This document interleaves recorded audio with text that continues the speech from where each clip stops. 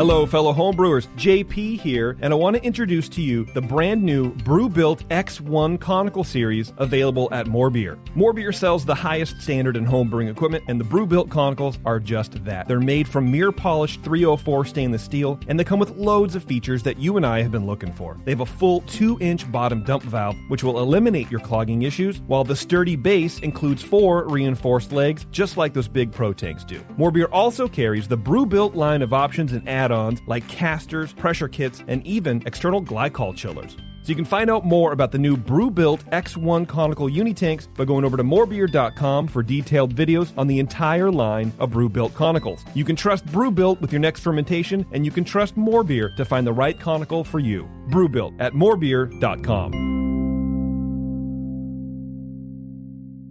Today's Sunday session is brought to you by More Beer, the makers of the all-new Ultimate Conical Fermenter. Check them out today at morebeer.com.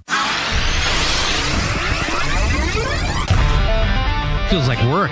Shooting the shit for 2 hours, drinking beer and talking beer. What a wonderful experience. Can we not have the barf bucket near my mixing board?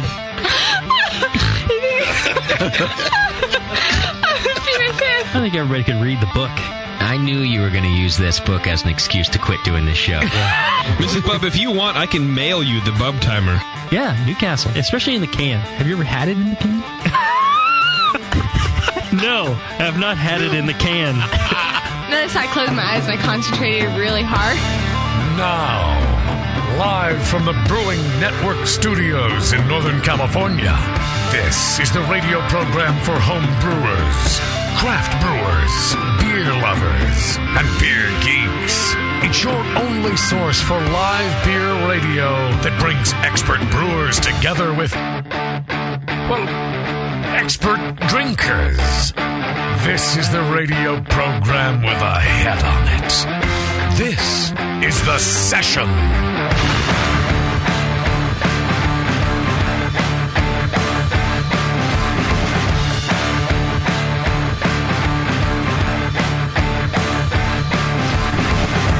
Well, hi. Hello. Hi. Hi. We're doing it. We are things of things. We're doing the show now. We're producing a thing.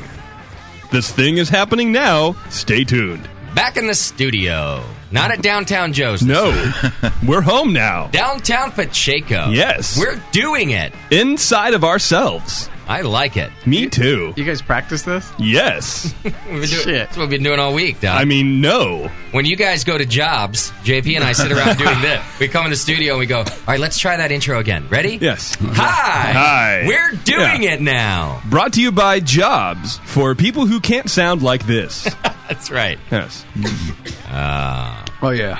Wow, Jip, you really are interested in voiceover now, aren't you? I'm going to try to do it, Scott. Yes, I am. JP is 8 years old again. Yes. Look at his hairless noggin. I'm almost ready to breastfeed. No hair on your head anywhere. No. Well, I'm feeling very Man Who Fell to Earth right now. Other than your eyebrows, from the nipples up, there is no hair on your body. Pretty much, and I love it. Well, you know when they say no hair below the shoulders? Yeah. He takes it literally. Yeah. Right. Basically, no hair above or below the nipples. The nipples are kind of my equator of hair. Nipples. I see. Yeah. Is that air conditioning on or heat I think on? I don't know. Hair. Okay, I good. don't know. I have the window. I should probably It's close the cooler window. than my body temperature. It's about right. Bevo's not doesn't have the blanket on, so that's good. That's true. That is very cold. good. I was just going to complain about the window. Vivo and the girls are here today. Those huge balloons are out. You know, I've got a lot of... it's Just weird. because I'm getting fat. I've got a lot of feedback about your boobs today in the feedback Really? segment. My boobs? About your boobs. Well, no, not JP's boob. Yeah, hopefully. we don't get much feedback it about could be. that. It's good feedback, not bad feedback. Or maybe it is bad feedback. You never No, know. there's no bad feedback about her boobs. There's some dicks out there. I'm happy to see you, Doc. I am too. I heard last week you continued the party after Downtown Joe's. Because I didn't see Schumann until about 4:00 in the afternoon. Yeah, I know. He had to sleep it off. Oh man, You guys had a little party. we were hurting. Yeah. It was a little shoe and dock party after Downtown Joe's. Yeah, well, we decided, like, hey, come on, I don't want to drive home by myself, and then, bad things started like...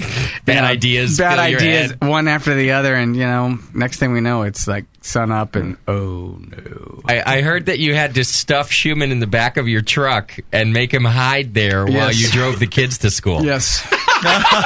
No. Because because look at Really? What is he, a hooker?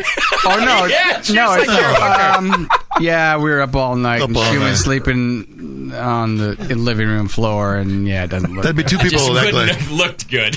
That'd have been two people that act like they weren't all fucked up. Yeah. Right. So does your wife hate Schumann too? Why? That was the whole idea of hiding him, so she didn't hate him. Too. Oh, okay. I see. I mean, I'm already on the blacklist. You're Why- on the hate list. Why put Schumann on? Yeah, it, you're you a know? complete write-off. Yeah. This is a grown man, by the way, ladies and gentlemen. A grown man hiding his friends during sleepover. Well, listen, had we thought of it years ago, I probably still wouldn't be on the blacklist, too. We would have stuffed me in the back There of the you truck. go. You would have had your Westie, and we could have put you in there. True. Don't pop the top. Don't pop the Don't top. pop the I don't top. want her to know you're in it. But it worked out okay, except for we were hurting. Yeah, she looked like hell. So did I.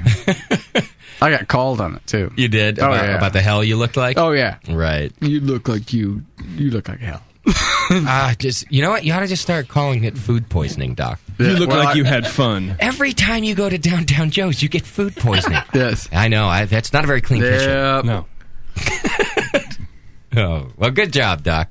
And back this week, because I was concerned. I thought, well, maybe Doc's not going to be able to make it Well, you this didn't week. check on me, did you? I didn't. I figured there's a good chance that you didn't give me the call that, hey, buddy, I'm not going to make it Well, this usually you give me the, you going to make it today? week. Right. Talking about the patients running the hospital there. Yeah. Oh, we did okay.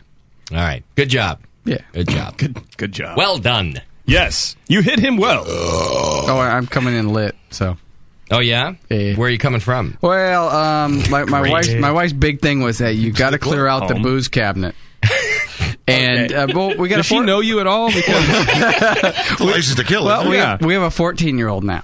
And that's right. I'm not worried about him. I'm worried about his friends. Sure. Right. Okay, so we've all been there, right? Sure. And I've got so much crap. It just keeps getting stocked up in that 70s wet bar kind of thing. Yeah. And we don't drink a lot of wine. I get wine all the time because of gifts and things. So when she says clear it out, Doc, she doesn't mean She wants it means out- drink it all. Well, when you got this much of an awesome scotch and you got this Right. much of an awesome bring it this to and your that. friends and enjoy it, right? That's what you exactly. did, No, right? I just just polish that and throw the Right. bottle away, and I'm going good, and then so I'm on my way out. Yeah. And Tim says, my brother says, I'm having sushi and sake, and I was like, well, that sounds good. So I pull over and I'm doing the same thing. And we're sending pictures back and forth of our sushi that we're eating. Oh, that's cute. They had phone lunch together. Doc and his brother had phone lunch. it took me a couple of seconds to realize that Tim is not in town yet, right now. like, So they did a "You long having distance. I'm going to go have sushi, too. Oh, what And are you then- gonna have? What are you gonna have? Oh, hold on a second. I'm gonna order. Hold on, Tim. Hold on. I'll have a California roll, please. No, it wasn't that. It was more that, I'm having this. Oh, I'm having this then. Right. Yeah, they'll top that up. Yeah, that's what I just did. That big brother, little brother. Yeah. Oh, yeah. You know, I went for my first time to one of those places that has a little sushi boats and they The float them boat. around. You just grab what you that can was off of 'em? awesome. You like that, huh? Yeah. Yeah. First time. I like that, huh? It was great. But does the sake go on that, too, or just the No, food? No, sake they do that, on but you pay for what you grab off the boats. Okay. It's great. It brings you back Bite to your dish, yeah. brings you back to your hunter roots. Right. You got to kill your food. It's moving. Well, it's pretty faster cool. that way. You don't want to have to wait for the guy to make it for you. There it is. Huh? I wish they would do that at burger joints. You just get like a bacon cheeseburger going It's not by. fast enough. You know? Oh yeah, you get the patty going by, and Yeah, what you really know is what do you have that's ready? Yeah. I mean, it's a good way to upsell. Because I used to just go for the cheeseburger, right? But if I saw the bacon cheeseburger go by, I'd probably grab it. of For a course you plate would. of bacon? It's bacon. Yeah. Oh, man. I had bacon pancakes this weekend. What? Yeah, you Nothing cook, wrong with that. You Wow. cook the bacon, right? And then you put the bacon on the griddle, and then you pour the pancake mix on top of the bacon. Right. We got Oh, it. yeah, that's right. Is that a wood We thing? got the idea from Blobber Gleeby Gleeby Gleeby Globby Glob. I think course, he had posted it this week on Facebook. Yeah, but he's got that Canadian bacon thing going. Yeah, Same we used bacon. real bacon. Yeah. And I'll tell you what, I don't like pancakes, but yet further proof that bacon makes everything good. Yeah. Big fan. How can you not like pancakes? I don't like pancakes either. I'm right there with You're not a man. It's like Oh my gosh, flour. I love It's it. like flour and sugar. Yeah. nothing, Okay, man. yeah, you're missing the Fluffiness. point. Butter. Right. At that point, just Syrup. eat Oh, a stick yeah. of butter with a syrup back. Yeah. and You put some that's, fruit in you know. yours. Yeah, I don't Oh, really no, like don't fruit, taint it. except in smoothies. It's kind of a church thing, too. Jay, do you dig waffles? No. Oh, Can't my do waffles, God, it's like dude. I don't even know you. You can't do bread-based Yeah, you're wrong. things for dinner. Man, I agree. For You are breakfast. incorrect. You can't Yeah, do it. that's wrong. Oh, man. But I don't like French toast. Yeah, you can't like Yeah. French toast. I don't know. I don't understand that. I You don't like it's the weird. French toast? You get to Can't make it do with it. bacon. That's Oh, what come on. I bet you were French toasted in junior high school. I'd probably like French toast if it was made with bacon. Yeah. When I was young, I liked all that crap. I can't stand it now. Yeah. Because I don't know. No reason. Hey, it's speaking because of- you have to make it for yourself? Well, that's probably part of it. Yeah. Speaking of being a man, Yeah. I fucking cut down a tree this weekend. Yeah. I heard that. That's all mine, I think. Was it legal? Good. Yeah, I had a chainsaw and chaps on. You've never done that before? Chaps. I've never cut down And it. no Where would I chaps. cut down a tree living I in don't know. in my Pacheco, yeah. my wonderful suburban lifestyle? But it was like a 4-month-old spruce. No, it was a big ass. I'm gonna post a video of it. I stepped on a seedling. Why did you kill such a tree? It was dead. It was a big ass dead pine tree that was on the Woods property that needed to come down. It needed to come down anyway. And I did it. I took it And you down. took it down. I brought home the wedge because I cut a wedge and then you pull the wedge out and then you cut the other side. That's how you aim where you want the What's tree called to go. the hinge. Yeah, so I kept my wedge. It's in my Westie right now. I'm going to do something with it. I don't know. You know, what. you're like a girl on prom. So Like proud. after prom, it was big and ready to come down. I took it. I took it down. That thing. Dude, I cut that tree down.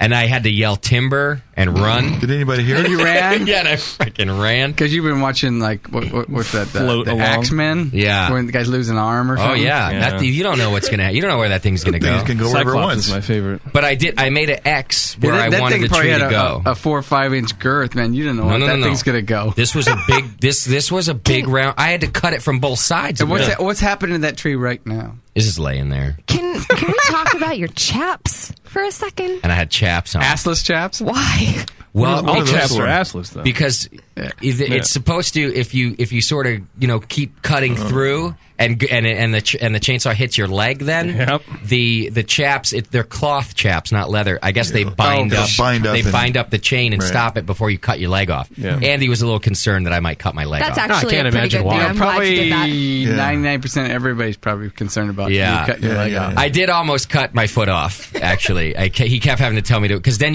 after you drop the tree, you got to limb it. You got to cut the limbs off it too. Or you got it's called bucking. I bucked it. Yeah, he did. I buckinged it. Bucked it all up. So as I was doing that, I kept swinging the thing right past my toes, like almost hit my. Andy kept having to say, "Dude, you gotta watch where your foot is when you're doing that." Can I just say that part of me wishes that you would have cut off your toes? I know. It's just a good story. Not because I wish you any harm. Under but that's a good Andy's story. tutelage. Well, Maybe Yeah. if it would have just like cut your shoe in half, but not actually hit your foot. No, That no, would've no, been no. cool, Blood, yeah. foot. Like Oh, gone no. toes. Well, yeah. I told you guys I almost shot my foot off with a shotgun when I was a kid, right? Oh my god! I missed it You? by a See, half an inch. That foot's coming off whether you want to or not. Right. It's just a matter of time. So just do it on the air. Well, I'm gonna post the video. You guys are gonna see what a man I am. I cut down that tree Timber. like I meant Can we hear it. you yell timber? Or you can add that on? I guess. I went. I had earmuffs on, so I could have said it like that. You yeah. had But earmuffs on? Was this it is cold what outside, Princess? You got ear Earmuffs? protection, not muffs, but like Oh, Yeah. sound. like yeah. no, You I said work, muff. Yeah. I work in the audio industry. I have to. They're still not called earmuffs. These ears are like Doc's hands. All right, I should insure them. Hey, you know what? That's where you make your money. That's like right. So these are my money makers. Shake your money makers. So I had to think, but this is what it felt like. It sounded like timber. What did it actually sound like? Oh shit! Here it comes, Andy! Look out! Get out of the way! Save me! Yeah, dude. It's funny. It really the point gets hammered home when I do the post-show blogs, which is every fourth one I'm writing about a trip that Justin took with the Woods, and he fell in a campfire. He almost cut his leg off with a chainsaw. Make it its own Really, category. this close to buying it in an accident with the Woods. It's true. Oh yeah, and the funny thing was on might be out to get me. Friday, what's the Kate's little message on Facebook was, "Can't wait to go out with the Woods." Right. It's like, Yeah. watch your boyfriend almost die. Is there some sort of life insurance policy that she collects on when you Yeah, maybe so. buy it, or what? I Can't think- wait till they sew Justin's leg back on. When Justin dies, all of this is hers. That's right. All of this. Kate the Great brewed her first beer this weekend with the Woods. She brewed a porter. Nice. She's calling it Terrence the Porter. I think Terrence can handle that. I like it, and I think they're going to enter it into NHC, and I would absolutely love it if Janice Gross had to read, and the whatever medal, I don't even care. The silver medal goes to Kim Wood and Kate the Great for Terrence the Porter. Because every BNer in the room will cry laughing. Oh, yeah. And everybody else will go, what the Terrence actually would cry. Yeah, he really would cry. He liked it. I said, hey, is it cool if we call it Terrence the Porter? And he was like, oh my God, please? Will you please do that? I'm like, you realize that we're racist, right, Terrence? And he's like, shut up, Craig. Sarcasm Sarcasm doesn't come over text very It's all good. It's all good. Terrence is a little racist, though. Well, vanilla porters don't come over so well. All right, we got a good show planned for you today. We're going to keep talking about me cutting down trees. Oh, good. And then I got to ride a quad runner for the first. I haven't done that in years. And didn't kill yourself? Well, I grew up on you those. Wearing a helmet? That I did for. I didn't wear a helmet. No, I did damn not. you! No I knew helmet. you grew up in a trailer, but in a quad? Helmet. Yeah, I rode. I am a quad expert.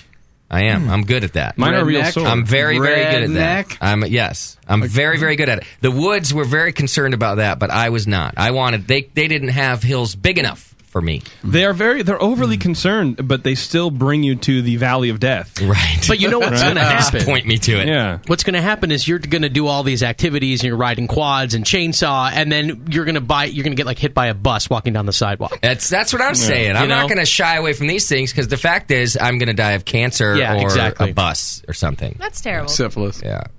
How's your back holding up? Oh, somebody just asked that. I was just passing that question on to you. It's not great. It's not great today, but I paid attention to it. It's all right. It's so fine. meds would help? Meds would help. Okay. Yeah, meds would definitely help. It's not. I woke up today feeling like I probably shouldn't have done 3 of the 4 things that I did this weekend. Yeah. Any one of those would have done it. Yeah, the drinking went fine. I mean, that was good. Kate. Anyway, yeah. But I'll tell you, I felt like a man, and I felt good. Well, it's about time. And cutting down you're paying for it. And cutting down that tree, it was some stress relief. Yeah. It was manly. like, just because you get to rev up that engine, that 2-stroke in, you can smell the oil and the gas. Cutting down God's green acre. It's basically right after some pancakes. It's basically like driving your Westie then. Yeah. It smells that the same. 2-stroke, it smells all like gas. It does smell very similar. So it went very well. And that's good. We're proud of you. The tree got laid. Did you wear one of your lumberjack shirts? One of your my flannel, my flannels. I forgot all my flannel at home. You know How what? do you do that? Your hipster shirt. It would have got just tangled up in the chain anyway. Was Schumann with you? No. Oh, no. he would have had one you could borrow. Yeah, he would have had plenty of. That's where the flannel was. Yeah, he wouldn't have given you a clean one. He would have taken his off. Yes, and put it on you. He would have. He would have gone bare chested for that for sure. I'm not that much of a man. I don't look very good bare chested. No, so you don't look good clothed chested either. Right. So all right. Well, we got to get down to business, I guess. Unfortunately, because I could talk about my man stuff. Well, who couldn't all night? But we've got business to attend to. Bison Brewing is on the show today. We're going to talk about organic brewing with Dan Del Grande from Bison Brewing, and you might remember them from years ago. They were on the show back when Peter Hoey was brewing with Dan, and we talked to them back then, and we haven't talked to them since. So we get a little update about what's happening. We'll find out more about organic beer. In the meantime, we have Great Northern Brewing Company. Remember we had the Great Northern Brewing Company on a couple weeks ago, a month ago or something. And they were telling us about the beer barter that they were doing. Yeah. And I was excited about that. I thought it was a great idea. People were going to show up and tell them, what will you barter for a year's supply of Black Star Lager? So we've got the beer wench in the studio, who's also working with Bison now. And I believe that you were at the barter, too, right? Oh, yes. Okay. And then we've got Marcus Duffy, who's with Great Northern Brewing Company on the line. Marcus, are you there? I'm here. How you doing, guys? We're doing great. Hey, thanks for taking the time with us today. Absolutely. Thanks for having me. No problem. So tell us now, the idea, as I said, was that people would come to you and tell you or bring you what they would barter for a year's supply of Black Star Lager. Is that right? That's right. How did it go? Did you have a big turnout? We had a great turnout. I think a good portion of the city of Whitefish and the Flathead Valley was at the barter. Really? It was fantastic. The crowd was there to watch, and the participants definitely showed up with a thing or two for everyone to enjoy. Very nice. See, I would do almost anything for a year's supply of beer, so I can imagine that the whole city would show up there for this. Yes. I think the wheels started turning for people that didn't participate this year on next year. And I think we may have quite a list or quite a few people to get through next year. Now, and Ashley, you were out there. Yes, I was. What were you there just to check this out? Yeah, I was there to check it out. Black Star brought me out because I was really interested in the beginning when they started announcing it, and I got involved in the promotion of it. Okay. And they thought it'd be fun to have me out there just to, be a media person, cover the event, hang out. Beautiful. So, yeah. Okay. So a lot of people... Ashley, how are you? Good. How are you, Marcus? Good. Good to talk to you again. Now, was there only one winner? Yes. So you had to choose. How many people would you say showed up to compete, Marcus? I think we had, 28 participants? Okay. So 28 people, and you guys had to pick one winner. How many judges were there? There were 4 of us total. And you were one of them? Yes, I was. Was the competition stiff? It was. It really was. But what helped was the everyone there to watch. The spectators really kind of helped everything. You could tell what people liked, what people thought was more entertaining, but really the spirit of everyone, regardless, was fantastic. See, I think it would have just a good festival vibe, it sounds like a very kind of grassroots festival vibe. Get the high school band out there. Well, those are all your neighbors up there with these barter offers, right? So you know the people and everything. Oh, yeah. Cut down 23 trees. Yeah. Whatever. Bring, half your goats or something. Oh, yeah. It was that kind of stuff that was showing up. One of the participants was offering a year's supply of green eggs and ham. Really? It was awesome. These guys, I didn't know this until that day, but there's a chicken that lays green eggs. I forget the name of it. You mean there's not just like one chicken on Earth that lays green eggs? You mean there's like a breed of chicken? Some sort of species of chicken. It's not like rancid or anything. That's weird. I didn't know that. I didn't know it either. I thought that they were pulling a prank on us, but the wife wrote a kind of her version of Dr. Seuss's Green Eggs and Ham having to do with Black Star, and then their offer was year's supply of these eggs and a pig, and they were going to pay. They were going to pay for the butcher, the whole thing. And that didn't win? Oh, no. There were so many good things you don't even understand. There were a lot of great things. Wow. Yeah. See, that's creative there. Yeah. I would never have guessed that someone's going to show up and offer you a year's supply of green eggs and or, ham. Feed your pig green food coloring for a month. Yeah. Well, what were some of the other ones? Yeah. We had... Go ahead. One of my favorites was very early in the competition. It's a guy who had an airplane, and he offered to deliver Black Star beer anywhere that they wanted it to be delivered by plane. Really? Oh, wow. Yeah. I don't think he gets it, because that sounds more expensive to me than a year's supply of Black Star beer. Yeah. Probably breaking several distribution laws, too. Yeah, that too. I know. Right. I think the stipulation was 150 miles. Oh, I see. You distribute in that whole area. So. But we had some creative questions. Somebody leaned over to me. I was up on the judges' table, and they said, "Hey, Marcus, ask if he'd be willing to airdrop it anywhere." Yeah, the parachute. Yeah, and we thought, hey, that is a good question. We're up here by Glacier National Park, the Bob Marshall Wilderness. You go backpacking in there, he could airdrop it right into your campsite. Oh, yeah. That's a good idea. That has lots of It'd probably be cold still, too. As you get eaten by a bear. I got beer. Yeah.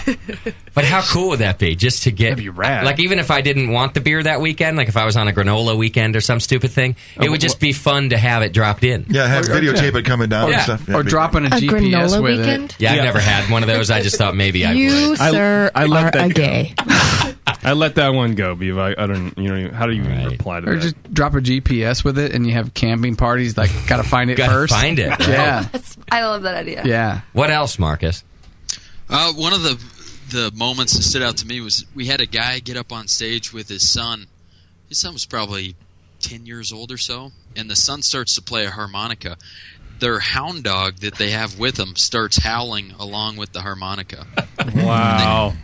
They go through the whole song. It was great. I think crowd reaction wise, that was one of the best. Right. Entertainment. So what did Kids and dogs. Did they just offer you a year supply of that? Yeah. It was a talent. It was quite the talent, I'll tell you that. That is pretty awesome. That was the other half of the barter, was you either have to give up something, you have to trade something, or you have to do something. So there were a couple of people that brought talents. Oh, so you just, like, whatever your presentation was, Yeah. that was your trade. Mhm. I see. Okay. Well, that's pretty cool. Any other weird talents? Oh my god, this guy shoved money in his nose, and it was so gross. Like a dollar bill, you mean? No, like quarters and I think it was $1.50 or Yeah. $1.75 worth of quarters. Are you kidding me right now? And it got weird because at the very end, Got weird. At what point? At a dollar, it got weird. Yeah. He was giving out exact change. But at the very end, his You nose, shit out nickels. Go ahead. His nose had some trouble there at the end. It Oh, okay. Oh. Don't tell me. I'm gonna. Yeah. Did he start to Enough said. bleed? no, what, he did. I was on the Yes. roof at that point, so I It went the wrong way. How big was his nose? normal. So he got more change up there than I would have guessed. But Wow. Yeah, well, but I could do $1.50 myself. Got a damn big nose. And when do you figure out that you can stuff $1.50 up your nose? When you're I like don't 4, know. I think. Oh, yeah. Or can you get it back out again? Right. Apparently not. Was it in both sides? Yep. both sides, yes. Oh my God. Wow. Do you have pictures of that? I have it on video. You have it on video. Yeah, but I had the bird's eye view. I was up on the roof, so I didn't get to Okay. see head on the bloodiness. Wow. That's amazing. Damn. Any other talents? Oh, let's see. We had a guy or a local company offer 52 rafting trips, which was selfishly that was hard to turn down. That was pretty cool. Yeah. Continue going to go like half of those in a week, in a year. Yeah. That's I a know. pretty good offer. Yeah, it was nice. It was real nice. If you ever are up into Glacier Park, they've got some rafting companies. Hard to pass on that opportunity. Great whitewater up here. And it's expensive. If you go on one of those sure. tours, that stuff's not cheap. So that's a really good one. Absolutely. All right. So So did you guys do like a first, second, and third place? Or No, just, we didn't. You didn't. We didn't. Every one that participated won something. Everyone got a little bit of swag from the brewery. Nice. A 6-pack of beer, a tin mug. I don't know if anyone's seen pictures from the weekend. We did these commemorative 32-ounce tin mugs that were a lot of fun to drink out of. The whole town seemed to have one of these in their hands throughout the weekend. Nice. And 32 ounces. Dangerous. Change a lot for of a the 10. bars. Not too long. Yeah. Kids are Well, eating most of the cereal bars- out of them. Exactly. But most of the bars would honor the refill price that we were doing here at the brewery. So the whole weekend you'd see pretty these good. tin mugs in the bars and on the streets. It was really just a good spirit to the town, to the brewery. The whole weekend was perfect. That's very cool. Yeah, well, the one thing about the whole weekend that really stood out was on Friday night we had a beer dinner in the brewery, on the brewery floor amongst the fermenters. No plates or anything? No plates. It was kind of Picnic style. It's right on the floor. Right on the floor. Just dump Yeah. it down. It's clean. No, they set up a huge banquet table, turned on all the lights, so it was all candlelit, and it was really beautiful. Well, there was lights underneath the fermenters that were shooting up, and Nice. so it just highlighted all the fermenters. It was beautiful, and all of the courses were paired with one of Great Northern's beers. Wow. Marcus kind of spearheaded the whole entire thing, worked with the chef, a local chef, so... That's how you get beer dudes in the mood right there. You true. candlelight conical fermenters. The moon for what, though? Underlit, yes. Yeah. But then they feel It less really adequate. did set the tone for the weekend. It was great. Wow, what a good kickoff. Wow. See, we got invited to this. We did? Well, the Yeah, BN we're Jet, going next the year. BN Jet was broken this year. Well, I can just see a lot of September Yeah, we got the babies. engine upgrades. Yeah. A lot of September babies being born. I mean, hopefully by next year she'll be fixed. That's two things I didn't know about. Yeah. The BN Jet and the invitation. Right. It sounds like a Oh, blast. yeah. All right, so why don't you tell us who won and what it And was? what? Yeah. The winners were a guy and a gal out of Missoula. They came up and they put together these recordings. And the best way to describe them, they were their experiences with Black Star beer. And Ashley, help me out with any description on this. But basically, It was radio advertisements. yeah, Essentially. what you would hear on the radio. If someone were to put together an ad for Black Star Beer, these were the types of ads you would expect from a professional. They really just great voices too. Absolutely great voices. You mean like on the Brewing Network? Yeah. Yeah, of course. For example. Yeah. Better than just well produced, well thought out, creative, funny. One of the basis of our judging was crowd reaction, and that was hilarious. Really? Yeah. Are those posted somewhere? Yeah, can we play hear that? I don't know, Marcus. I didn't record any of them because I was doing video but I was too into them to record it. I was like, there is one listed or posted on craftedSocialMedia.com. All right, hang on. Oh, that's one I always go to. One of my favorite lines was they were talking about how like Black Star Beer, you don't remember your night, da da da da da, and then you can make up whatever you want during the. Like, I mean, it doesn't sound anything like this, but you can make up the next day what you thought you did, and it was like Black Star Beer. It's not about what you did; it's about what you think you did. Exactly. So that was like, it was about fun experiences. Everything, yeah, exactly. From that to like out fishing, where the reality is you caught an 8-inch trout, but with a few Black Stars in you, your memory serves you to say it was a 2-foot brown trout. All right, it looks like there's a couple here. Let's see. Winning radio commercials. Oh, it does say that they're available on your Black Star website, but they're here. Let's see. See if we can hear this. My name's Tucker, and I wrote all the ridiculous Black Star Golden Lager ads just so I can barter this incredible copy and mine to win a year's supply of Black Star beer. Why?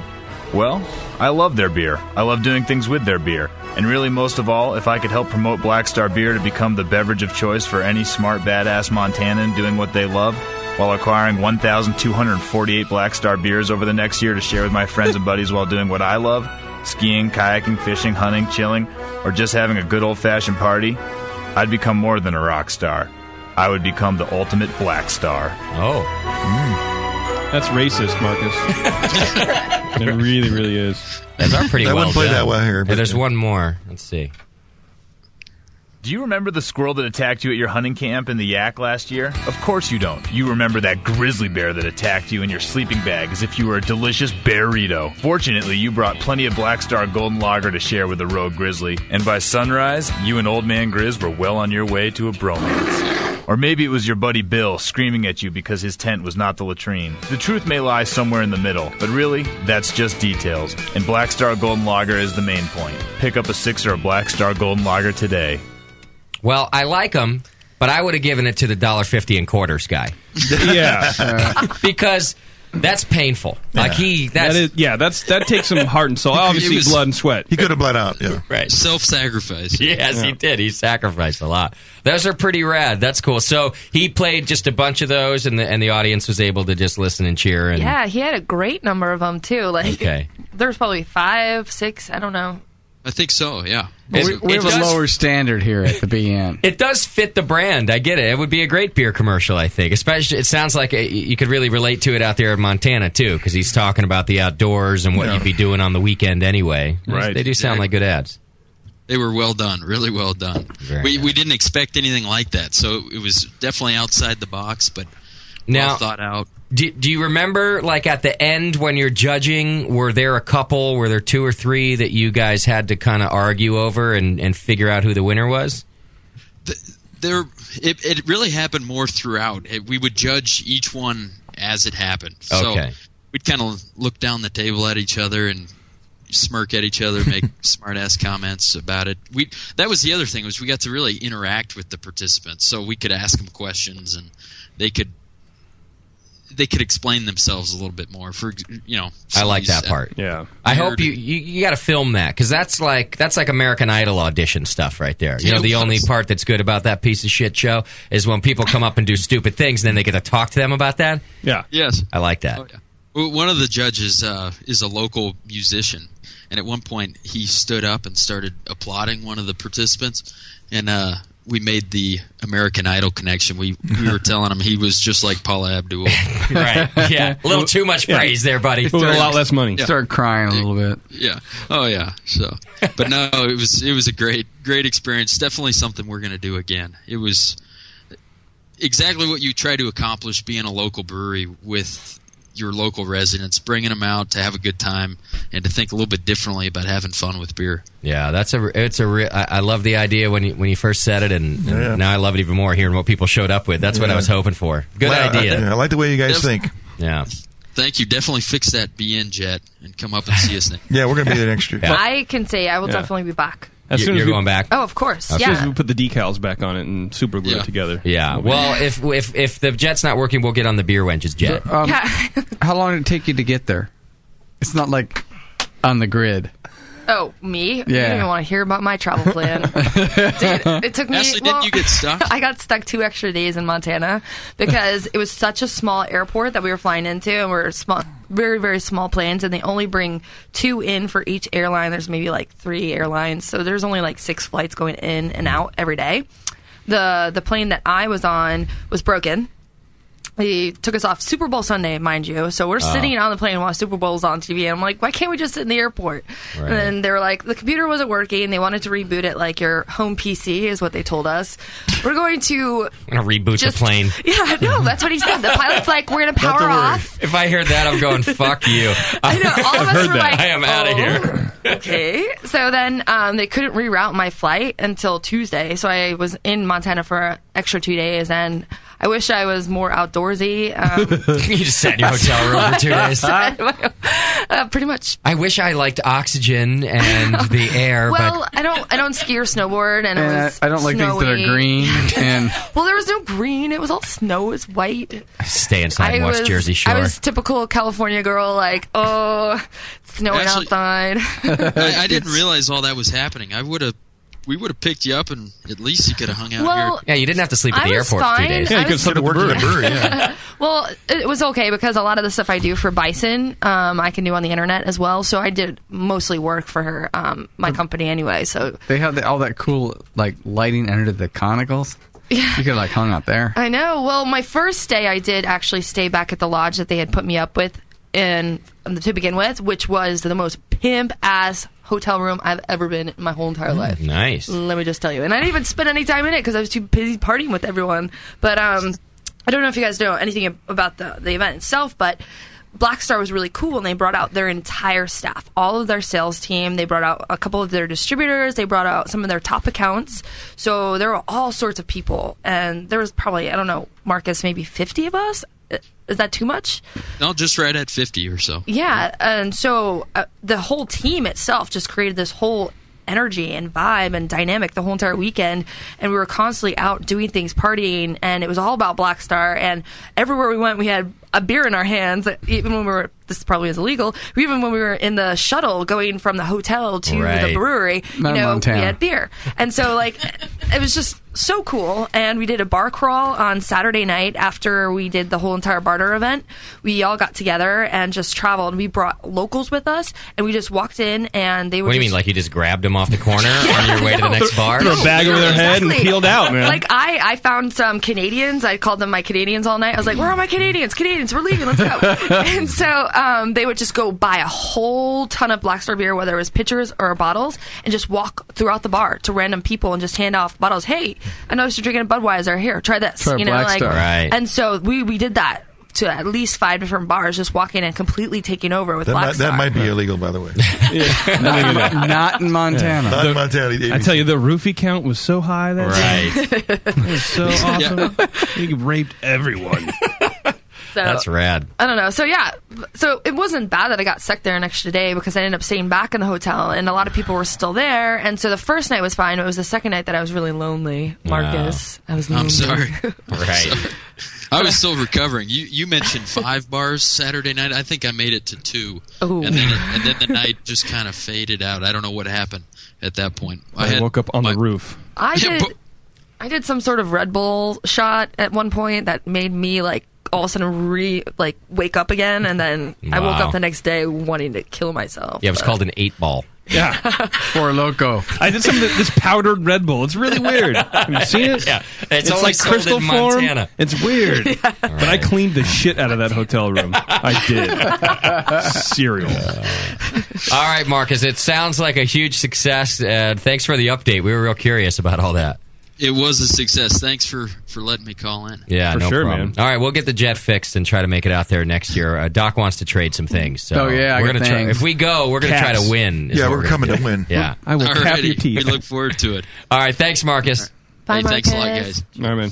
All right, there you go. Marcus Duffy from Great Northern Brewing Company, and the Black Star Beer Barter is what we just heard about. Fun event. Love that creative marketing. You don't see it very often. I think You that's don't. why I get so fired up about it, because people try to do new and creative things in the beer marketing world, and you don't really see Not that new, not that creative, Yeah, is it? No. yeah. Oh, So- here's a pack of coasters. Oh, good, thanks. No, but wait. Awesome. They're two-sided. What? Yes. Wow. I Yeah, want three-sided so- coasters. That's cool stuff. Here's a bottle of all them. the Bigger way to deal than Montana. tattoos. Right. All right. Well, we do have a long feedback segment. Do we have a phone call to do real quick, Beef? We should turn off the air conditioner before Beef puts a sweatshirt on. No, we can't have that. If I have to go one more show without looking at her cleavage. Well, she has the curtain closed anyway. But she has long sleeves. She leans back every Oh. now and then. Lean Who back. am I talking to here? Let me find you. There you are. We should put her on the first floor. We can all look up or look down at We her. are about to talk to Croup, Michigan Homebrewers competition that he just finished. Croup, what's happening? Yeah, hey. Hey. Hey, how's it going, guys? It's going well. How are you, brother? Sweet. Real good, real good. I'm sorry to call early. I'm No, on you're my not. way to bed, but You're all right.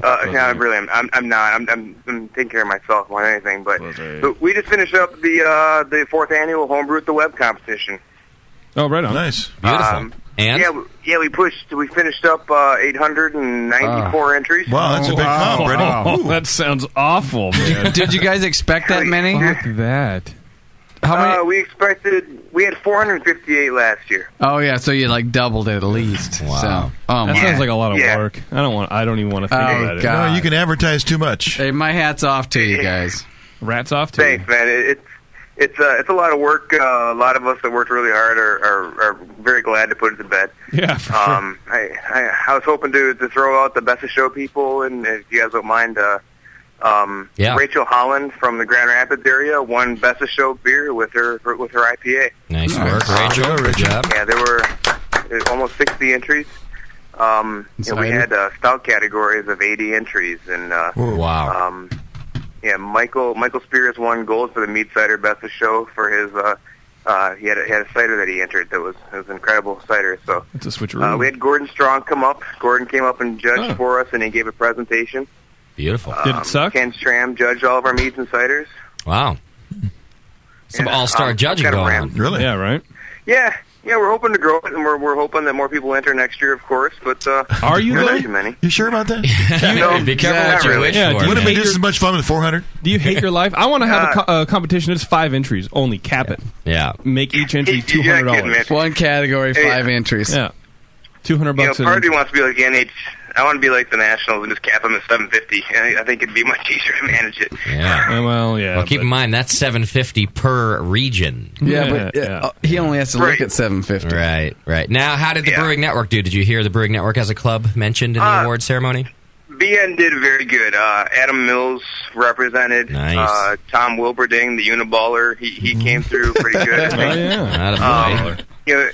There were other people, but honestly, right now my mind is elsewhere. But the BN popped up a couple times, and there was big BN support. We had probably maybe 15, 20 people that were hanging out during Gordon's speech, and Great. it was kind of fun Gordon did a presentation on competition brewing, like he's done on your show a number of times, and it was kind of fun to listen to Gordon talk about, and a lot of us are Jameel students, Right. and to realize that Jameel is so much different from Gordon. But it was They do. It was a mind bender. They do have, I don't know if they're on opposite ends of the spectrum, but they have different opinions, and it is nice. I enjoy listening to both of them. When Gordon's been on before and he gives his take on it, it is always it's nice to hear. Did he give a shout out to the Brewing Network? Because he totally. Good. Totally. Otherwise, yeah. I'll have to stop whatever it is I do for him. No, he did a great job, and I think he recognized there are a bunch of BN shirts in the audience, and he gave a good shout, and he quoted a chapter in his book. I'm kind of drunk right now, but "Thou shalt not bring it weak." Attaboy. Yes. Yeah. Was he wearing? He quoted Justin. Attaboy. Was he wearing sweats? Does Gordon? because I want to know how different him and Jamil are, and I think they're very similar in that regard. No, he was dressed quite properly. He had some khakis on and a nice sweater. They are Dressed different. very well. Jamil would have shown it with pants or with sweats on. Yeah, with his junk hanging out. No. Jamil is shirt and tie, man. Sweat, Whole shirt way. and tie. Oh, I would love to see Jamil in a suit one day. Oh man, a sweatsuit. I can't. About the closer you're gonna get. A running suit. Yeah. Quick, turn off the air conditioner. Gotta go the tits. Too late. Oh damn. Oh well. We lost it too. We lost it. I think she just ripped a fart. I got one ear open off the cans, and I heard a fart. Off the cans. All right, Croup. Thanks for the update, man. So, thanks very much. Appreciate it, guys. Take care. All right, brother. Cheers. All right, bye. All right. There you have it. Yeah, we did a bunch of work for free. We want to do more next year. What the fuck is that about? Yeah. No, we were overwhelmed. We were overworked this year. Yeah. He has to take the. We thought we were a regional comp. Turns We out want we're to give national. we want to give mediocre feedback one more time. Right. All right, why don't we do this? We'll save feedback for the end of the program. It's never going to happen. Come on. Gotta do it now. Come on, why? Because it's really long. Well, Of course so? it's prepared. F But you. that's long at the end. It's 45 minutes into the show, and? It's really long, and we've got our guests waiting in the green room. They're still waiting. That's never going to happen. What are you talking It's about? my That prediction. hasn't happened in a week. That hasn't in 4 days. We're gonna shorten this and Moscow, your job is not to feed Doc and his bullshit. Your job is to support me. So if I say feedback at the end, you say, yes, sir, that's a great idea. No, it's called banter, and he keeps it moving. That's his job. I kind of want to be a little narcissistic and hear about what's going on with my boobs. There's a lot about your boobs. How about I give just a quick boob rundown? Boob check. A tease. Let's tease feedback. I'll tease you because they're Coming up in the They're feedback. now covered in wool. Yeah, just like your boobs. That's what I do to mean by us, we'll tease, yeah. you. let's see. Damn. Got a quick. It's actually very classy wool too. Yes, it is. I like It's it. English. Very well covered. Yes. Maybe The best I can't part is do it's it. mine. I get to smell it later. I do know one thing that was like, he wrote a whole email, and then at the end, Bevo's tits rock. Thank you. That's very descriptive, Justin. Yeah, that's from Devin in Toronto. Bevo's Thank tits for the rock. beef cam. There was another one asking for a beef cam. Actually, Oh, back to the beaver. Oh, here, I'll read that one. Hey, wife and I were thinking you should add a webcam for the chat room for Bevo. We call it the Bevo Clevo Cam.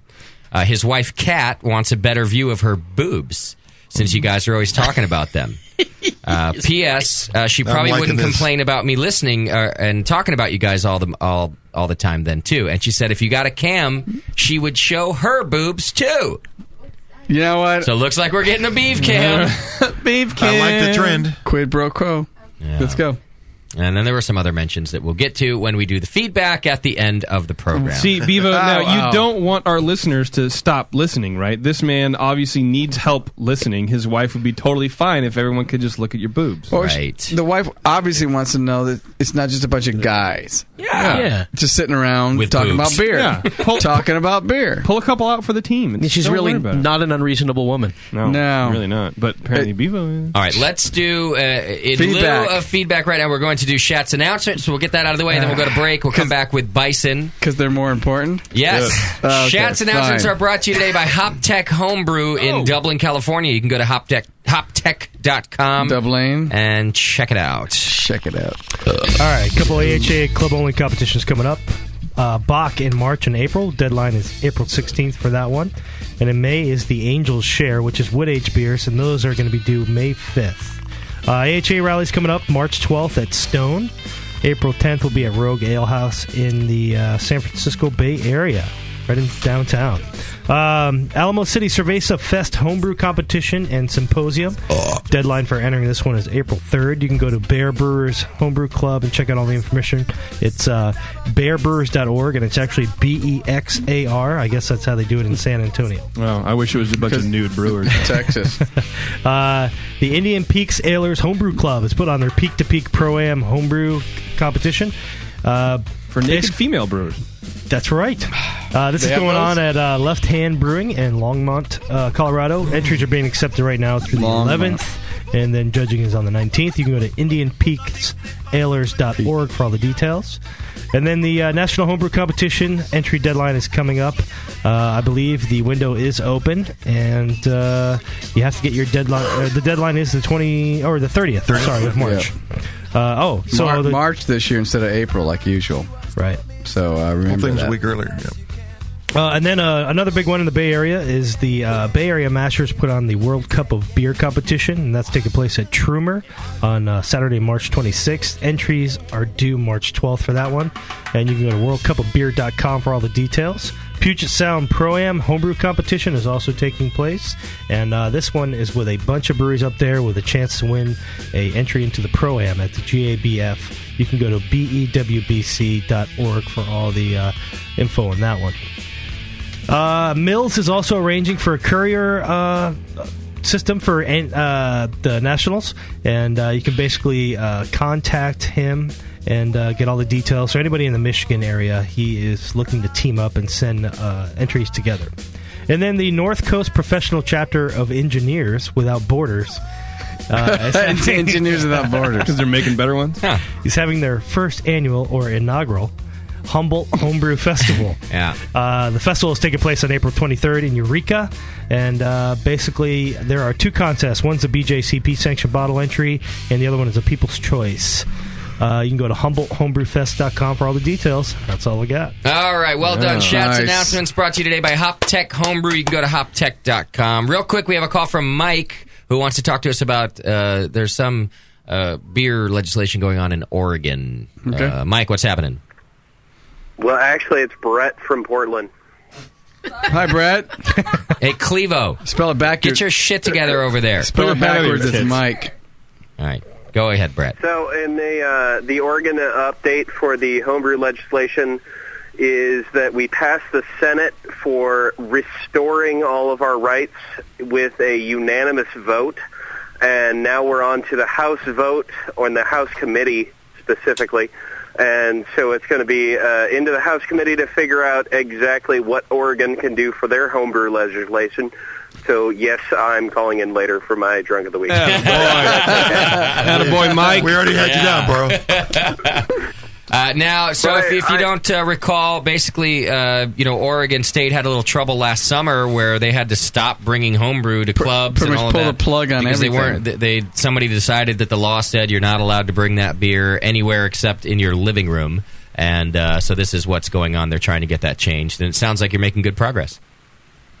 We are actually the sponsors of the bill are home brewers, which means that a few weeks ago when they were on the session and I tried to call in, but I was not as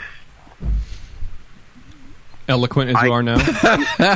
Yeah, exactly. Spot on. I'm calling in as I am now. Right. So we had people update as the bill was going to go through legislation. It passed with a unanimous vote through the Senate, so we're expecting it to go through with a unanimous vote through the House. If anyone is a dissenter in the House, it would really be shocking because we've got all of the riders on the bill, all of the everything that's on the bill is exactly what we want.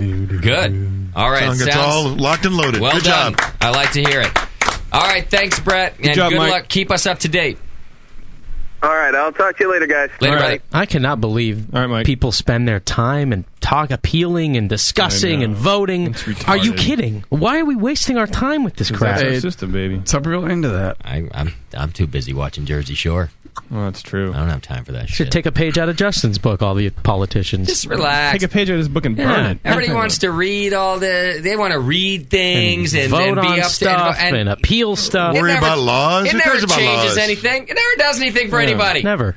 Although in this case, apparently it's doing something. Well, yeah, but very, very Yeah, but to undo bullshit that they had put there in the first place. They're trying to undo that's stuff, not even right? clear. Yeah. They're Trying to clarify. Well, that was on a all technicality. the bullshit that they did before. I'm surprised to hear Scott the Jew saying this. I thought Scott the Jew would be more on the we've got to fight for your right to be Jewish. Well, he is, but I think he's saying it's just too much shit. I see. There's too Yeah, much it's just too going much on. time and money wasted. It drives me. Yeah, Oregon doesn't have any money anyways. They're like broke Right. as a state, and this is what they're spending their time and money doing. Well, this I'm is just saying. just grassroots. Nobody's spending any money. Yeah, this is just getting people in the politicians Senate are talking to about These are home brewers. agree to sign off on this thing. I see. Yeah. It's not so. How about Mills, dude? He's all over the news lately. This is like the 2000 Mills right now. What's he in the news for? He's organizing the NHC thing. He won awards. Like it seems like from the beginning of the year on, we just talk about Adam Mills all the time. He's getting a little uppity, isn't he? It's 2000 Mills, baby. We might have to. What's he organizing for NHC? Yeah, really. They group. You didn't hear the Chat's announcement. Oh, you're talking about for the competition. Yeah. Casey doesn't hear Chat because they're on the same wavelength, and so it just becomes transparent. Yeah, it's white noise when it happens. Yeah, Janet's found. Yep. I guess it's if you're in Michigan, so that you don't have to spend money on every single beer you send. To Indianapolis or to putting a group San Diego? shipment to San Diego. Putting the group. San Diego. Yeah, we'll get a flow chart together. Don't worry. Probably didn't explain it too well. But was it just San Diego? Chad, you did fine. Yes. It might have been the first round too. We don't know. I don't know. Yeah, Sure, it is is first round. Get a hold of Mills. If you have entries, get a hold of Mills. Do that. Of All right. Michigan. Is it now that the first round you can send anywhere you want?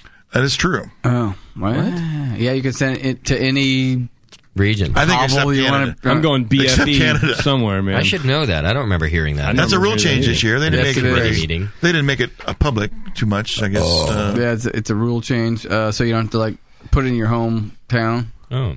I think that's so we can compete against the Brewing Network. There's part of that, and part of the fact that some places capped out. Oh, yeah. Right. I think that was the bigger issue. And some were a few under. So what's the point of that? I mean, really. And it's pretty dumb because then why have they're all going to be $7.50 a matter of time. If you can skirt the issue of a cap, then don't have a cap. Right. They're all going to be maxed out soon. So right. Well, let's just send it wherever. Let's get some beer. Let's just hope the Brewing Network Can we go? Go. All right. You wanted to stay. Quick break. When we come back, we're going to talk to Bison Brewing and Dan Del Grande. Plus, we'll have the beer wench in here who's helping him out in the brewery and among other things. I guess she's doing all sorts of things over there with Bison Brewing. So we'll find out about that when we come back. We have other things and stuff to do. I think we're doing our raffle, the More Beer donation giveaway. As always, the session is brought to you by More Beer. Go to morebeer.com and check it out. Hang in there. We'll be right back.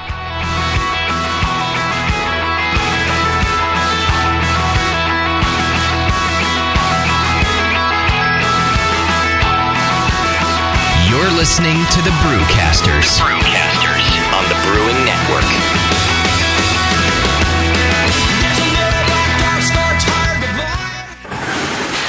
Hey, Push, the new brewery's looking good. Thanks, Finn.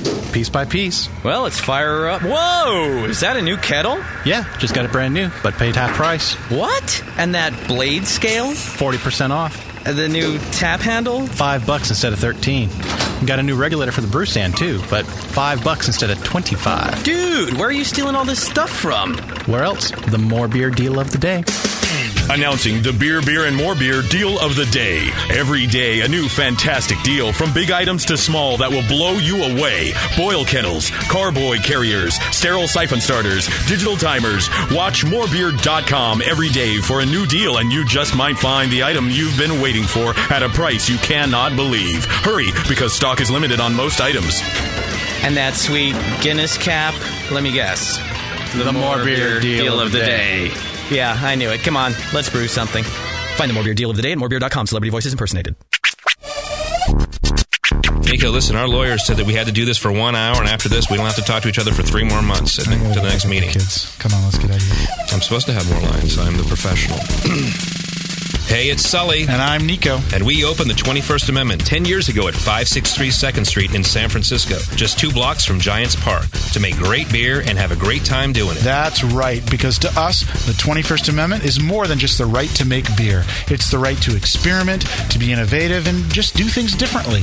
And so now, we're putting our craft beer in cans. That's right, cans.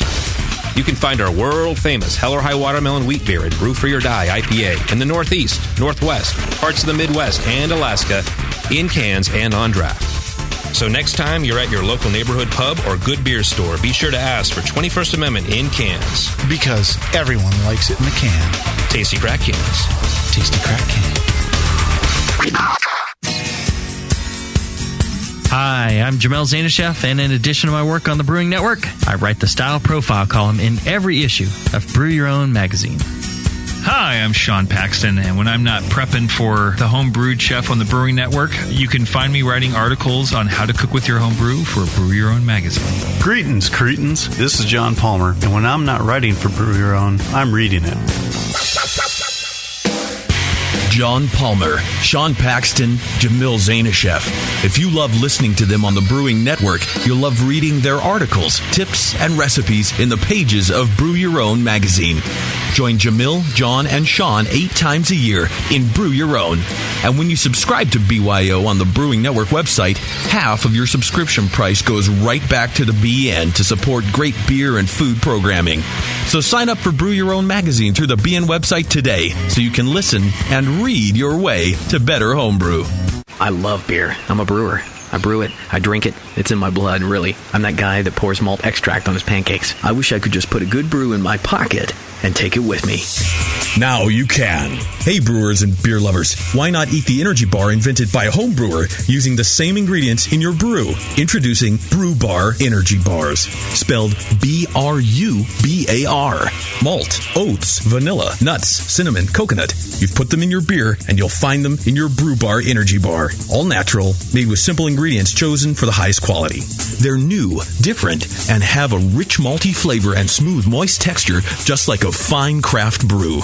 You can find Brew Bar Energy Bars at brewbar.com or find a retailer near you. And if you are a retailer, you should contact them and find out how you can sell Brew Bar Energy Bars. Check them out at brewbar.com. That's BRUBAR.com. And follow them on Facebook at facebook.com/brewbar. Remember, it's in your Brew Bar Energy Bar because it's in your brew. This is www.thebrewingnetwork.com. Sit down next to it, grab yourself a paper towel, and watch those yeast have sex.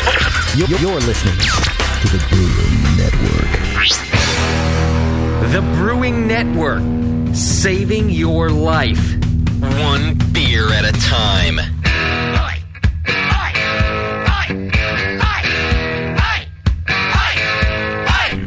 Welcome back to the program. Thanks for sticking with us. We've got Bison Brewing Company in the studio with us today. And we had Bison on years ago when Peter Hoey was your brewmaster, Dan. Oh, yeah. I think that was back in 06 when we first met Peter, and he came on a couple of times after that, actually, talking about the beer. Yeah, we were making beer out of the Berkeley Brew House at that time. Okay. So is that where Bison started, was in Berkeley? Yeah, in 1989, Bill Owens started Bison in Berkeley. Okay.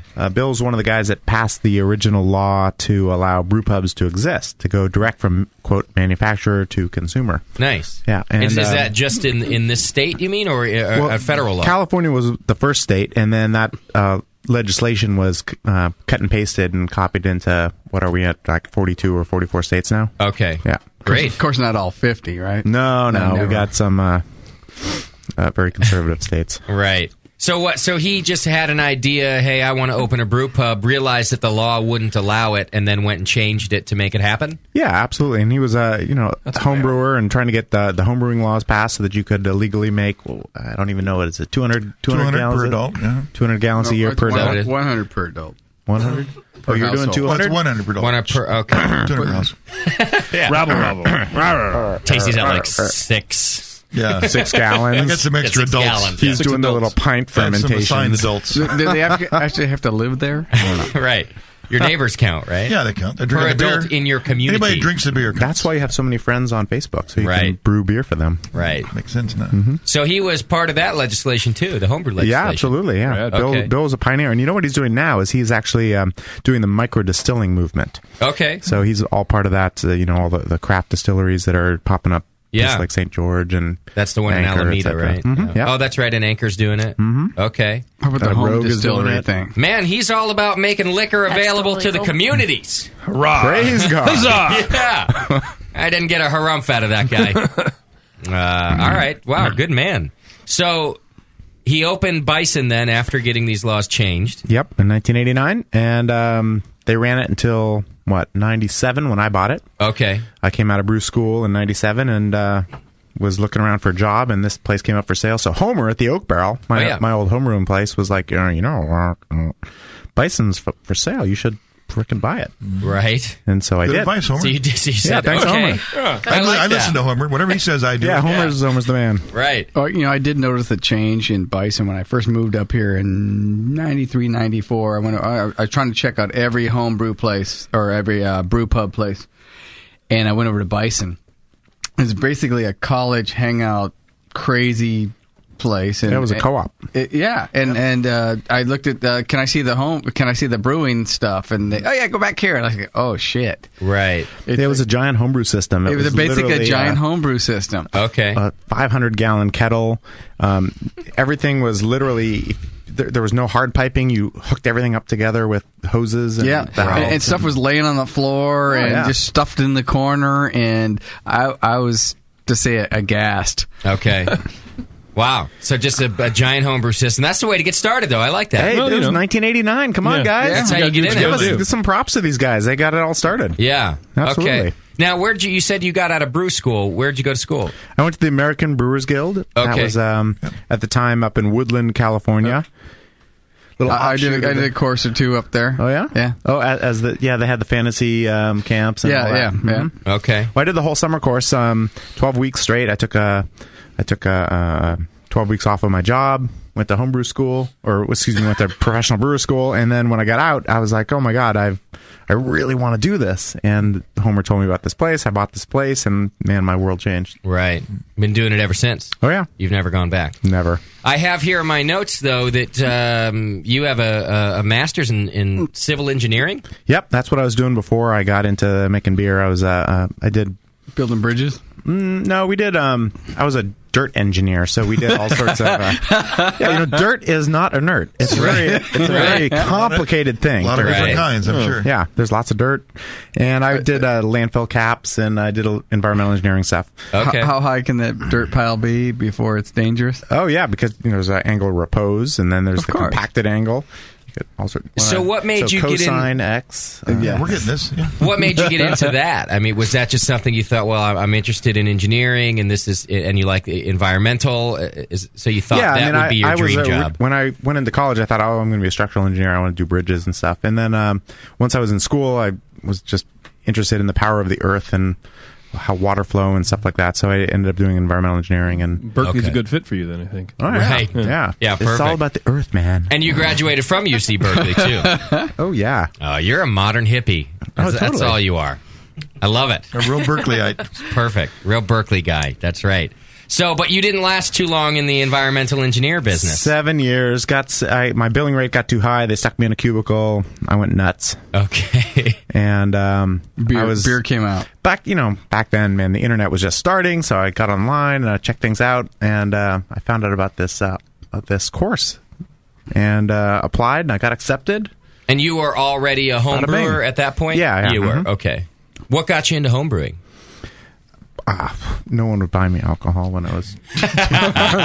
Oh, you were on the Homer plan. Yeah. He was doing it when he was like 13. It's like, it's not illegal for us to sell you yeast and malt. Right. Maybe it's not technically legal for you to put them together. But. Yeah. The information's not illegal. Right, that's right. Okay. So you got into home brewing and you enjoyed that as a hobby. Yep. And then you decided, well, how about I go check out some school for this? Absolutely. Okay. And then this opportunity presents itself to buy a brewery. Now, if you don't mind me asking, back then, I mean, how much is a small microbrewery in Berkeley going for? Under 100,000. No kidding. Yeah. Dang. Deal of the you century. You could have done this. Maybe. Yeah. If you were out of high school. Yeah. That's right. Actually, not even then. I was poorer out of high school than I ever was. Wow. So that's fantastic. Deal of the century. Yeah, deal of the century. I went from being an engineer to being basically a brew pub brewer. I did everything. Right. It was awesome. Now, at the brew school, did they teach you about the business side? No. I mean, what the hell did you know about running a brew pub? Okay. Yeah, it's tough. It's tough business, and that's... was it a harsh learning curve? it was pretty harsh. The first 2 years, I was basically ripped off continuously from my customers and my employees. Really? And I got pretty bitter, but I fired everybody one day. You just had this snap. I'm like, you're all gone. Wow. And I closed for a week, repainted, started opening again. And now, what do you mean when you say that? Like, just people taking beer when they shouldn't be? Oh, what Dan are we must talking be about? fucking rich. He's got a whole place. Right. This beer costs him a nickel to make, I hear. And he gets to keep every dollar that comes out of that pint. That is also Berkeley, too. The you owe me because you might have more money than I do. Absolutely, yeah. Okay. So, how many employees are you talking when you said I fired everybody? Like 12. Okay, wow. So That's that still was a lot, a big though. that was Yeah, a big day in your life. I kept the kitchen, and okay. Well, I should have got rid of some of the kitchen because it turns out I was losing more money in the kitchen than I was across the bar. I see. Yeah. So what happened? You're going along. It's your dream job. Now you own the company. Living the dream. And one day you look at your bank account and you go, "Oh shit!" Yeah. I mean, how do you find out that? Well, one time, so what I actually did is I had these big bright tanks, big 600-gallon tanks filled with beer. And I'm like, how can I not be making money? I'm selling all this beer. I'm making all this beer.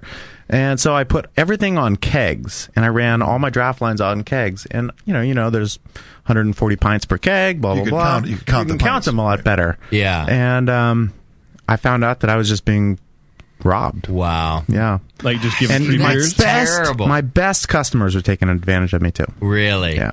See, like how? Like just not paying for beers, or yeah, you just assume that oh yeah, you definitely.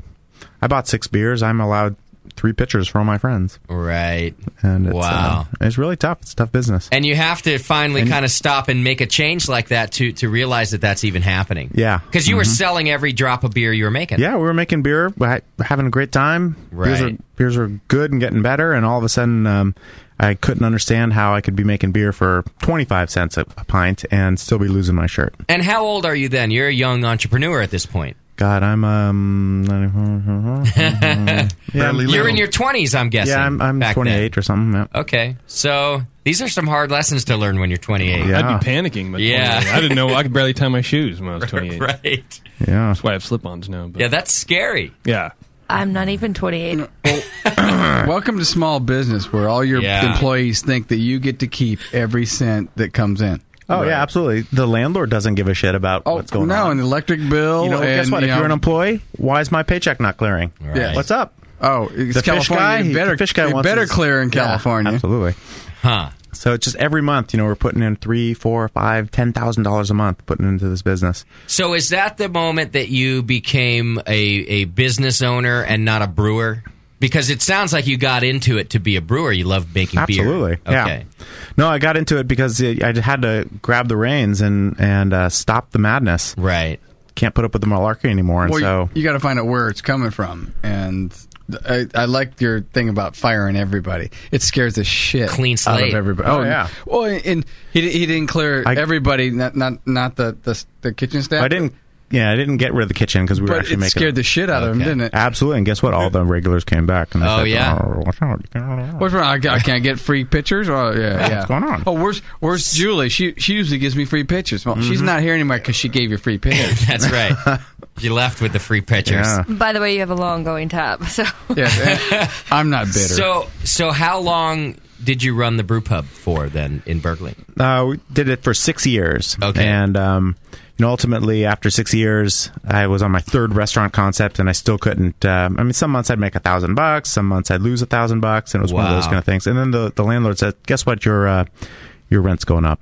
Oh. And I'm like, "Oh well, if I could have made $2,000 more a month, I would have done it last month." Sure. And I called the landlord's bluff. I didn't sign a new lease, and then I had to shut the restaurant. I see. But I got back to doing what I wanted to do, which was make beer. Making beer, yeah. Yeah, you don't need to stress if you're not making any cash anyway. Yeah, what's the point? And I think a lot of people can get into it going, well, isn't it just cool to have a restaurant and I've got my own bar and it's going to make money, of course, because people love to go to restaurants and bars. No one ever thinks that you could be making $500 a month. Yeah. Like, it's nothing. Mm-hmm. It's less than minimum wage is what you were making. It was way less than minimum wage. Yeah, it was negative wage. Mm-hmm. Yeah. So, all right. So I think out of 6 years, we made money for 2 years. Really? Yeah. The other, and of course, the other 4 years sopped up that 2 years. And how much is make money? It's in the black? Like $12,000. Yeah, it's in the black. So I worked for a whole year for $12,000. So you were below the poverty line. Absolutely, yeah. Your workers made more money than you. Oh, absolutely. Yeah, that's the best job in the brewing business, is a bartender. Right. I could see that. So maybe you at should have a been busy bar, you bet your ass. being the owner. Yeah, guess what? Because when you're a bartender, you're making what? 20-30% commission on what you sell. Right. Every time you buy a beer, we all throw down $1. Throw down a buck. That's right. Exactly. Yeah. Yeah, that's a good gig. Yeah. If you love beer, be a bartender. Don't be a brewery owner. Don't be a brewer or a brewer. Be a bartender. You should have been bartending. Yeah. So, but it was a great laboratory. I learned a lot about making beer and 10 barrel batches, 300 gallons. Just how many different beers were you making back then? We had 4 year rounds, and then I had 4 rotating handles that we just play with. And what were they? Were people drinking big ass IPAs then, like they are now? No, back then we were doing. My biggest seller was a blonde. I had a pale ale at the time. IPA was actually a rotator because back then IPAs weren't the shit. Okay. And but people would come in for a nice pale ale. That was a standard craft beer back then. Mm-hmm. Yeah, those were the days, man. And a blonde is an excellent choice, right? Because you can then get people away from the industrial lager and come over to a blonde, right? Exactly. Yeah. Okay. And in Berkeley, it was the students who were barely 21, or they weren't the most sophisticated beer drinkers. Right. I think probably they're more sophisticated these days than they were back there. I think you're right. Yeah. I think now, we've talked about this before, now kids that are in college, they don't remember a time that there wasn't a craft beer section at the Safeway. Yeah, absolutely. You know, there's always been one, so they're used to it. Yeah, they weren't looking for the biggest 6-pack they could get for no money. Yeah, which is I keep seeing that half the 21-year-olds drink microbrewed beers. Oh yeah, people as you turn 21. Well, certainly in our area, up here in Northern California, for sure. So, what did you do? You shut down the restaurant, and where'd you move the brewery? I stayed there. For another 5 years making beer. Okay, so the landlord went, okay, you can keep the brewery. Yeah, then. It was actually, so I just told him, hey, I want to divide the lease. I want to keep my brewery equipment in the back. I'll sell off this front. And we found a buyer, an Indian restaurant that bought the front of the house. And I just made beer in the back. It was awesome. Started making curry beer in the back. Oh, yes. Sounds good to me, man. No. Yeah. Stay away from the beer. Now, actually, this is really terrible. But I didn't have a mouse problem for 6 years until the Indian restaurant moved in front. And all of a sudden, I had mice all over the brewery. It was terrible. No. That was terrible. I don't know. Now, were you the brewmaster this whole time? Yeah. Since the day you bought it and up until then, you're the guy brewing. Yeah, till 2005, I guess, when I hired Peter. Okay. So after a couple years of being the, one of my idols in the beer industry is Brian Hunt. Oh, yeah. And he has what I call the owner-operator model, where the man is everything. Everything. Yeah. Delivers. Love that guy. Yeah. So I tried doing the same thing for a couple of years, and I'm like half his age at that time, and I couldn't do it. It was hard work. Yeah. Yeah. I don't want the everything job anymore. I'm figuring that out even in this thing. Yeah. I don't want outsource. it. I don't effing want it anymore. It's ridiculous. Look at me. Let me guess. When the mice came, the Indian restaurant blamed you. They did. Of course. It's because of the grain. Yeah. It must be the grain. What's all this grain on the sidewalk? Yeah. I do not know. Right. Oh. Get rid it's of not it. grain, it's rice. Yeah. That's right. Yeah. Wow. Yeah. So, but you did it for a long time. You were the one-man show for a while, and then decided, well, you know what, I need to pay attention to the business side, or what? Well, one of the things that happened in 2003 when I shut the restaurant, I was selling, 900,000 barrels across the bar by the pint. Very profitable. All of a sudden, I shut that down. Now I've got an extra 1,000 barrels of capacity, and I got to brew beer, put it in bottles, and send it all over the place. So I started opening up the market. I went from basically Northern California to 5 states and 6 states and 7 states. Just in kegs at that point? No, that was all bottles. So did you have a bottling line to begin with? Yeah, a little Maheen. Yeah. Oh, you did. So the small, that's like what, a 4-head filler or something? Exactly. Yeah. Okay. It's Very manual process, the Maheen. Yeah, it's like 3 people can do 3 pallets a day. Really? 3 people. If they're working for you, but back 3 then, pallets a day. But the Maheen then was a godsend to brew pubs because it was either that or fillers. nothing, Right, or your hand because you couldn't afford the massive one. No. Can you imagine a little bottling wand off the sample tap? Yeah, right. 600 barrels. I think it's funny how far we've it's come. enough of a bitch to fill up 6 bottles for GABF that way. Sure, right? Yeah. You're like, Jesus, I'm tired. And you're paying to give that away. No one's buying that. I think the tasty janky method goes faster than that. Just fill right off the tap. Exactly. Well, I'm just saying, we laugh at this when you say this, but only because we've heard the stories from other brewers too. Yeah. And we've really come a long way. Now you can hire a person to drive their bottling line to your brewery, right? And you just kind of give them a couple people. He runs the brew line. They stack the. But back then it was like that kind of a manual system or nothing. Oh, yeah, we had the drive a van down, get our glass, come to park that in the parking lot, set up the maheen, bottle. Right. It was and you were work. doing that into, you said 6 or 7 states? Yeah, 7 states. Well, you went right for it. Well, you had to get bigger. The Brian Hunt bottle wasn't working for me, so it was working for Brian. Brian's assets include a pickup truck and a hand truck for the last 5 years. Yeah. Like that's how he does his business. And an attitude. Yeah, he has that callus that he's built around him. Right. Yeah. That's the Probably from attitude, doing everything by himself. He's all pissed off. You might get it, you might not. Oh, he totally loves it, but he loves being pissed off about it too. Yeah. I don't think he can ever let it go. No, of course not. But I think the breweries like the fact that I might get it, I might not. Right. The guy does do it all. I remember a number of times I've been in bars like at 8 o'clock at night. Yeah. Yeah, and you've seen this too. Yeah. Here comes Brian. Here he comes in delivering a cake. Every time. And you think he's pissed off at you, but he's just busy. And I'm like, hey, Brian, how's it going? Gotta go. Yeah, he's gone to the next. I gotta go. No bullshit. That's true. In fact, I don't think he ever goes to a bar to go to a bar. No. I've never seen him just hanging out at a bar. I don't think he drinks. He's delivering something. Yeah. Then he'll hang out. Well, yeah. If he has time, but he's delivering something. Oh, he's coming here that he has time. Yeah. Now, at this point, then, are you the salesman and you're still the brewmaster, even though the you've nice got thing a brewer? about as I grew until like 2005, everything I could produce and package and I could ship out, I didn't really do any sales. I called distributors. I had a great distributor in Florida, one in North Carolina. Oh, great. Oregon, and the beer just disappeared as much as I could make. That's and great. Then, how much were you making then? 1,000 barrels. Okay. Yep. That's a lot of beer. Yeah, it's a good amount of beer. Yeah. More than you. Yeah. Oh, yeah. More than Tasty. That's right. Although Tasty's probably close, to be honest. But hey, it's not legal. Yeah, that's really. At your size, then that's a lot of beer. Yeah, that was doing good. We were doing good business but almost making money. We were always almost making money. So what I decided to do is I had to focus more on selling beer. Okay. And so I hired Peter. Peter was in the brew house. I can get out of my boots and go out and try to sell beer and represent myself in the market. So for our listeners at home that think about, maybe one day doing this kind of thing. Don't do it. Well, what does it mean when you say almost making money? I mean, how are you paying for the bills all these years if you're not making money? I mean, what's going on?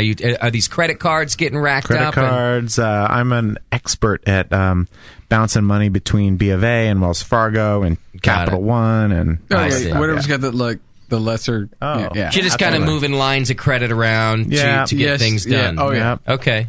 All right.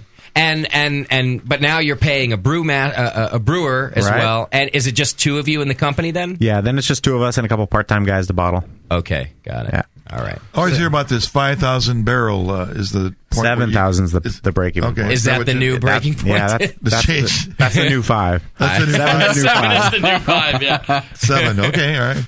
Okay. Something to keep in mind as as home brewers out there contemplate getting into the business. Yeah. Think about where you have to be to make money. Right.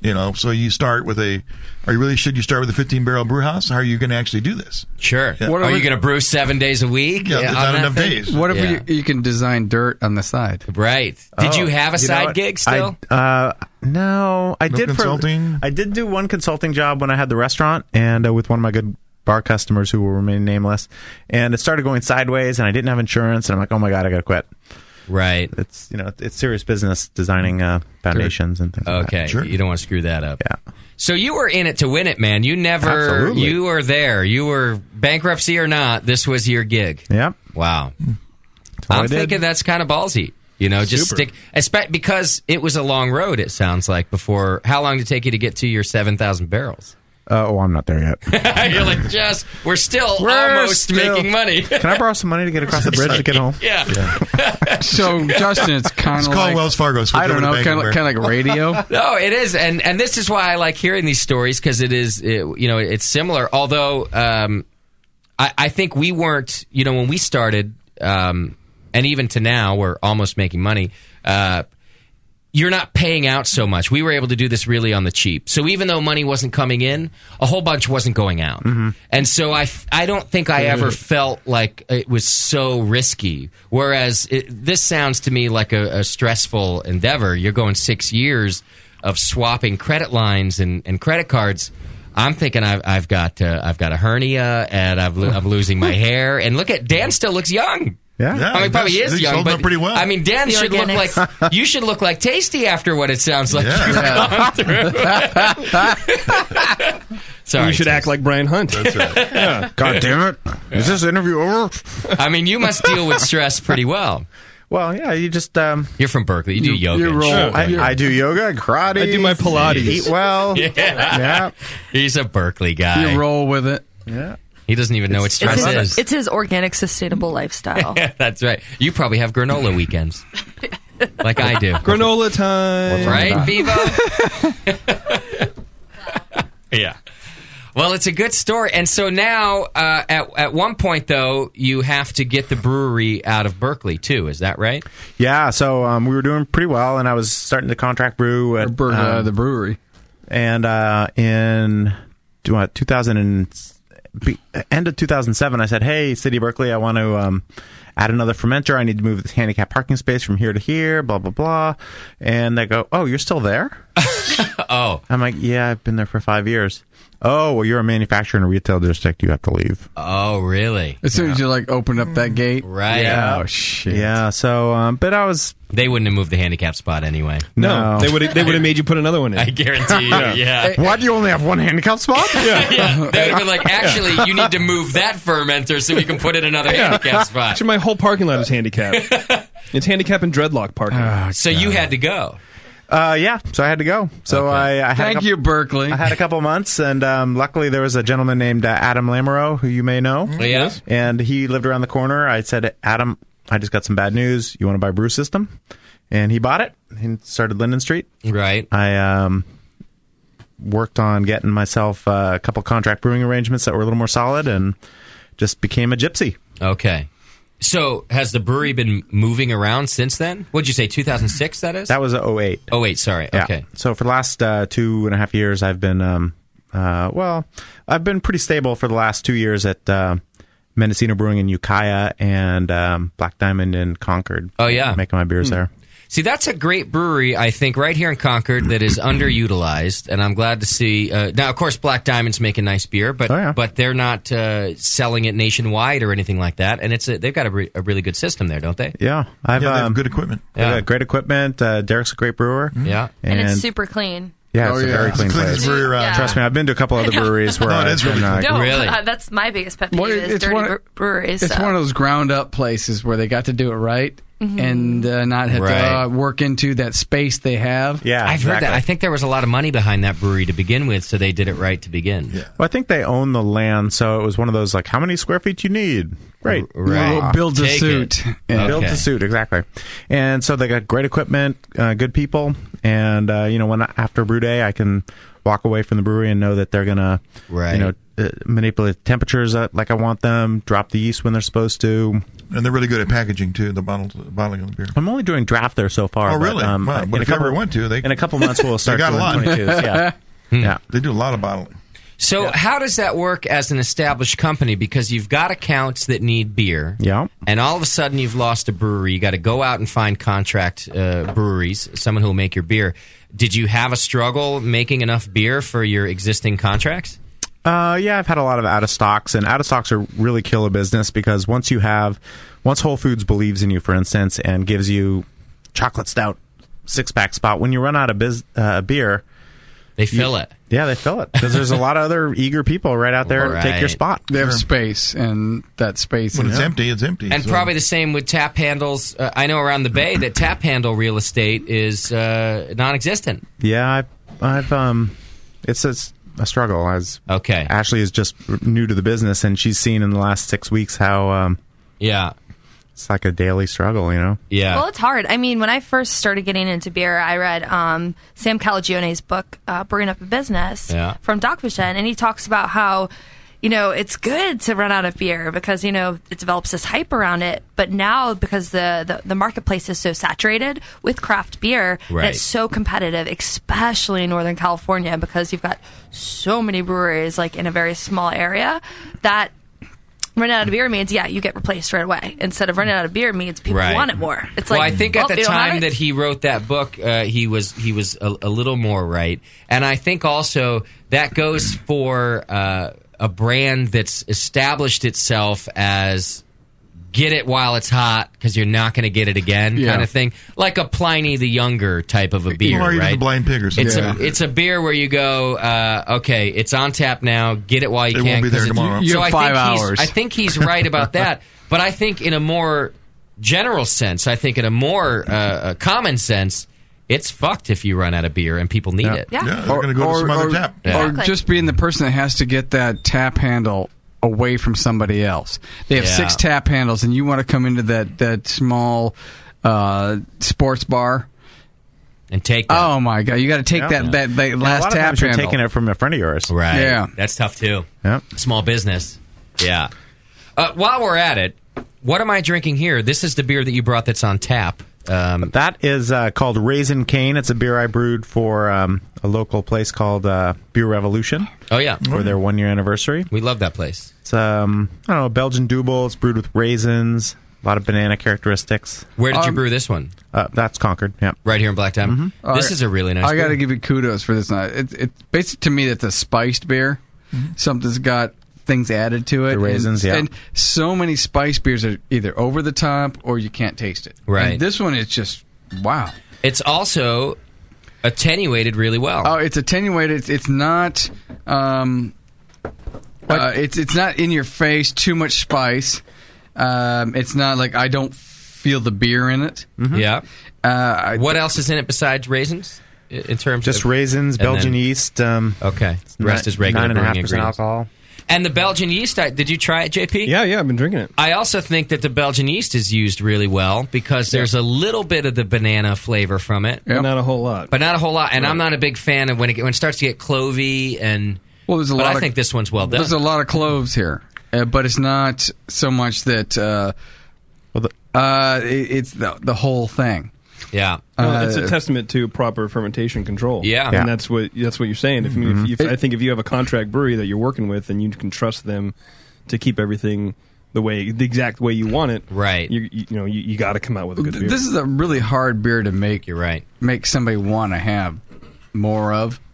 There's a lot of things going on. You can have it too sweet. You can have it too spicy. The style, too this, too that. And this thing is... That makes me want more. Except that I can tell I'm going to be real drunk by the third segment. Yeah, if I keep it's 10%. Is it 10%? Uh-huh. Really? It's tricky. I have... Well, it makes me want to go drive my car right now. Fast. That adds into the whole thing. Is because the alcohol adds to the sweetness of it, which rounds out the spices. Mm-hmm. It's very well-rounded. If Doc could have sex with this beer, he would. I would. Listen to him going on. He's man. in love. Now, is this locally or is this just for Beer Revolution? Oh, just for Beer Revolution. I've tried to brew spice beer and just over the top this, or I've judged them. And why do you keep saying spice beer though? Because that's what I get. There's no out spices of in it. Well, this is the BJCP thing that this one should be in. Is spice beer. Why? Because there's raisin? No, it's got a lot of clove. It's got a lot of... Those are yeast characteristics, not spices. My gingerbread ale that we just poured you there is... I tossed this out for any other category. And because it doesn't fit anywhere else. Maybe a Christmas beer. So what are we talking about right now? You don't think this could fit under under a Belgian double or something like that? No, it's way too spicy. I don't think so. But it's very well balanced. Too spicy for the category? I don't. No, think so. it's not. It's not Is overly it a Belgian sweet. triple? No. What do you call it? Well, it's more of it was designed as a double, but I think it's presenting a lot, kind of like this Weizenbach kind of characteristic. Yeah, I'll give you that. I think you're right about that. It's an awesome beer any way around it. Yeah. Mm-hmm. Is it filtered? Yes. It is filtered. Oh, it's very clear. It's I like this beer. Don't give Doc any more, though. It's 10%. Switch him to the gingerbread ale. It's to the point where I really want to try to make water. I really want to try to make this beer. Yeah. I've tried to make tonight Christmas or spiced beers, and it's just too much this or too much of that, and it comes through. Well, you try not to. Like, my gingerbread ale is not overly spiced. The chocolate stout doesn't taste like a chocolate bar. Yeah. We like that strategy. Now, chocolate stout was the first beer that I really liked from you. Peter brought it to us, and I loved that chocolate stout. I haven't had it in a while, actually, so we have some here? Until recently, it was about 60 or 70% of what I brewed. It was... is it so it's no longer your best seller? It still is? No, it's not. It's down around 40% now. IPA has been taken off. Really? Okay. All right, why don't we do this? Since we're getting into the beer side, I want to talk more about the beer. We'll find out what Ashley, the beer wench, is doing for you as well.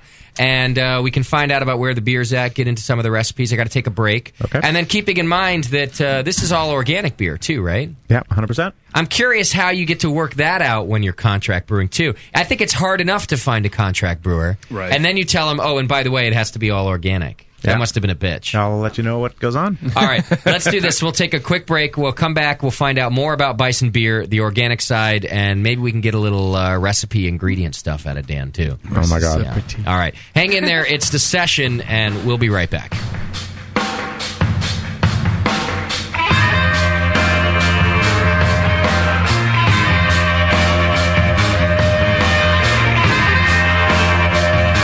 You're listening to the Brewcasters on the Brewing Network.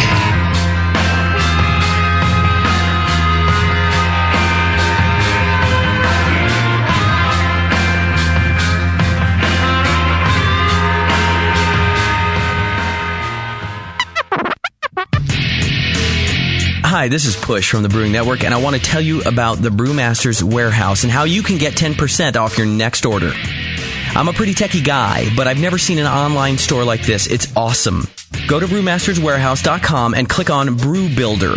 You can whip up a custom recipe so easily even Sven could do it. Seriously, it's slick.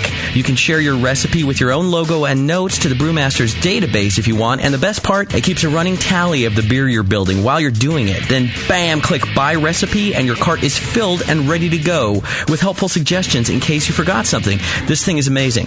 Brewmaster's Warehouse is run the way a home brewer would do it, with great service, fast turnaround, and $6.99 flat rate shipping.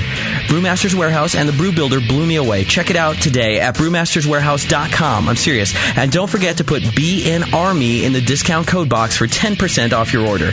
Check out brewmasterswarehouse.com. Cheers. I've always thought that opening a brewery was a great way to ruin what is the perfect hobby. But like most home brewers, I really wanted to see what it would be like to produce my own beer commercially.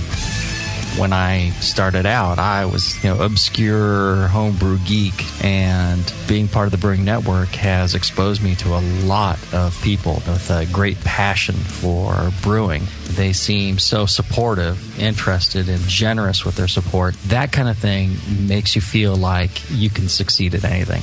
Of course I'm excited. It's frightening. It's terrifying. It's kind of, we've got this rescue dog, and she is completely frightened. So when she comes up to me, she's shaking and salivating at the same time. I feel the same way with Heretic. I'm still a homebrewer at heart, and I hope that homebrewers always feel welcome at Heretic and able to provide part of the feedback and creativity that makes craft brewing great. The thing that excites me most is the opportunity to put a beer out there that I feel is the best beer I can make, and especially get a chance to go and drink that beer with people and see their reactions and get their feedback, and hopefully they'll be as excited as I am about Heretic beer. Okay, so my double IPA has an ABV of 7.5 and a clarity of brilliant, so that's a +8. I pour it. Sorry, looks like she found it unpalatable. Ha! Shut up, Doug. My creek gets a +10 versus girls because it's a fruit beer. You can't open the bottle, and she walks over to the guy with the Pinot Grigio. This sucks. Oh, I hate it when Greg's the brewmaster.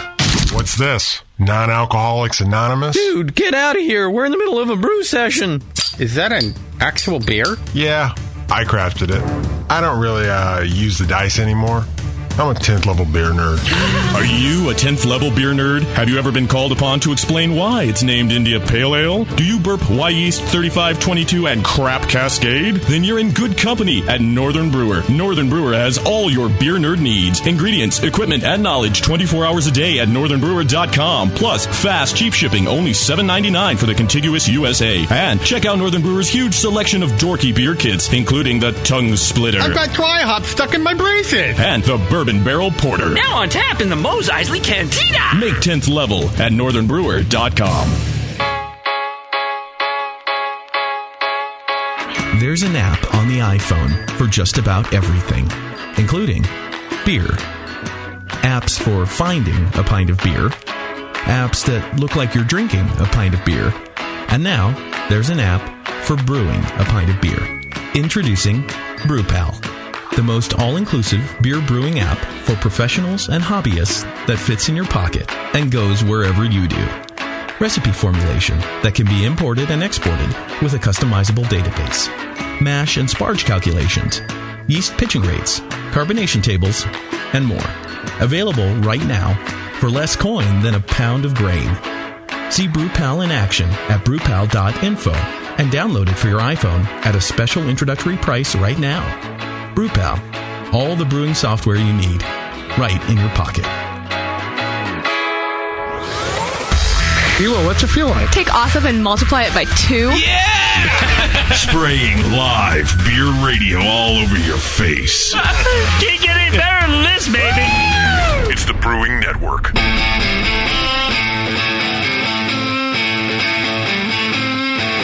You're listening to the Brewing Network. Because like beer, radio shouldn't suck.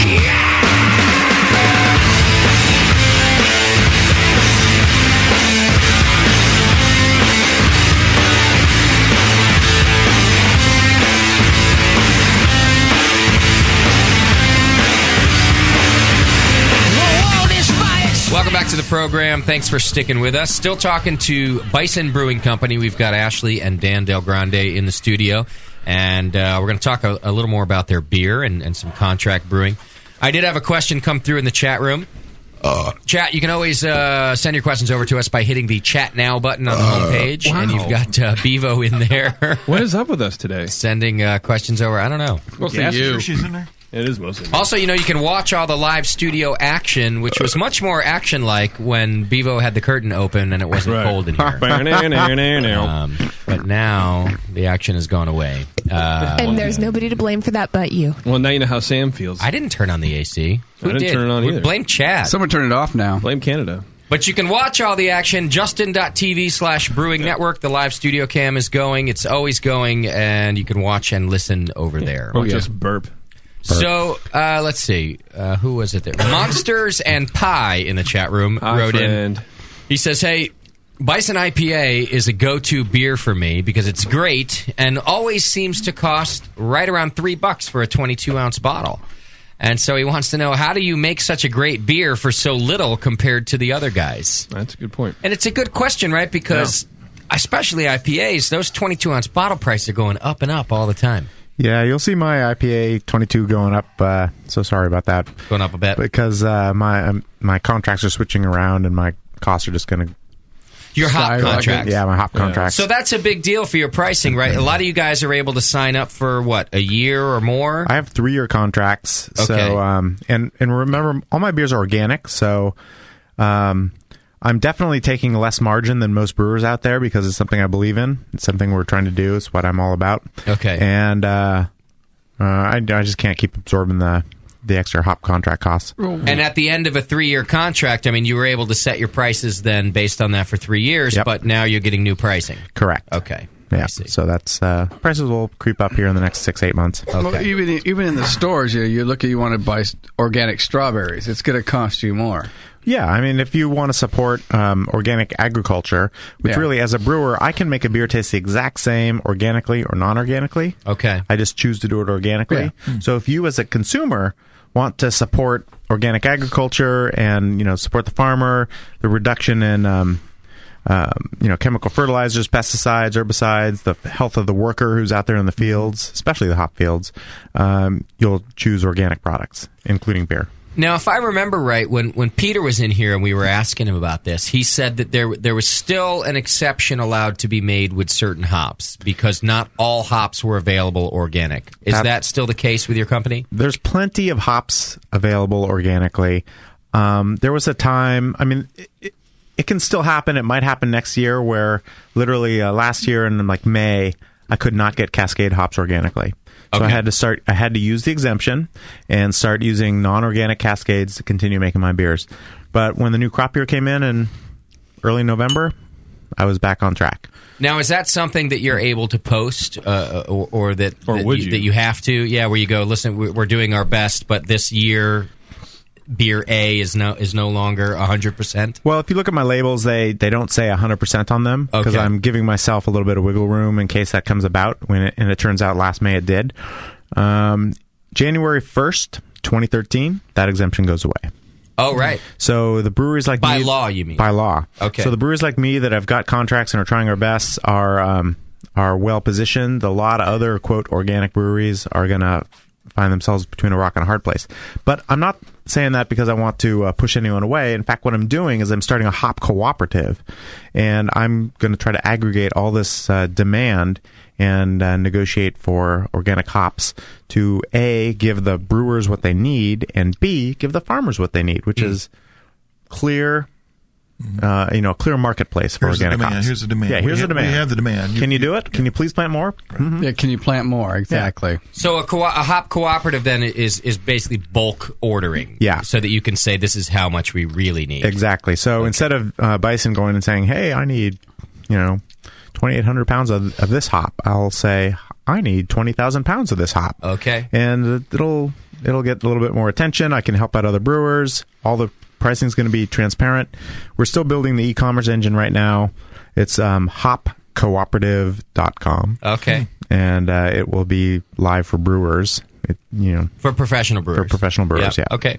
Yeah. Now, so even before the law, though, your goal is to be 100% organic as much as you can. Absolutely. And then once 2013 hits, you have to be in order to call yourself an organic beer? Correct. Okay. What you'll see starting, with the labels that are coming out in the next few months is that we will be writing on there 100% organic hops. And then if we make a beer that's not organic, then we'll have to have a different label and put it on the bottle. But I believe that will confuse people. Okay. And so I'm really, really striving to get 100% organics. Okay. And the hop cooperative is, it's a little bit... self-serving because I'm trying to get all these other brewers behind me to give me more power so I can get all the hops I want, as well as all these guys. Okay. Because I think there's more power if we all, as brewers, gather together rather than just, Dan going out there or Eel River going out there or Woolivers going out there all by themselves. Right. So if we can all gather together, we can send clear market signals to these farmers so that they know how much that they can sell. So let me ask you this, and I don't mean it to be a dick question, but who are you? Okay. Well, green is the new industry, right? And I think in a lot of ways it's going to help our economy and it's going to create new jobs. And organic and green, there's a lot of buzz around it. And some critics would say, well, people are getting into it because there's money into it. Green is the new gray. So what got you into the organic Give me a part? break.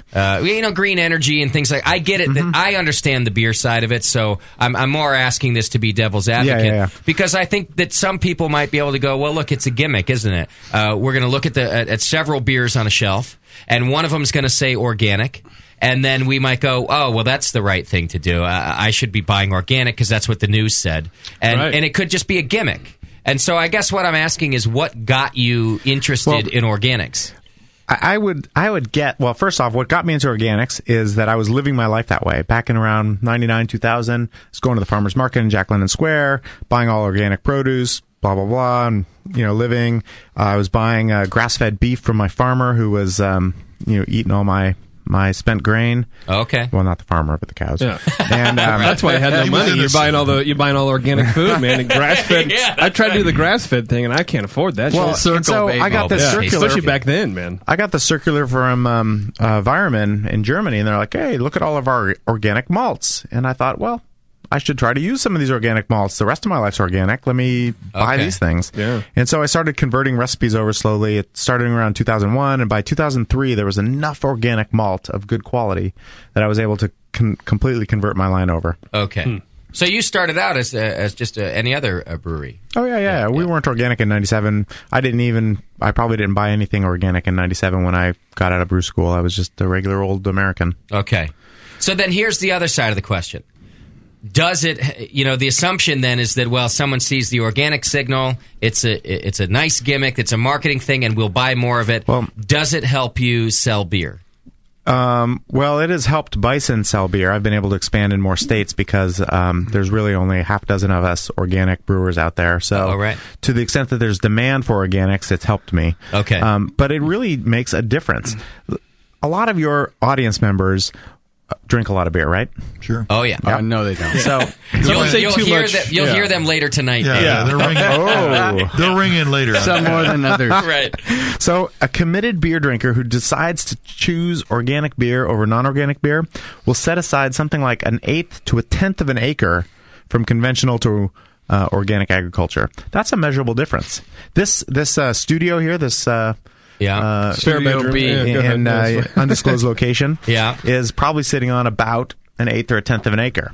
So if you made the decision to only drink organic beer, this entire property somewhere out in Wyoming would be converted from organic to or non-organic to organic agriculture. So you need that much space to grow barley and hops. To go into our beer. For a person, a single person. Okay. So you get 10 people together, and now you got an acre. You get 100 people together, you can just see how it grows and grows and grows. Now, see, I never it's looked a measurable at it that way. impact. Yeah. Very measurable. And you know what happens with organic agriculture, not just beer, but tomatoes, lettuce, everything, is that there's so much less pollution to our rivers and streams. The EPA says that 70% of the pollution to the Gulf of Mexico is from conventional farming. Yeah, but that's in Mexico. The Gulf of Mexico. No, the Gulf of, yeah. Gulf. It's all part of the world, Right. And that's where. Do you like shrimp? No, actually, I don't. Oh, well, fuck you. No, but we had scrimps. Who did we have in here? Oh, come on! I know exactly what you're talking about. I'm having the same fucking fart. And they were talking to us about the shrimp industry just being decimated. Yeah. The brewery, Abita. Abita was in here talking about that, and. So 70% of the pollution, you say? Yeah, from the Mississippi River Delta is from conventional agriculture. Okay, so the pesticides running off into the streams and all right. So now, see, I never looked at it in the sense that a person making a decision directly equates to a piece of land that has to be cut out to meet that person's demand. Correct. Like you saying that a room this size could become a part of an organic field. No, not a room. Because I choose this entire parcel that the house is on. Your whole freaking house. The house, the driveway, the garden, everything. Well, there's a lot of people in this parcel that drink a lot of beer. You're right. That's true. Between me and Chad alone, I think we're maybe talking double this house in organic agriculture. Yeah. Yes. That's really interesting to me. Yeah. Okay. It's a measurable difference. It offsets your neighbor over there. Right. He doesn't do anything. No, he doesn't do anything except for work in his yard with pesticides. Oh, Roundup should be illegal. Roundup. Well, my neighbors are all upset. You saw my yard when you drove up. There's weeds everywhere, and it's organic, baby. It's organic. Well, we don't have a. That's right. That's what I said. Well, we don't. I don't say that, but I do. Here's the deal. Our landlord refuses to put a gardener in here, and we're not going to do it. I don't own the fucking house. No, you can't install a gardener. I have other things to do. I have Nintendo. I have a PS3. But a you only live on the inside. But a simple solution would be to put down Roundup, and then we wouldn't have a weed problem. We wouldn't have to have a gardener because everything would be dead. Right. But I absolutely refuse to put Roundup down. There's a drain, a sewer, right in front of my house. Yeah. And painted on the curb, there's a fucking fish. Drains to the and bay. the words Drains to the bay. And literally, because of that, I refuse to put pesticides on my property. But you know what I really enjoy about your line of thinking? It's either I don't put Roundup out right. and hire someone else to do it, or I just leave it alone. No. Heaven forbid you get out there with a weed whacker. That's what I'm saying. I won't do that. I know. That's my my joke. Yeah, I admit that 100%. Thanks for not getting He it. lives on the inside. I appreciate it. Because it's true. I refuse to get out there But with that's a weed my whacker. favorite part about you and how your line of thinking. It's like, I'm not going to hire someone to do it. That'd be retarded. So fuck it. I'm not going to do it. Right. There will either be a gardener who will pick every weed with his hands and not use pesticides. Right. Or not. Or it looks like that. And that's really the deal. Justin, you can't fire up that weed whacker that you already own. I don't even own a weed whacker. Exactly. Yeah, no. You have to go buy one. I did rent one once. And have one. And Chad it was used overrated. Chad used it. You don't even own one. So you'd have to buy it, use...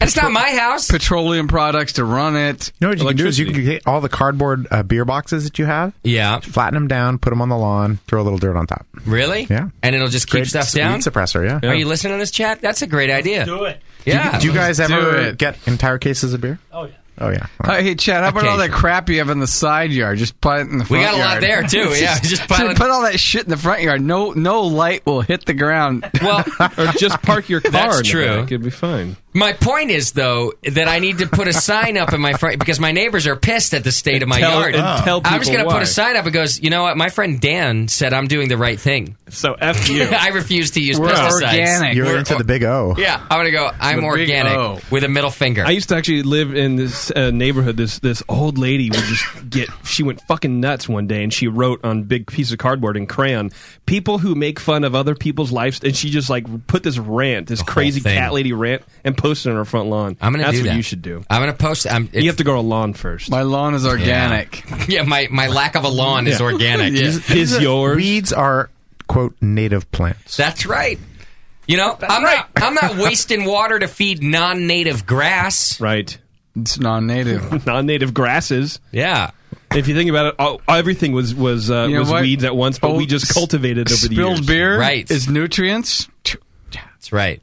So how is it all regulated? I mean, how do you know if somebody is actually doing organic farming, though? I mean, how is it regulated? Who says what? It's a good transition. Well, as a brewer, This is smooth, right? Every year we have Whiplash. an audit, and they just say, you know what? I want to see all the beers you brewed in March. And you have to open your books and prove that you purchased organic malt, organic hops, blah, blah, blah, and that you did all this paperwork that... So we're audited, and they're random audits. You don't know which one they're going to pick. So, like next week, I'm brewing my honey basil ale, and I have to find organic basil. Okay. And organic honey. So I don't have to get permission before I brew it. I mean, I've already given them the recipe, like this is the stuff, but they might pick that batch. And if I don't have the paperwork, then I'll lose my certification. Like altogether, they'll take the certification away from your company if you screw up on one beer that you're claiming is organic. Correct. And you're lying. Yep. I see. Liar. By the way, what the hell is an organic bee? Organic honey? Well, organic bees need a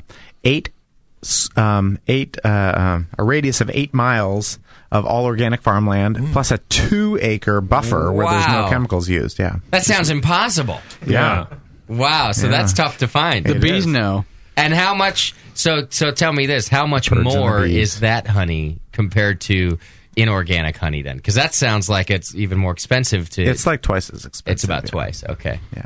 Wow, that's amazing. Yeah, the malt's like 50% more. The hops are anywhere between 2 and 3 times more. Really? Yeah.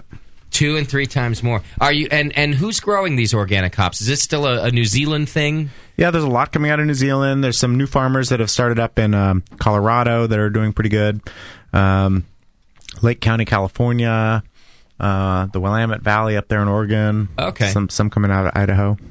You'd think that a place like Oregon would want to move all to organic hop growing. I mean, Oregon is basically a state of Berkeley. Yeah, maybe that's just Portland, actually, because a lot of the rest of Oregon is really redneck. Let's face it. Eureka's like that's why I like it. Except for Portland, all the internal combustion engines are being taken out of Oregon.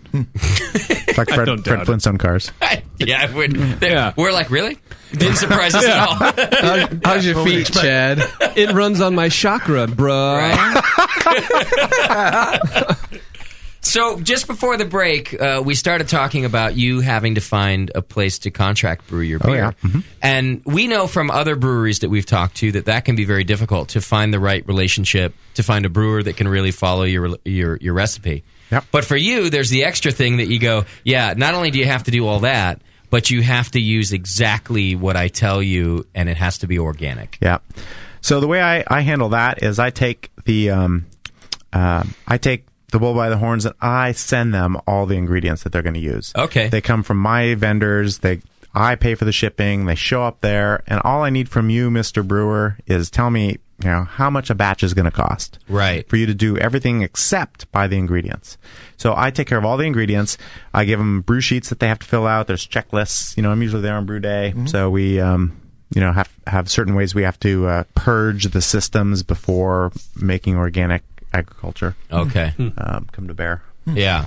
So how often do you have to then go show up at your different contract breweries and whip some ass? Make sure that shit's going down the way it's supposed to. Well, let's see. Up in Mendocino, I probably go there twice a month, and Concord's a couple times a week. Do you drive a Prius up to Mendocino? I drive a biodiesel Jetta. Oh, you do? Yes. I knew it. I knew you had one of them. Nice. I'd like to visit that sometime. The biodiesel? The backseat of Mendocino. Going to order fries? One of our listeners in the chat room, I don't know what the hell his name is. Beagle probably spelled it wrong anyway. He wants to know, do you find any difference in the taste or quality of your organic hops and malts? If I put Cascade inorganic next to organic, would you know? There's slight changes, but no, in hops particularly, there's no more change than there is between crop years anyways of Cascade hops. Okay. And you can account for that. Yeah, you can just account for that. And one of the interesting things, and I think it was 2007, organic beers won 5% of the gold medals at the Great American Beer Festival. Really? And, considering we're just a little niche of a niche, that's pretty awesome. Right. That Laurelwood up there in Oregon, Eel River, Bison, and Butte Creek all won gold medals. Well, and think of it this way. If a brewery comes in here and tells us that they go out and hand pick each and every one of their ingredients, and they pay close attention to where the malt came from and who the farmer was that grew it, we pat them on the back. We say, wow, sir, you are really paying attention to your beer. And this is really what you have to do even to make an organic beer. You have to know everything. You see what I mean? You can't just go and pick I'll take whatever Great Western has right now for 2-row. Give it to me. Yeah. You're really picking the batch. And we have every batch comes with a certificate saying it's organic. I have to keep that stuff in a file because that'll be part of the audit trail that Chad was talking about. So it doesn't surprise me that these beers would win so many medals because you're really hand picking all this stuff too. We're very in tune to what we're putting in the beer, and I'm not saying that other people who aren't organic aren't in tune. Sure. There's some freaking phenomenal beers out there, but the organic beers we have to pay pretty close attention, and we have in malt we have a lot of malts that we can brew with. That's not a huge problem for us. There's certain malt like biscuit malt we can't get organically, so we don't make beer with biscuit malt. Okay. But hops are pretty well. There's always a substitute to something in organic hops. So isn't that kind of frustrating, though? Sometimes you might look at a beer or develop a recipe as a brewmaster and go, well, shit, man, I really wish I could put biscuit in that, and it would make the beer better, but I can't. So I don't even, I'm beyond that point. It doesn't even bother me anymore. Okay, you just move along. Yeah. In fact, so one of the most interesting comments I got from a homebrewer recently was I'm doing this Pro-Am competition for organic beer, and this homebrewer from a local beer club comes up and goes, I can't use biscuit malt in this one beer I want to make for you for your challenge. I'm like, well, dude, that's the challenge. You can't. I know you can't. Right. That's all part of it. Right. So So figure it out. Enter the competition, and win something. Right. Okay. I'm just thinking of it because we have talked about the organic brewing, and we're talking about it on the professional side. But, a sponsor of ours, they sponsor us for a few months every year during their organic brewing challenge, and that is Seven Bridges Cooperative in Santa Cruz. So if you're looking to do any of these all organic beers like Dan's talking about, you can go to breworganic.com. And Seven Bridges has been on the show before, and they're just a great group out there. They're hosting this competition. Yeah, they're actually my partner on this Pro-Am competition. Perfect. So what we're trying to do is Bison is going to enter the Pro-Am competition, the GABF, but it has to be an organically made beer. So entry deadline's April 16th, and you can find everything at breworganic.com /competition. I brewed an all-organic beer from them once. I got their Amber Ale kit, I think. Yeah. I screwed it up. Of course. But that made it organic. Why do you have to add that in? But I do remember that I didn't notice any difference in the ingredients in terms of quality taste. I can't imagine that you would. And it's almost a silly question. It's a silly question, isn't it? Because what is different? You mean you didn't taste the pesticide on top of it? No, which you can't is that what the difference is? I really think it all has to do with the yield. And what they're going to be pulling in. They're not going to lose to pests. They're not going to lose to mold. Well, that's one of the reasons that organic hops are more expensive is because the per acre yield is less. And the farmer has to earn a certain return to tend the fields. Yeah. So he's going to have to plant more to get less yield and have the same quality that you're going to even want to brew beer with. Oh, we a lot of hops get rejected. Some of my contract last year, great farmer up in Lake County, California, I just said, I'm sorry, you have to come pick up all these hops. These are terrible. Oh. Yeah. And, they were good business people that came and picked them up, and I don't know what they did with them, but... Sure. But you still have the quality control. You can't say, well, just because it's organic, I'm going to cut you some slack. Yeah, because I know all my customers out there are going to cut me a lot of slack if my IPA is not tasty. Oh, yeah. Absolutely. Oh, this beer sucks, but it's organic. It's okay. So what is in your IPA? What hops are you using in that? Summit, Cascade, Palisade, and Pacific Gem. Okay. Oh, Pacific Gem. It's not one here. Bittering hop. No. Is that something we can get as homebrewers? Yeah. You've seen that? Okay. Seven Bridges has it. Yeah. Oh, okay. And dry hopped with what? Which ones do you use for that? Summit and Palisade. Okay. And how many IBUs is that beer? It's only about 60, 65. Only. Gravity? It's a 6% alcohol beer, so it's on the low side of IPAs. Yeah, that's like a real IPA all of a sudden. Look at you. Uh-huh. I'm actually going to make an IPA. My IPA is not a double IPA. You should have a T-shirt that says that. Bison IPA. Not a double IPA. Yeah. Real IPA, not a double IPA. And that now is your most popular beer? Yeah. Okay. Yeah, it's doing well. So... Ashley here, otherwise known as the Beer Wench. You can go, what is it, thebeerwench.com? Drinkwiththewench.com. Drinkwiththewench.com is now working with Bison Brewing Company. How many employees then are there now at Bison? 5. 5 of you, okay. Not that 12 thing? And how does this happen? Ashley, when I met you, you were working down at Triple Rock the first time I met you, but you've been blogging and doing beer stuff before then. Is that right? Correct. Okay. I've been writing for 3 years now. Okay. Over 3. So I see. And how do you get involved with Bison? Well, Dan and I met probably a year and a half ago when I first moved out to the area. I was living in Sonoma. I ironically was still in the wine business. My background is wine and restaurants, and so I was working in Florida, living in Florida, and I moved out here to try to break into wine. Good choice. And it's the only choice I had. If I wanted to be in wine, people in humidity. No one wants to stay in Florida. Yeah. So, don't even ask me. I love Florida. No, I hate it. I had a horrible. I had good friends. Just wasn't where I wanted to be. But. So big background in wine, big background in food and beverage, just in general. And so I came out to California because I really thought, wine, that's what I want to be. And I moved to Sonoma because I had some friends up there, and still doing the beer blog because that was my hobby. Beer was my hobby. Wine was my profession. Okay. And so Dan was doing an event with a friend of mine, Alan Shapiro, and he's an importer, and they were doing their reunion beer. a big release down at the Bistro in Hayward, and so I decided. Is that the one that you do with Pete as well? Yeah, Pete Slosberg and Alan Shapiro and myself. We do this beer to raise money for multiple melanoma. And you do that every year? Yeah. Now, okay, great. Yeah, we've talked to Pete about that before, I think. Yeah. So I went down, met him.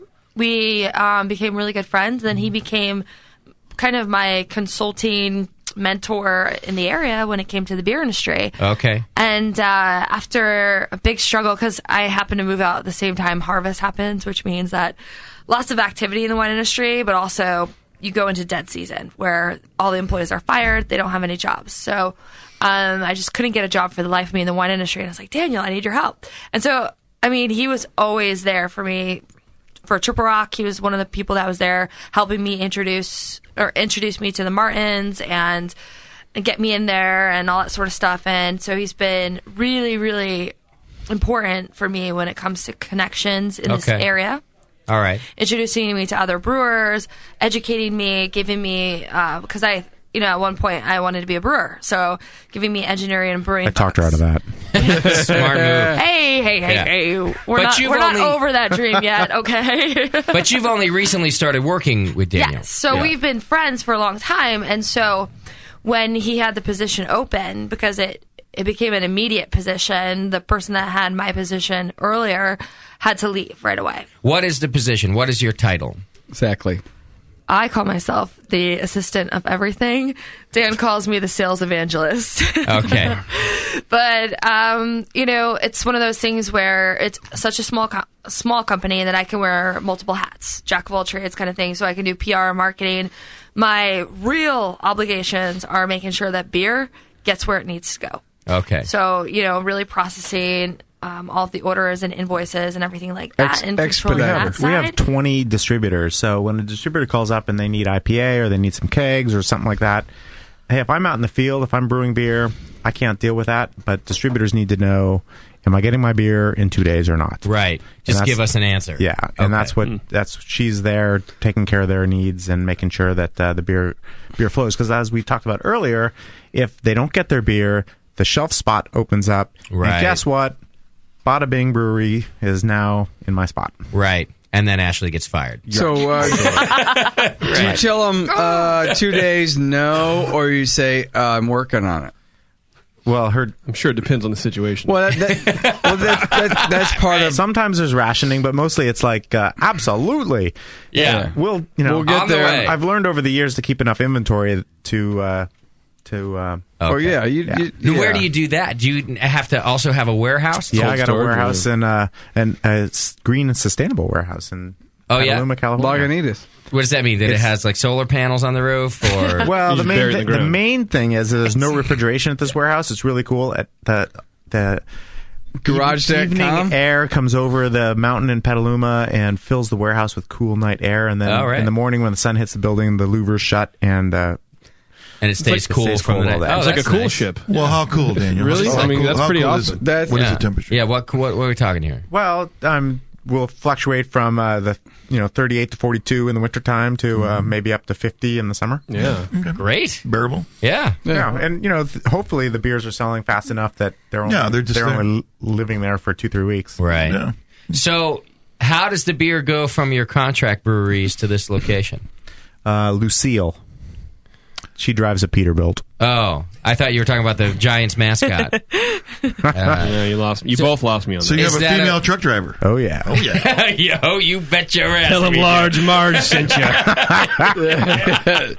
Large Marge. I have actually no male employees. It's pretty cool. Is that right? Yeah. You're actually a round of applause for that. I wish I didn't have any male employees. You know what? I don't either. Wait, what's Mark? Oh. He doesn't count. Yeah. Mark clearly doesn't count. No. Mark is now married. Mark's a big pussy, apparently, so he doesn't count. He's saving for an operation. Mark shouldn't be replaced. That's what I'm thinking. Watch out, Mark. If you're listening right now, you better step it up, whatever you're doing. Keep tucking it. Easily replaceable. All right. So now, Ashley, how long ago did you start with Bison? February 1st, I think. Mm-hmm. How much of your day, pretend Dan's not in the room right now, How much of your day are you spending like tweeting and Facebooking and all that bullshit that you do with on the beer side when you're on Dan's dime? Answer me that. Answer me honestly. Just pretend Dan's not in the room. This is your chance to be an honest worker. Well, it's all trackable, so Dan knows. So it's not like it's all about beer. What are you doing on Facebook right now? What are you doing? Yeah, you get a phone call after every post. I actually have to sit next to Dan and be like, Dan, can you tweet something? Can you retweet this? Look, somebody sent something to you. So he, one of the things that we started partnering up on when I first met him was I started consulting him on social media and all that sort of stuff. So he gets it, which is cool because he understands that it's important to me, and I'm not wasting time when I'm on there, and so I'm helping him as well. Okay, with the brand, and so yeah, I spent a lot of time. And you bought on all the that internet. bullshit, Daniel? I'm seeing now that maybe right.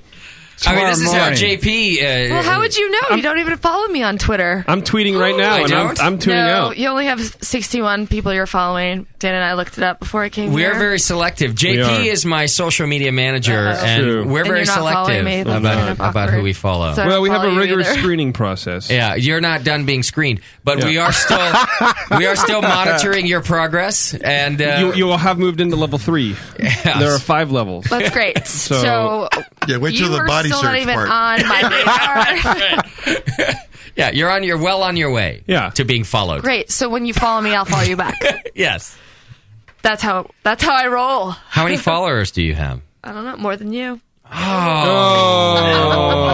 I don't think so. Snap. I believe I have 2,000 more than you guys do. Really? Catch I up, did. boys, catch Yeah, up. but you have I have tits. retweeted you. Let's face it. That's fine, right? If we put Bevo as our If we let picture everybody instead of the on hop that want to be grenade, on. Dude, I'm not just any old chick. I don't actually flash my shit around. Oh, I'm not saying that you are. What are you called on there? Well, that sounds boring. The beer wench?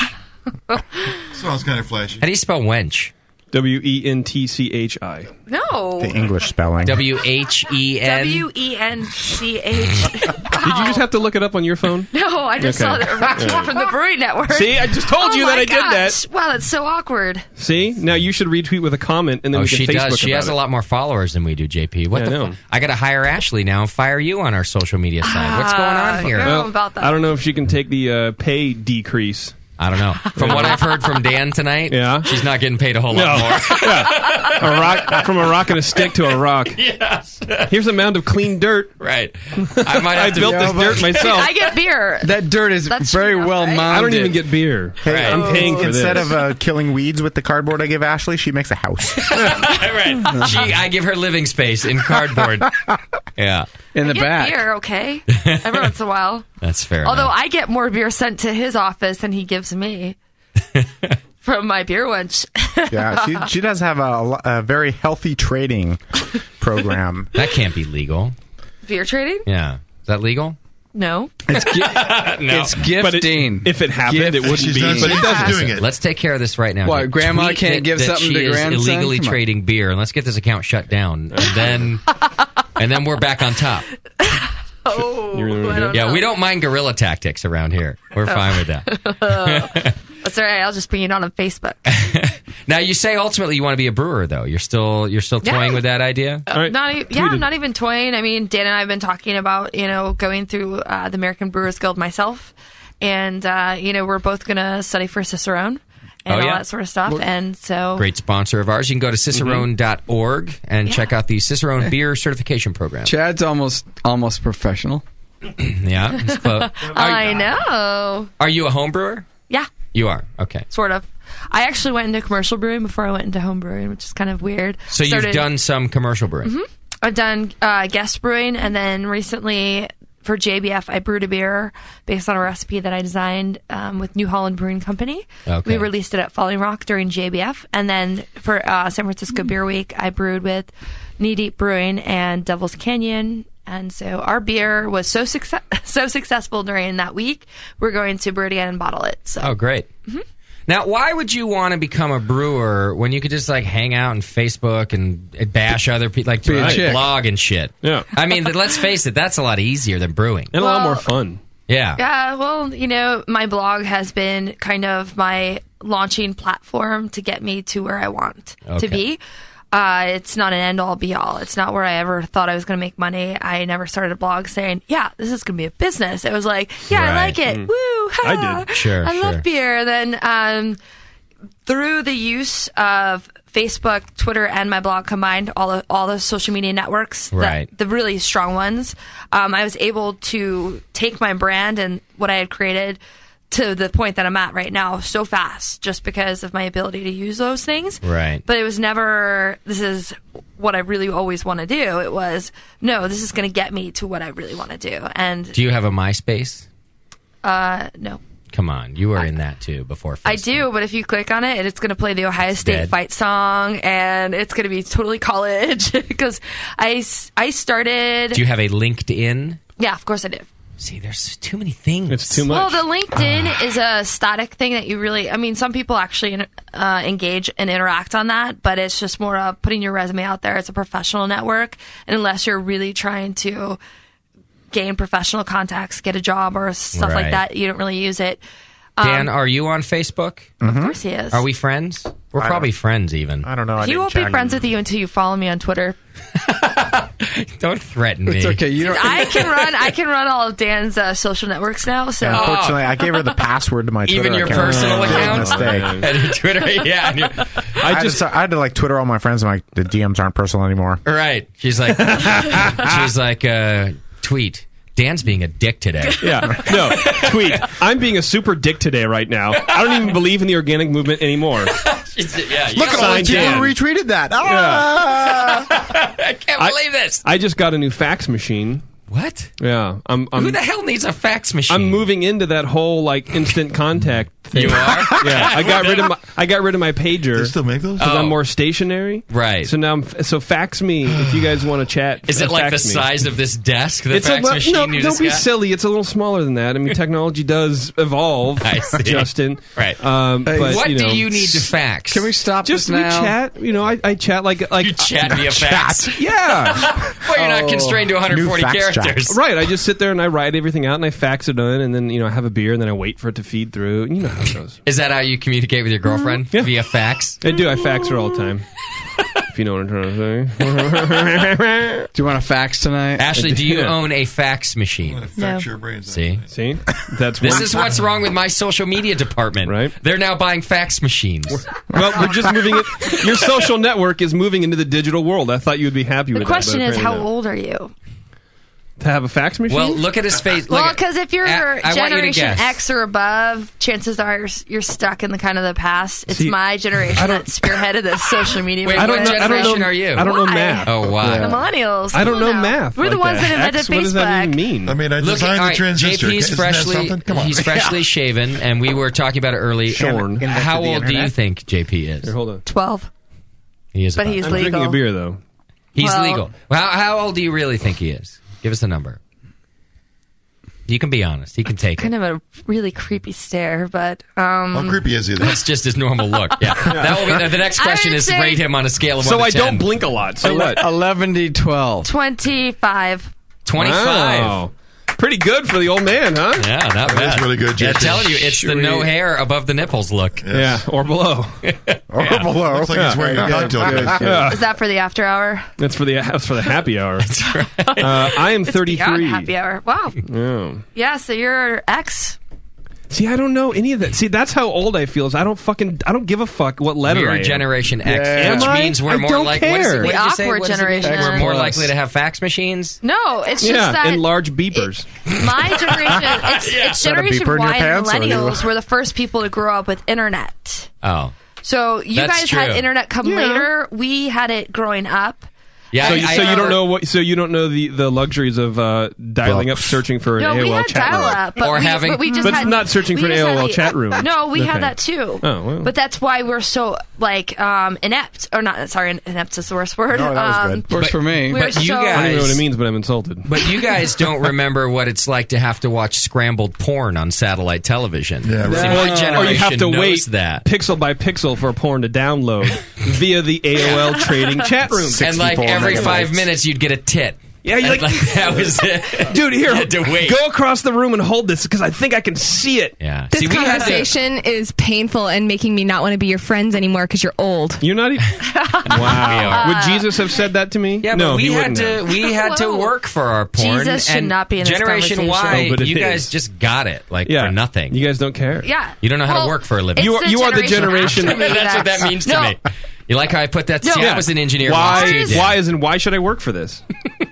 You guys, right. really We're the early suck. adapters. We had AOL, Instant Messenger. We had the chat rooms growing up. Like, as a 5th grader, I was on the internet. You're being stalked on the internet. And it here, was little awesome. girl. It was the best. Yeah, exactly. It was the best I, sex too, life am of also my 12. life when I was in 5th grade. No. So every time something else got introduced, we were the first people to be like, yeah, okay, new thing. Right. Facebook comes along. Let's do it. Like Pepsi? Yeah, exactly. Oh, no, that was my generation. Crystal Pepsi. Yeah, Pepsi Clear. No. So, I mean, the gentleman who invented Facebook is my age. And so he only invented make you it feel? for college at first. And so I saw the movie. Yeah, well, no. You know, He's 20. Yeah. So I've been on Facebook since it started. So even before it was a public application, when it was private, you had to have a college email address to log in to even register. I was on it before all colleges were on it. Do you know what it means to dial a phone? I don't think so. Have you a rotary phone? No, my parents. Can we just go on from here? Rotary phone. Like Your number. it was That's a going to take showpiece, forever. but we had one. The 1200 baud You modem. push it back the other way. It does bring up a good question, though. More importantly, and I mean this, I'm being serious, because I was thinking about how many phone numbers I have memorized now, and it's like none. Have you ever had to memorize a phone number, Ashley? When I was younger, I didn't get a cell phone until I went to college. Oh, okay. And I had to buy it myself and Even all that I sort had of one stuff. before I went to So it's college. not like today's generation who is 8 years old with a cell phone to call their mom to pick them up from school. You Right. know? Yeah. By the way, a lot of our listeners, like a whole bunch of them, are older than everybody in this room. Oh, yeah. And they're listening to this going, shut the fuck up with what's new now. Yeah. They're like, I still have my 8 tracks. I can still dial my best friend's mom right now. You could. You still remember those numbers. Yeah. Deep relationship. I only. No, it's because I would dial that phone number so many times because he only lived like 2 blocks away. But, Well, and she's good conversation. maybe not now. Is Steve in there? No? Oh, well, how about it, Mrs. Johnson? Yeah. Yeah, but still, I remember that phone number from years ago. From Radio. All right. I mean, I memorized my parents' phone number. Of course, I don't because even- they're old. I don't know that. Yeah, I don't know. For some reason, I think I only remember my web designer's phone number. That just goes to show how hard I work. You know? It's still fucked up. What is it? Can Prove you it. please fix it? Prove it right Well, now. I figure I can Google it if I need it. Right. See, you don't even have to retain information anymore. No information whatsoever. All right, Brett from Portland's back on the line. He says he's a Gen Xer. You mean Mike? Yes. Yeah, him. Yeah, Mike from, whatever my name is. What's up, man? No, it's the difference between the generations is she says that she grew up with the fact that they could just simply log on and be there. I was the one, when I was in high school, I had to log in to just simply get information from all of the universities on the original internet, and then it became commercialized, and everybody says, social networks, they're great, they're new, they're everything. Yeah, have you ever tried a 9600 modem? You have no idea. I got to back up JP on that one. I've used 1200s, buddy. Yeah. You ever I go way back. Yeah. 1200s. You ever ridden that lightning? No. A few 300s, too, by the way. Wow.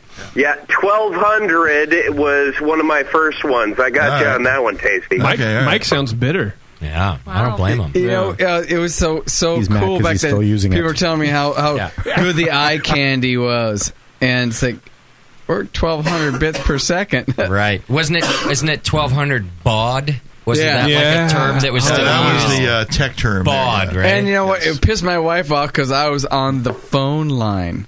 Oh, yeah, that's right. yeah. You, I gotta send a fax. Could you please? Yeah. yeah, that was JP. Yeah, that's me right now. I don't know how to plug a fax into this thing. Yeah, he's like, hang up the phone. I'm trying to fax. Yeah. His roommate's like, what are you talking about? I don't know, but hang up your phone. My wife would hear It's my cell. I come. My wife would hear the. Are you on the fucking computer again? I do remember that. I begged my dad to get us Prodigy. Prodigy was one of the first user-friendly internets, so you didn't have to know how to. You were the hacks, like what Brett's talking about. There was a time when you kind of had to know how to ask for what you wanted in code. The user interface. Really yeah. So Prodigy was the first, and my dad looked at me. He's like, "What are you, an idiot? What do you need to look for? You don't need that. It's nothing. It's never going to go anywhere. And it's a waste of money." Yes. 2 years later, AOL was making like $1 billion a minute. Yeah, because they had perfected it. Well, that was right when kids like our age, we should have been learning computers and programming, not trying to find porn on them. I was, but I was being taught DOS. Which was dying even then. Well, that's what it stands for. Dying on screen. My parents were like, they're like I am right now. They're like holding on to the past and talking about how important it is. Meanwhile, Windows 95 was the new thing. I gotta say that I had Windows 2.1, which came with a mouse, so that's high tech. I was ahead of the curve. The mouse was actually a mouse back then. It was in a wheel. It was. It scurried around. You had to catch a little bastard and try and kick it into your computer. Yeah. Easy there, Brad. Easy. Get a hold of yourself. See, back when I grew up, my dad worked for IBM.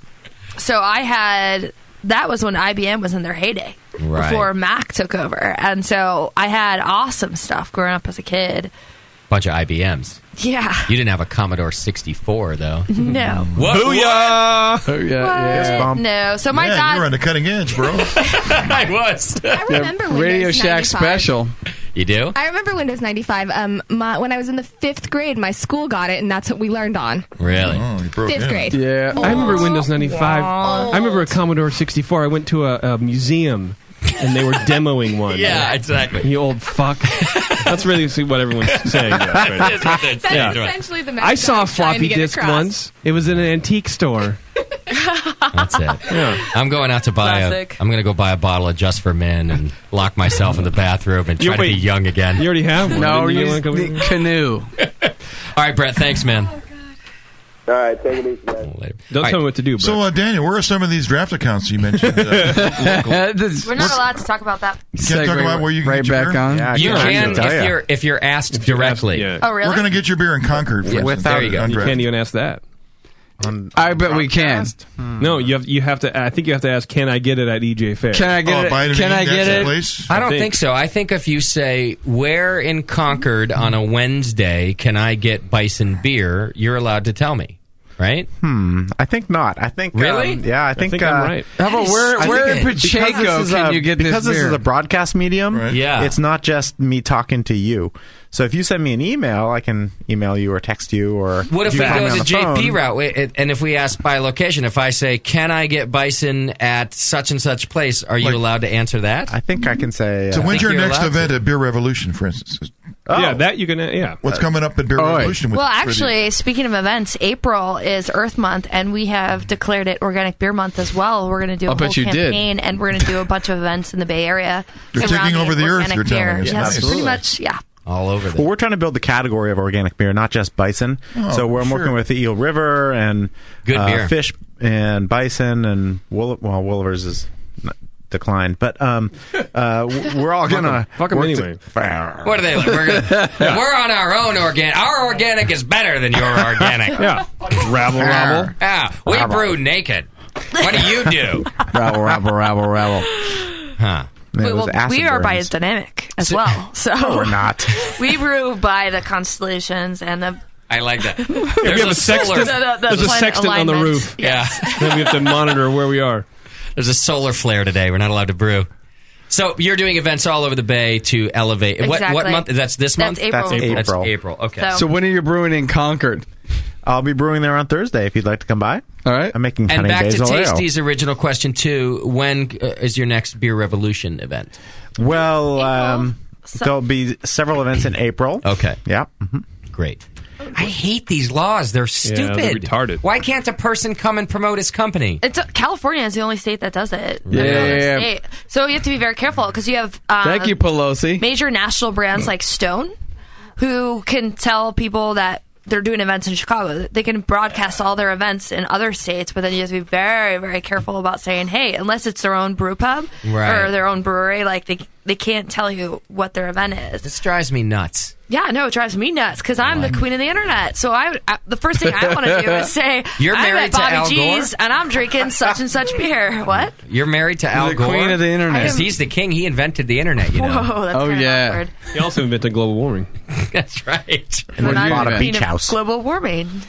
All right. Here's what I need to do. I need to get more Bison beer in my glass. Yes. I need to pay some sponsors. So we're going to take a quick break. Yes. I'm going to come back. I've got some listener questions in front of me about the beers. Very good. We'll do that. I think we could start taking Drunk of the Week phone calls here pretty soon. Oh, yeah. We need feedback. Yeah. Bevo, something else? Can't wait. Yeah, perfect. Bevo's favorite part of every show is answering Drunk of the Week phone calls. There you go.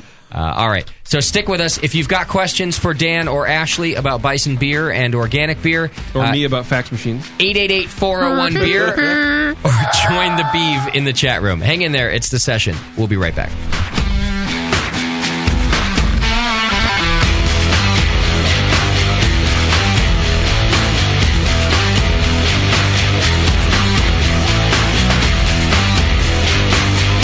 You're listening to the Brewcasters. On the Brewing Network.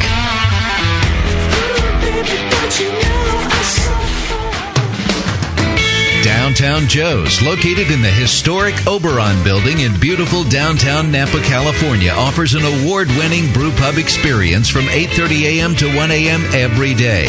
For 15 years at the corner of 2nd and Main, Downtown Joe's has been voted Best Night Spot 7 times and Best Brew Pub for the last 4 years in a row. Brewmaster Colin Kaminsky's handcrafted ales, like his Tailwagon Amber Ale and Double Secret Probation IPA, are the perfect accent to riverside dining, live music, and a relaxing outdoor patio. Don't miss the Beer of the Month, special rotating taps, and the BN Army Member Special. Wear your BN gear, get 10% off your beer. Visit downtownjoes.com to make reservations, peruse their extensive calendar of events, or just read more about their fantastic beers. Come enjoy the fine beer, food, and music. Downtown Joe's, the award-winning brew pub where you'll feel at home. Whether I'm making me dry stout or rebuilding me kegs, I head to the heart of dear Dublin for me homebrewing supplies. You head all the way back to Emerald Isle just for a wee batch of grain or a bit of keg tubing. No, you moronic waste of liver. Dublin, California. I go to Hoptech. For 30 years, Hoptech in Dublin, California has been supplying homebrewers with malt extract, fresh grains, hops, spices and sugars, hop oils and extracts, and much more. Hoptech is one of the first homebrew supply shops on the internet and is proud to offer award-winning beer kits, both online and in their store. Mention the BN Army for a 10% discount off your order. The store is open every day except Wednesday, or shop online at hoptech.com anytime. Hoptech is run by passionate, award-winning brewers who live, love, and travel for beer and bring their experience to the store for you. If you don't want to visit Dublin, just call toll-free 800-DRY-HOPS or go to hoptech.com. Visit Hoptech today in Dublin, California, and at hoptech.com. When Blickman Engineering set out to design a great brewing stand, they knew it had to be strong, adaptable, and last for a lifetime. The top-tier brewing stand is now proudly available at BlickmanEngineering.com. It grows with your brewing skills and equipment. Start with 5-gallon coolers on its heavy-gauge stainless steel shelves. Then move all the way up to 30-gallon pots on the high-output burner tiers. Speaking of burners, the custom Blickman Engineering top-tier burners are extremely powerful, efficient, and amazingly quiet. They have safety stops to center your pot, and they'll last a lifetime and won't rust. The top-tier brewing stand allows virtually infinite combinations from traditional gravity systems to 2 tiers to completely horizontal. Configure your stand the way you want and have the freedom to change it at any time in the future. Your brewing stand should adapt with you, not force you to learn a new process. Visit BlickmanEngineering.com today to configure your top-tier brewing stand and to find a local Blickman retailer. You'll be surprised with all the flexible features and the competitive price. Start brewing with Blickman from the top tier. Williams Brewing is your online resource for prompt delivery of quality home brewing supplies. Since 1979, Williams Brewing has offered the finest equipment and freshest ingredients and the best customer service in the business. Cut hours off your brewing sessions by using one of our 11 varieties of famous Williams malt extract. Our Williams Belgian Pale Extract is mashed with pure Belgian 2-row malt and a small percentage of Belgian wheat malt for an authentic Belgian character you just can't get from other extracts. Or check out our unique fermenters, 2.5-gallon kegs, paintball tank-based draft beer equipment, bottling aids, and much more. We even have our own line of precision hydrometers. Go to WilliamsBrewing.com to browse our vast selection. That's WilliamsBrewing.com. Orders placed by 3:30 p.m. Pacific Time ship the same day. Brewing is easy. The Williams way. Wait till you can pour it out of your own kegerator. Yeah. I mean, your friends will look at you with awe. And it's just hot. It is? It's so super hot.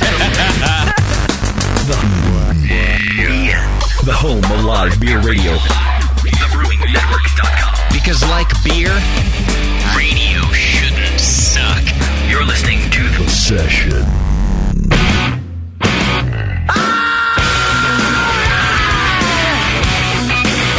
Keeping the ass out of Brewcast. This is the Brewing Network.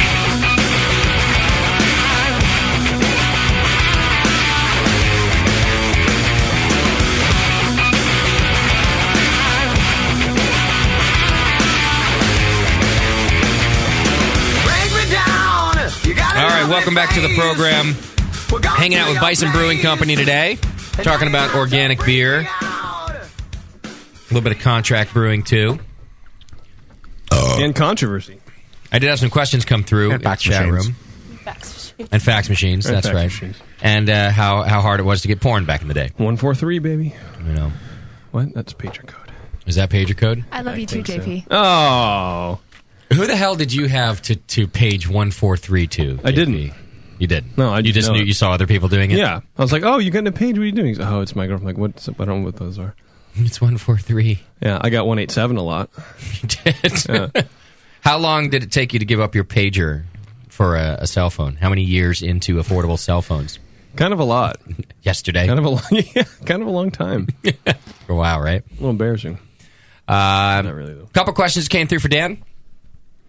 Will we see any more of the single hopped series of IPAs? No, I'm giving up on the single hop series, and the reason is that there's just not enough. Some of these really sexy hops that are out there aren't organic. Oh, okay. Yep. So they're boring beers if you do them. Well, that's not that they're boring, but there's only 4 or 5 beers. I see, and then you're just repeating the single hop experience again. Yeah.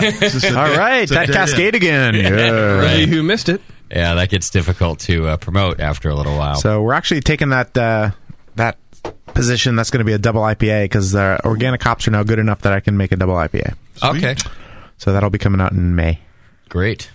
I've got your IPA here, which is now your bestseller, you say? Yes. I'm surprised about that. What's that? Because the chocolate stout was so dominant. It's not like it just got inched above. Like it was. Well, I'm not 70. selling any less chocolate stout. I just got to kind of I'm not quite a plateau, but I got the beer out there. I'm in the 15 states, and that's how much stout I sell. So now I'm selling more IPA. And my big push in 2010 was for all the accounts that are actually selling stout, you have to sell IPA too. Please, please, please. That's what you're telling them? You're asking them? I'm asking them. You're asking them. Yeah. Well, you're just trying. The stout's selling well for you, right? Yes. All right. Well, can you also carry the IPA? Well, all right. And so they did, and organics have come a long way, so that people are actually picking up an organic beer. Okay. Well, the IPA is very good too, so you're doing them a favor. Oh, it's Are you still designing all the beers? Oh yeah. Yeah. There's just me. Can you tell us about the malt bill in this IPA?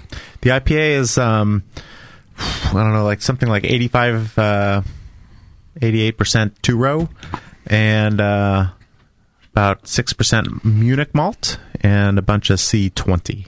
Okay. Is C20 low for an IPA? I thought usually people were using a little higher in the C's for that. Or is that about right? No, you can do that. Pretty good. Whatever you're looking for. That's good. It's Okay. piney. That Munich adds a lot of backbone. Yeah, I'm trying to give it a little lighter malt body so that the flavor of the hop stands through a little bit more. It's only 65 IBUs, so I don't want... since I'm not doing an 85 IBU IPA, I can't support that much malt. So what temperature are you mashing at to support the mouthfeel you want to? 150. Okay. Yeah, it's on the low side. Yeah. It's get alcohol out of it. I like the balance in the beer. Yeah, Me too. It's not overly sweet. Where you, yeah, it's a really good IPA. It's a nice balance. Yeah. So if you're going organic, you're not down. You're not downsizing here just to go organic. It's a good beer. No. In fact, really, what I did is I took my pale ale and I kind of increased it a little bit, and it became an IPA. So that's what I named it. Okay. Earlier, you mentioned quite a few hops in it, so I'm getting like a hop layering sort of effect where you have a lot of different hops laid in the beer. Mm-hmm. Yep. Really adds to the mouthfeel of the beer. Yeah, we get a lot of the Pacific Gem and Cascade is at the 60-minute, and then add a little bit of Cascade and Palisades at 30, and then everything else is at Knockout and Dry Hop. Cool. There's definitely a difference between pale ale and this. This is an IPA. Yeah, for sure. Now, you look at beers like Lagunitas, very very popular IPA, and they're 6% alcohol, so they got a little bit more malt body and a little higher in IBUs. But now, Dan 6%. Is no slouch, I want to say, when it comes to his brewing prowess, too. You've been an instructor at the American Brewers Guild since 1999.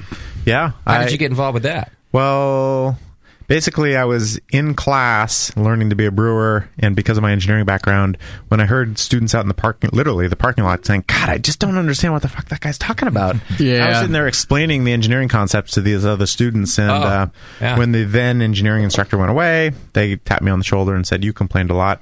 You teach it. Oh, okay. One of those. Volunteering. Definitely a lot of math being thrown around there. Yeah, there's math, and you just have to just generally understand the processes that are going on in the brewery. And so what is the course called that you teach, or are there it's more than... It's the American Brewers Guild course, which you can I see. You go online and find out about it. It's I teach the engineering section, which is 8 weeks out of the 22 weeks of the of the course, and we teach things like fluid dynamics, heat transfer, just general math and geometry. Okay. So you're really on the science side of how a brew house works when you get into that. Okay. I'm not teaching people how to be, a plant engineer for Budweiser or Deschutes or Sierra. Okay. But I'm teaching, the other 90% of the brewing industry, teaching them how they can run their 15, 30, 50-barrel brew houses efficiently. The practical knowledge for the brew house. Yeah, practical stuff. So when you were a home brewer, did you deal with things where you really pay attention to your mash efficiency and things like that, or was that not the what you were interested in as a hobbyist? No, as a hobbyist, I probably wasn't. I was more into the flavor development and not so much the, did I get 83% or 80% this time? Yeah. How about when you were running your own brewery? Was that stuff that was really important to you? Is how that was working? Well, I was actually knocked down a couple pegs by my main instructor at the American Brewers Guild. One time when I said to a bunch of students, I'm like, God, you know what? Sometimes I cannot even think about getting a little extra efficiency. I just throw an extra bag of malt in there. Right. And he was like, really? That's not a very professional attitude. Really? So, how many times I've heard that one though, and it's. Well, I'm an entrepreneur. I'm very busy. I'm running a restaurant. I got people, wanting the credit card tips, and. But it's such more prevalent. So many times I've heard that one. I just throw a little extra malt in there. Yeah. So since. Since then I've paid a lot more attention to it and made it a science. Since he knocked you down a couple of pegs. Since I got embarrassed. Well, what you said too is that you're not teaching the guys at Anheuser-Busch how to eke every little the percentage out of it, because they're an extra a bag of grain is an extra 10 trucks of grain. Exactly, right. And it really means a big difference to them, because why they're even learning to do it is because they want to get that extra 1% out of it. That's not what the middle ground guys are going to do. Yeah, if I'm throwing an extra $30 in a brew, I'm like, well, that saves me some time, and I don't have to and a headache, a big headache. But maybe what he just meant was you're not really fixing the problem. Then. Exactly. You're throwing some and it's not the right money attitude at it. as an educator to be having that attitude with your students, and so I appreciated it, and it was embarrassing at the time, but. But you teach that every year now? Twice a year. Twice a year? Yeah, okay. Yeah, right now we're in week 2 of engineering right now. Okay. Yeah, that's great. I don't think we've had a lot of brew engineers in here. You know, we work a lot with John Palmer on another show we do called Brew Strong, and when we get into things like kettle dynamics and mash efficiency and grain efficiency, things like that, we go to him, and he's great. But he's an engineer by trade as well, but not a brewing industry engineer. He just taught himself that part. So. It's nice to have a guy to call upon. Yeah, right. I think when we get to another Brew Strong episode that gets into these engineering things, we call my Daniel. Books, we'll bust them open, and I'll start throwing equations at you. Yeah. Well, don't do that. That'll hurt. Yeah, that will hurt me, especially. Yeah. That's perfect. Okay, let's see. What else do I have in here for you? Question from the listener said, would organic hop farmers be willing to use genetically engineered hop varieties? Bad. It's not organic, though, right? Can't do that. Yeah, that's actually by the National Organic Program. Genetically modified organisms are not allowed. And recently, one of the big concerns with organic brewers is the use of organic wheat has now been approved in America. So we're worried that the organic wheat will jump over into the barley fields and might jeopardize what we're doing. What do you mean? It'll cut down on the amount of barley fields. No, not so much that. But what if there are genetic mutations that come from the wheat that will start affecting the barley? Okay. There's a lot of issues, I think, like with the corn from Monsanto. Like a cross-pollination type thing right, we're talking about? Yeah, they're not supposed to be able to do that, grass, but they actually migrate from a field that isn't using GMO to it'll and then wheat and barley are both grasses, so it'll be you didn't intend to do it. Correct. It'll just be a contamination. Oh, it just happened to happen. Yeah. Okay. All right. So you guys got to watch out for that now over the next couple of years to see what happens. That's a little out of my control. I mean, sure. You're well, get on. Stop being so lazy, Daniel. Get out there and. I'm just trying to get hops. Are we gonna, Justin? Yes. Are we having Stump the Brewer? We should have Stump the Brewer. I think we can. He basically just said that'll never happen. Right. I think it can happen. Let's see what happens. All right. We haven't done it in a while. Okay, let's do it. Let's play Stump the Brewer, and we'll see. So write in your questions to Bevo.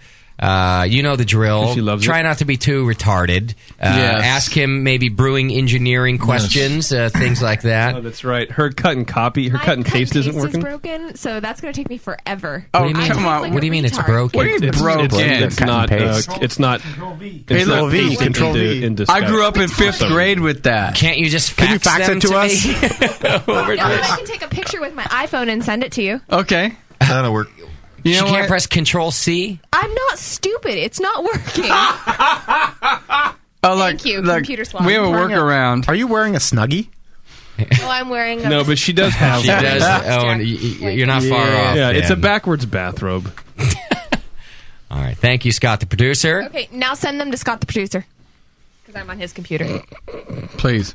Oh, Scott the producer in the chat room. Okay, Yeah. in the chat room, send your Stump the Brewer questions to Scott the producer, and then Bevo will copy and paste them. It's very Generation Y to be able to do that, apparently. Because she learned that in 5th grade. My Twitter account's open. I'm at Bison Brew. Just send me a tweet. Yeah, there you go. All right. Do you want to sit here and wait for me to type each one out? Yes, we do. 60 messages. Because they won't be right then anyway. Right. They'll type like, "What does Dan have to do today to make math?" I am making maths right now. I am making maths. Dan, answer please. Yes. That's what will happen. That's what comes. No, that's how Bevo types. That you read her typing, and that's the voice you hear. You can hear the drool on the keyboard. That is guy who like Dan. Thank you. I hate you. Stumped. Stumpy says, "No, wait, that's the game." Well, I got a question already. All right. Can I go ahead? You're going to try to stump him? I got a stumping question. Okay. Go ahead. Go? Okay. I bet I know what it is. All right. Daniel, what is the ideal ratio of height to width of a I don't know. whirlpool vessel? Whirlpool vessels should be, let's see, 2 wide and 1 high. That would be, what, 50%? Yeah, sure. About 50. That sounds like a Friday night I had one. And why is that? Why should it be 2-1? Why are you asking this? Thank you for that. What I've found grain is that compaction. Nobody else laughs. people get different results based on the dimensions of the whirlpool.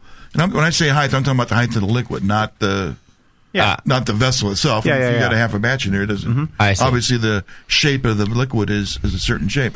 But if your mash profile tends to be cylindrical, Are you talking you're not going to whirlpool get or any mash? I'm sorry, your whirlpool There's the phone vessel is cylindrical in shape.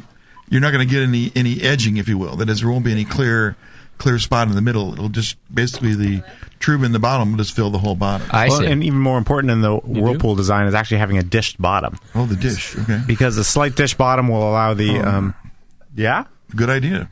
Well, I thought they were flat. I mean, that's what we use as home brewers. Well, we're using the boil kettle. If you have a slight dish to it, the geometry will keep the true pile as a compact unit. Not stumped. No, he's not. No, yeah. No. Makes it through one question. That's right. So far. So did we. one. We made it through one question. Oh, Doc's getting in on the action tonight. Can you pass me the bottle of stout? That's his stump the Ashley question. Yeah. Stump the wench. And the answer is yes, she can. Not stumped. Not stumped. Not stumped. I am the beer wench. I serve beer. That's my job. All right, what else do I have here? Questions in front of me. I don't think these are stump the brewer questions. These are just regular listener questions we had. Let's see. Around what percent of your organic malts are from American maltsters? Ooh, that's a good one. Well, it depends on the beer. In the IPA, it would be 100. In the chocolate stout, I use a lot of malts from Environment from Germany. So my specialty malts are about 25, 28%. Well, it's the Munich malt's domestic. So maybe 20 to 25% is from Germany for the chocolate stout. Okay. I really like Carafa is one of my favorite malts. Yeah, why is that? It's dehusked. It's just a very smooth, roasty color and flavor. It's not real bitter. It's brown. It's not bitter. It's smooth. Okay. Very smooth. All right. And then a follow-up question from the same listener is, what are your thoughts about organic versus local? Is this something that is important? Well, I think one of my pet peeves is people... Don't get me started. Yeah. You already sound like you're choking it back. Yeah, you're channeling Brian again right now. Go on. Well, we use locally sourced grains and hops whenever possible. You're in the fucking Bay Area. We don't grow fucking barley here. Yeah, give me a break. Although it's not a lie. Yeah. If it's never, then possible. That's whenever possible. God. Right. Really irritating. Yeah, those Concord barley fields. Yeah. Well, maybe they mean that if they do a yeast starter in the brewery, then that's a locally grown yeast. Yeast is officially for a process aid. Yes, it's not an ingredient. Doesn't have to. Oh, is that right? Yeah. According to the USDA, is correct. I see. Yeah, it's just it's helping to turn all this stuff into other stuff. Right. Now, do you we buy filter it that out, so it's no longer in the stuff. From a brewer's mixing. perspective, do you feel that way too, or do you see it as an ingredient? No, I see it as an ingredient, and the selection of yeast is critical to the types of beer you make. Right. I mean, even though it's a process aid as well, it's still an ingredient at that point. Yeah. Okay. How many different yeast do you use? Well, I buy them locally when possible. Right. When possible. When possible. From San Diego. From San Diego. That's or Colorado. Yeah. That's funny. Whenever possible. Never. So I have a couple questions here. Bevo gave me her laptop. Apparently what's happening is there's something wrong with cutting and pasting. Skype. Something wrong with the Skype program that's literally not allowing her to cut and copy. So she ran out of the studio and handed me this. Was she crying? Like in frustration, or she left her snuggie. She had to poo. She had to poo. Okay. So I have a couple questions. All right. Spider Wrangler wants to know, what does Daniel do with his water? Are there things he can or cannot do? Not Stump the Brewer, just a from general an question. organic From an organic perspective, yeah. Isn't water's pretty organic? Yeah, water's pretty organic. We Water. and we're allowed to use salt, so we can use gypsum and calcium chloride. Are there things that other breweries would use in water that you can't? I can't think of something that wouldn't be considered organic. No, I mean, we don't use any finings. I know that's not water, but that's like one of the major things you have to learn not to use when you're making organic beer. Okay. Which ones? Hebrewed, right? Where you can't use Hebrew. Where you can't use anything non-kosher. Non-kosher. Which finings are we talking? Gelatin-based? Gelatin, isinglass. I see. Not allowed to use. Okay. All right.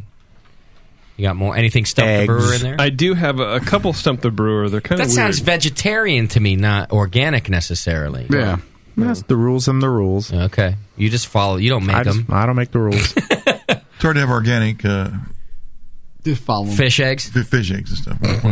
How you control it? Because you don't know what they're eating. No. It's fucking crazy fish. In the water. Well, they're stupid fuckers. They're eating their own you're poop using and primarily mechanical.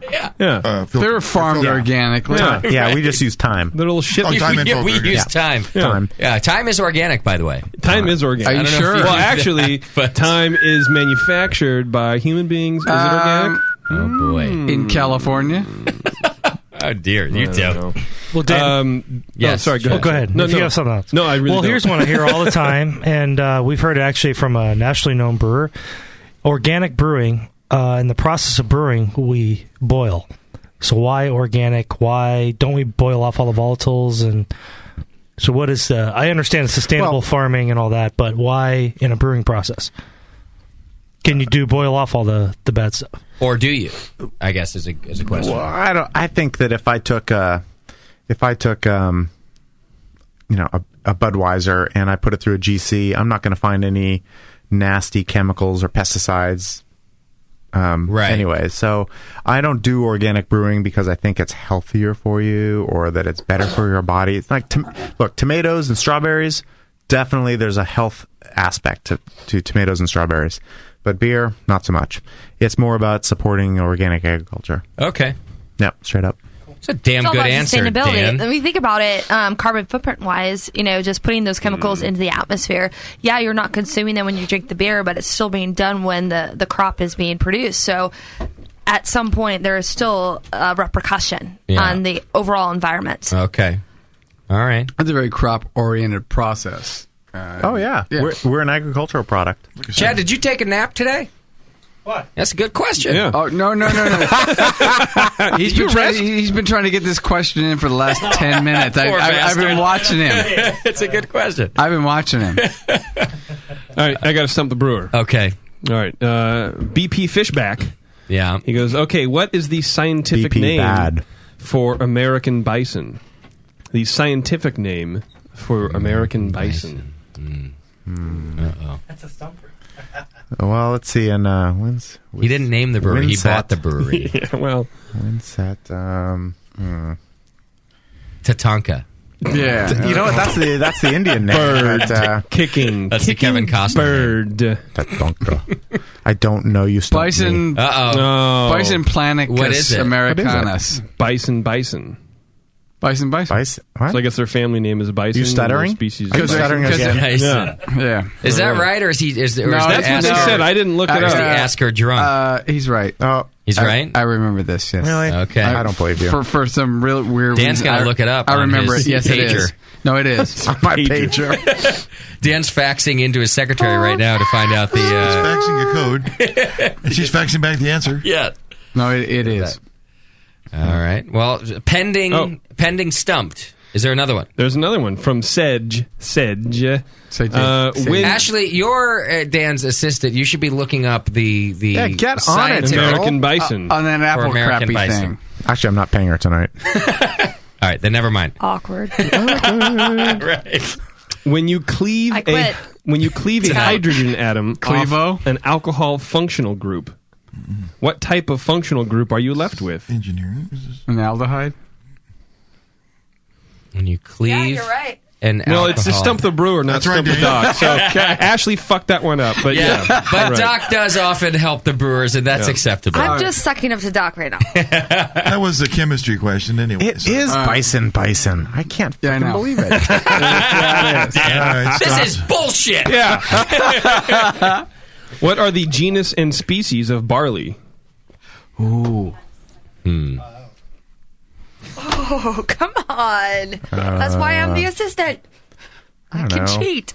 Genus and species. Daniel's an engineer, not a scientist. I don't know. These are Stump the Brewer questions. No, a biologist. I'm filtering some of them. Not this. I mean, it would be a biologist. I don't know. Wait, don't say that. Oh. Okay. Retract previous statement. Yeah. Pending Google search. Yes. With confirm answers. Yeah.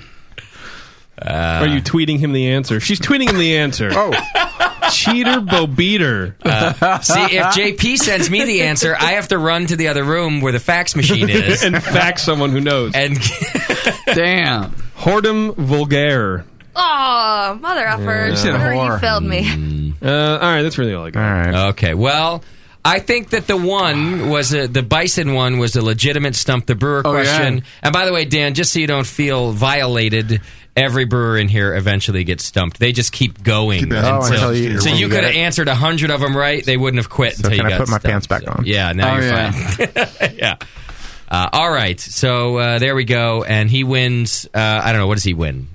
More beer. He wins some stuff, man. He wins Bevo saying you've won. Say it sexy like Bevo. A Brewing Network T-shirt. You've won. There you go. Thank you. Well done. Sounds like a tranny, not sexy. Shut up.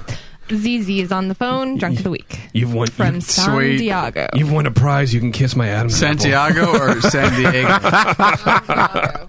What's his name? Freezer? Skeezer. ZZ. ZZ. Yeah, The letter. He was in the chat room. From Santiago? I was not in the chat room. All drunks of the week are in the chat room. Yeah. Yeah, I know. Trust me. It went downhill really fast. I was like, I was trying to follow it during all this, and I was like, oh boy. Ashley, Dude, it feels like I was in high school Ashley, it again. starts downhill. We never recommend to our guests to pay attention to what's going on in the chat. But I'm the internet addict, so I'm watching the stream. I have the chat room going at the same time. The Twitter. You've got your 15-year-old AOL chat room open. Yeah, no, that's what it looked like. I was like, wow, this is. Unfortunately, Selena Gomez you wore didn't the grow other up on that chat room. ZZ, what's happening? I know. There. ZZ. Yes, I'm ZZ there. ZZZZZZZ. Are you sleeping? Hey, brother. Sweet. Calling in for Drunk of the Week? Well, actually, I want to talk to JP about the hockey standings because Yeah, tell me. What do you got? You're that's the killing most me. important thing. You're a Caps guy, right? What? He said he was drunk of the week. Hell yeah. Yeah, well, we can't all be perfect. You know got what I'm about saying? 4 seconds to drink this week. You got about 4 seconds to move this conversation over to beer. Didn't you guys get Brad Stewart? 3. I've drank a lot of beer. See, I I've thought you had wanted to talk hockey. La You Fin said de you Mar, want to talk hockey. La Fin de Mar? Stone IPA, moving along. Torpedo IPA, Yeah. and I watched the Caps play tonight. You mean you So, watch them what? lose? All right, he's had a couple No. beers and watched a bunch of hockey. Thank you, ZZ. You kiss of death, my friend. Which is probably why his name is ZZ, because the Capitals are boring. Which was the kiss of death? Oh, bird! Talking hockey or Mute talking to JP now, JP? too. Which was the kiss See of what you death? made me do? Made me mute JP. I like the Avalanche. Hey, by the way, What did he say? He said he had an IPA and a bunch of hockey, is what he said. the right? Twins are out again. Are they? Oh, yeah. All right, you're back in action, JP. Thank you. Are you all right again? I'm great now. All right. You're all right. It's great that Doc can just get drunk and say anything he wants. I don't mute him. Yeah. But JP mentions hockey once and I mute him. And hey, I'm like, damn you. I'm just interacting with our listeners. You should Wait, try it. Why do you hate hockey? I just hate listening to JP talk about hockey. Oh, I played intramural ice hockey in We're college. not going to mute her, too. Look what you've done, ZZ. I love hockey. I'm a New Yorker originally, so Yeah? that's a Hence real the sport hat. out there. You guys don't That's a appreciate Chicago it as hat, much. though. What? It's a Chicago hat, though. Yeah. Well, it's a gangster hat. Yeah. What gangster? It's got, like, jewels. sparkling Yeah. things on the top. Yeah. Organic for life, son. What? What? What do you got? That's right. I invented Facebook. What? Where are your gangsters from? You're still not following me on Twitter, just so you know. I'm not in charge of it. I have a social media director. Is it okay to move her to level 4? Has she faxed you her Twitter name? No, she has not faxed me shit, and that bothers me a lot. Come on. Until you get a fax about her Twitter location, then no. All right. Whoa, that's awkward. Make it happen. Yeah. I'm going to make it happen. I seriously want JP to get a fucking fax. Fax it tomorrow. First thing in the office tomorrow morning. Dan, on company time. Yeah. What? I will be using your fax. I wish I had a fax machine. Are you following me? All right, who's this? Right now, I wish you did too. Philadelphia. Yes, we are now. We are now officially following her. There you go. All See? right. Well done. My social media director until Monday made a decision. Until Monday. And, until we figure out how the show went down. So, how much do you like that beer? I don't know why. What'd you put in it? Who is it again, Beef? Phil from Philadelphia. What's happening, Phil? Phil Brazil? No. Hey, man, I'm a little drunk and I'm a little pissed. You hung up on that guy for hockey, man. Are you going to start in too now, Phil? Who? I mean, my team lost 7-0 today, so I got nothing to. It's all these people who have shitty hockey teams. I knew that was coming. Now he's going to call back like 12 times. Yeah, there's somebody. You know what? Answer this one. It's a new person. He said hockey. Done deal. Done deal. It's going to have to start doing Dick of the Week. Oh, exactly. Maybe 2 DOTW medals. I sort of have to do feedback, too. Still need to order You know more what? You do it. It's a long one, you said. Not just that, though. I have to read commercials. Well, no, you have to read, period. Ooh, I could do one. We know. Which one do you want to do announcer tonight? voice. I don't know. You want to do Adam and Eve? I can do Adam and Eve. That Sure. high school thing, reading. Oh, God. I believe he said his name was Willie the Knight. Okay. Willie the Knight. From Washington. Got it. Right. Thank you. Go ahead, JP. Tell Willie. us about Adam and Eve. Fellas, are you looking to spice things up in the bedroom? Been fantasizing about surprising your lover with an adventurous new toy or adult movie? Yes. Well, here's an offer you won't be able to resist. Oh. Go to adamandeve.com, and for a limited time only, you'll get just 50% off about any item. Woo-hoo. But that's not all. Oh, no. What's the discount code? When you select your one item at 50% off, you'll also receive 3 free adult DVDs. Dan just picked up his phone. He's ordering right now. For a little inspiration. Oh. Plus a free extra gift so sensual, we can't mention it on the radio. It's the Or internet radio. Yeah. Which, by the way, you can get you can see the weirdest shit on the internet, but you can't say sensual gifts. Yeah. No, you can't. I get horses eating pigs, but you can't. Anyway. Don't describe it. Is that adamandeve.com? Adamandeve.com, that's right. Adamandeve.com. So I actually did make a purchase from adamandeve.com. Oh, hang on. Stand by. I want to know about this. Yeah, Carry on. Sure. And to top it all off, we'll even throw in free shipping on your entire order. Yes! And no, we're not teasing you. Yes! I am. So check out adamandeve.com today for the special offer. Get 50% off of one item when you type in BNARMY for the offer code upon checkout. When you do, you'll get 3 free DVDs, a free extra gift, and free shipping. Just use offer code BNARMY at adamandeve.com. Adamandeve.com. BNARMY. Yes. Oh. Thank you, JP. Thank you, Adam and Eve. What did you order, Moscow? Well, I didn't Prostate order. tickler. The old lady ordered. The old lady ordered? I'm not gonna specify, but she Come did on, get. Scott, We did don't get be a our fucking adult loser. DVDs, and both of us. And your are gift? Mighty satisfied with the toy. You are satisfied with the toy? Yeah, it's a good time. What is it, a real man? Oh! What was the nobody? Nothing? What a testimonial. Both of us are satisfied. God, it was. It makes a buzzing noise. I'll say that. Sure, yeah. Does it? So it's a cock ring. Does it tickle you both? Yes. Yeah, sure, it does. It's It great. depends on who's holding it. It's a really small vibrator. Yeah. Is it round? It's the cock ring It's vibrator. cylindrical, yeah. Yeah, it's a cock ring vibrator, right. I have 10 right now. I got sent a 30th, not 30th. I don't know what anniversary they're having. It's long. They've been around for a long time. I got sent an anniversary DVD from adamandeve.com. I haven't watched it yet. Blasts from the past. Yeah, I don't know what it is. Some black and white stuff? Yeah. You know who started it? I think the Hustler guy started Adam and Eve. Yeah? Larry Harvey. Harvey Wireman. What was that title you were... Oh, maybe it's not him then. Hey, Justin, what that title you were so into about... You know what the best thing Stop about... My Ass is on Fire? That one, yes. Yeah, that's a good video. I like it. Not. When you go to that was- adamandeve.com on your smartphone, your phone starts vibrating. Really? Does it instruct you where to place Wow. it? Well, why don't they have that in the copy? I love That's that a great sponsor. app. That is a rad app. I want, hey, Chad, I would want you our mind helping website me to do that. Really? I actually want ours to start seizuring. I think that's more accurate. Start seizing it. Well, Scott, what was your free gift, or can we talk about it? I'm not gonna talk about it. No. You guys have to order. I need to leave some incentive for them to order. Right. God knows they don't have girlfriends. I was just kidding about my joke, by the way. No. Did your I don't have a girlfriend yet. Did your old lady order lingerie while she was there? No. That'll be our next one. Yeah. I was looking through the lingerie on AdamandEve.com. Yeah. And I'll tell you, the models are hot. You can go off just the pictures? Yeah. Sounds like you've done it. If it's been a week or two. Yeah, exactly. Yeah, if there's been a little time in between. They have everything. They have everything from the nice ones, things that like the ones you can buy at Walmart. To ones that are just holes cut out for the mammaries and Basically, it's like they just pick it up off a tailor scrap heap. It's like, why'd you take the time to put even that on? Yeah. Because Bevo doesn't even wear lingerie, right? You're like, F it. You said you hate that stuff. Just a Snuggie. Just a Snuggie. I'm That's there. what Bevo wears. A Snuggie with a hole in it. Snuggie with a cutout. With 3 holes in it. Just ends up being more laundry that I have to do. It's called the Glory Snuggie. It just has a little square cutout. I need more A big rectangular thing because he's not such a good aim. Yeah, it's got to be. It's made for drunk Sam. There's actually several holes. He doesn't even care which one he goes into. It's shaped like Schumann. There's one on the knee. He's so soft. Oh, bend your leg.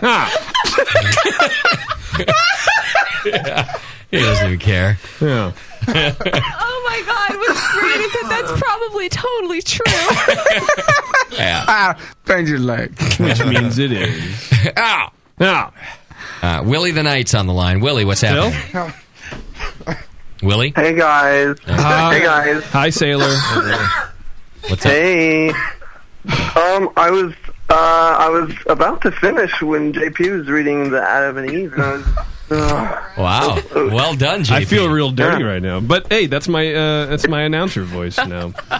JP, I know I'm in the 2008 archives, and your voice is still cracking then, and mine cracks now. I'm just wondering at what age mine's gonna get really solid. Well, how old are you now, Willie? How old are you now? Well, I'm 24 going on 24 and a half. Actually, I'm almost 25. Thanks for asking. It's really sweet. Well, you're welcome. All right, slow down, 8-ball. What have you had to drink tonight? I care about you a lot. Oh, I'm sorry. I think I'm sorry. Me and 40s. JP just kind of got wrapped up in our personal lives. Yeah, Jay, we're having guy talk. This is guy chat right now. We're chatting. We're chit chatting. What have you had to drink? So who's okay? I've had a growler full of, I think, a Dortmunder maybe, and 2 Gordon Bierschmartens, a Yeti, a Salvatore, and a Monk's Blood. All right, that's a few things. And I gotta work. In one glass? Hey, I gotta work tomorrow. Right now. I'm actually running a Ferris wheel. Okay, well, you have the best resume so far because you didn't mention hockey. So, yeah. I fucking hate hockey. Actually, but when I go and look at it, I have a good time. JP, I don't want this to mess anything up between you and me. Okay. No, I don't think anything could, Willie. I don't think anything could.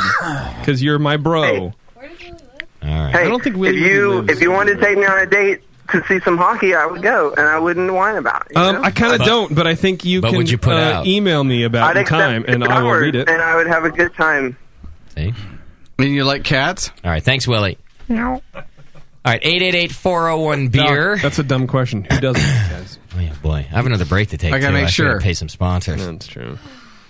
Let's just play him right now, just over while we're talking. What? Nobody's listening. You got feedback. I do. That's what I'm saying. I got to do feedback. I got to take a break before that. Hey, also, it's coming to the end of this. We've been talking about this AHA giveaway on all the shows that we've been doing. The AHA has donated some tickets to the National Homebrewers Conference to the Brewing Network. There's one ticket for the session, one for Brew Strong, and one for Can You Brew It? What about lunch meat? There's not one for lunch meat. Damn. They did not give one for that. Don't think it. Yeah. They are full conference tickets to the BN. The conference will sell out. Oh, for sure. Every year it sells out. Full conference tickets that they've given us. We'll give away one on each show.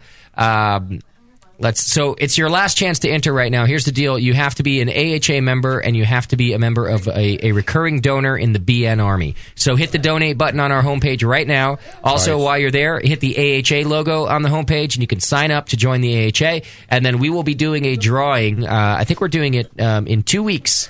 But the deadline to enter is on Tuesday. That's March 8th on Tuesday. So enter now, and then in 2 weeks we'll announce who the winner is. And you must be an AHA member and a recurring donor in the BN Army. Deadline Tuesday, March 8th to be both, and then you're in the running. Oh, yeah. All right. That covers that. It does cover that. Yeah, boy. And now what? Don't we have a raffle to do also? Tonight? We do. Here's what we're going to do. We're going to take our last break of the night. When we come back, we'll do feedback so that Doc will shut his face about the feedback. Is that good? Because you know what? We have to have feedback. And we'll elect our drunk of the week. And what else? Oh, we'll do our More Beer donation giveaway. Yeah, a raffle thing. And we'll find out more about Moscow's disgusting sex life. Hang in there. It's the session. We'll be back in just a couple minutes.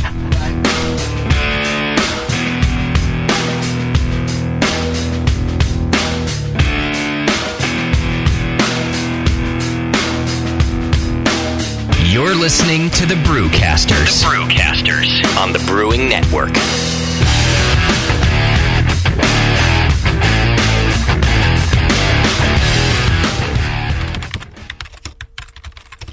Hey, what are you doing, man? Writing a review of WLP 400. What? You're reviewing yeast? Yeah. White Labs has home brewer reviews of all their strains. Are you new to these interwebs? Check it out. That's awesome. White Labs, your source for great yeast, invites all brewers to visit whitelabs.com to read and write your own reviews of all their yeast strains. Get real-world tips and tricks from other brewers who have made the most of their vials and post your own experiences. It's another way White Labs brings you closer to the best yeast on the planet. And send. There you go. You misspelled flocculate, dude. What? White Labs. It's all in the vial. Since 1921, Muntons has been a provider of quality malted grain and extract. What did he just say? What did he say? That's 90 years of locally sourced grain for home brewers and professional brewers alike. All farmed within 50 miles of our malt houses. What? I can't understand what this is. The last part. Whole and crushed malts, including wheat and peated malt, liquid extract, hopped and unhopped, as well as dried malt extract. Everything from beginner home brewer kits to all the ingredients an advanced home brewer needs. Something about trains? What? Languages this guy speaks? He's from Austria. Muntons is proudly serving brewers in 54 countries and honoured to be a leader in malting. Can you understand this guy? No. That's a really weird language. Ask for Muntons malt and malt extract at your local home brew shop. Muntons, for brewing, distilling, and baking. Quality malted grain and extract for 90 years. Make your malt Muntons. What's up, dude? Why the long face? Valentine's Day was awful. The World of Warcraft subscription was a strikeout. Ooh, yeah, I hear ya. A couple of years ago, the new Hoover I got my wife was a bomb, too. But last year, I found PlayfulEvenings.com. Why? What's that? You know, Mrs. Badrock's store. It's awesome. Totally tasteful passion toys. Are you serious? Yeah. What's a passion toy?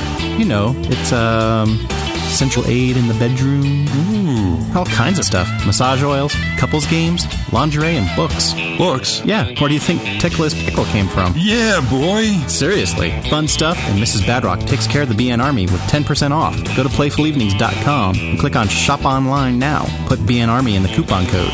PlayfulEvenings.com. Thanks, Mrs. Badrock. You're a lifesaver. BN Army, it's Valentine's Day all year long at PlayfulEvenings.com. Here's a bite for beer lovers. Soft caramel made with real craft brew and coated in chocolate. And Hop Drops, hard candies made with real hop oil. Introducing Beer Candy from beercandy.com. Beer Candy's amazing caramels come in 4 mouth-watering flavors. IPA, bitter gold, wrapped in smooth white chocolate. Lager, made with a familiar beer from Boston and coated in milk chocolate. Lambic, soury Belgian goodness full of fresh raspberry and dipped in dark chocolate. And Stout, roasty cocoa chocolate insanity. Hop Drops are made with Fuggles or Cascade hops and are known as the candy that bites you back. Choose from sampler and full sizes of both and make your mouth jump to life. All at beercandy.com. Hop Drops and beer caramels. Satisfy your sweet tooth as only a beer lover could with Beer Candy. Visit beercandy.com today. What's funny is brewers will say, yeah, I don't brew to stop. I'm brewing my own beer. And it's like a German Pilsner, but it's black. Yeah, it's a sports beer. You know? The home of live beer radio. TheBrewingNetwork.com. Because like beer, Radio shouldn't suck. You're listening to The Session. I would give you the stars in the sky, but they're too far away. If you are a hooker, you know I'd be happy to pay. If suddenly you were a guy, I'd be suddenly gay. I love it. 'Cause my heart belongs to you. My love is pure and true. My heart belongs to you. But my cock is community property. You're the All right, it's the Bison Show, everybody. Nice. Maybe it's not. I don't know. We'll check with him. You guys are so gay. We'll see if I have to edit this out later. This might be the Eel River Show. We don't know. I love that you blasted this over the speakers at Downtown Joe's last week. Yeah. Yeah, like, and you had it on repeat? Because I heard it more than once. Yeah, that was an accident, that part. Did people complain? No, not at all. How could they wouldn't? Unless you're listening closely, you don't just even think know. it's Whitesnake. Yeah. Exactly. I love Yaz. Like, did he just say cock? No. He said sock. Yeah. And he said rock. Yeah, rock hard cock. No, wait. It is really It's amazing close. what things will go through. You should put on some Whitesnake just to hear how good they are at what they do. Yeah, they may be better than Videos are Whitesnake better. musically. Can you not? Me burping is better than Whitesnake musically. Yeah. Oh yeah. It sounds like Spandau Ballet.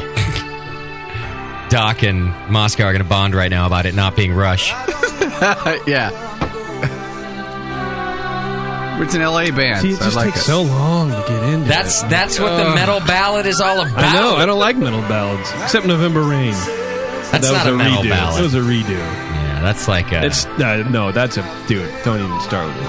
It's not a metal ballad. Yes, it is. It's not cheesy enough. It doesn't matter. It has too much it has too many redeeming guys, qualities. Guys, that conversation got gay like 20 minutes ago. Yeah, that's okay. Knock it off. We don't mind. Stop.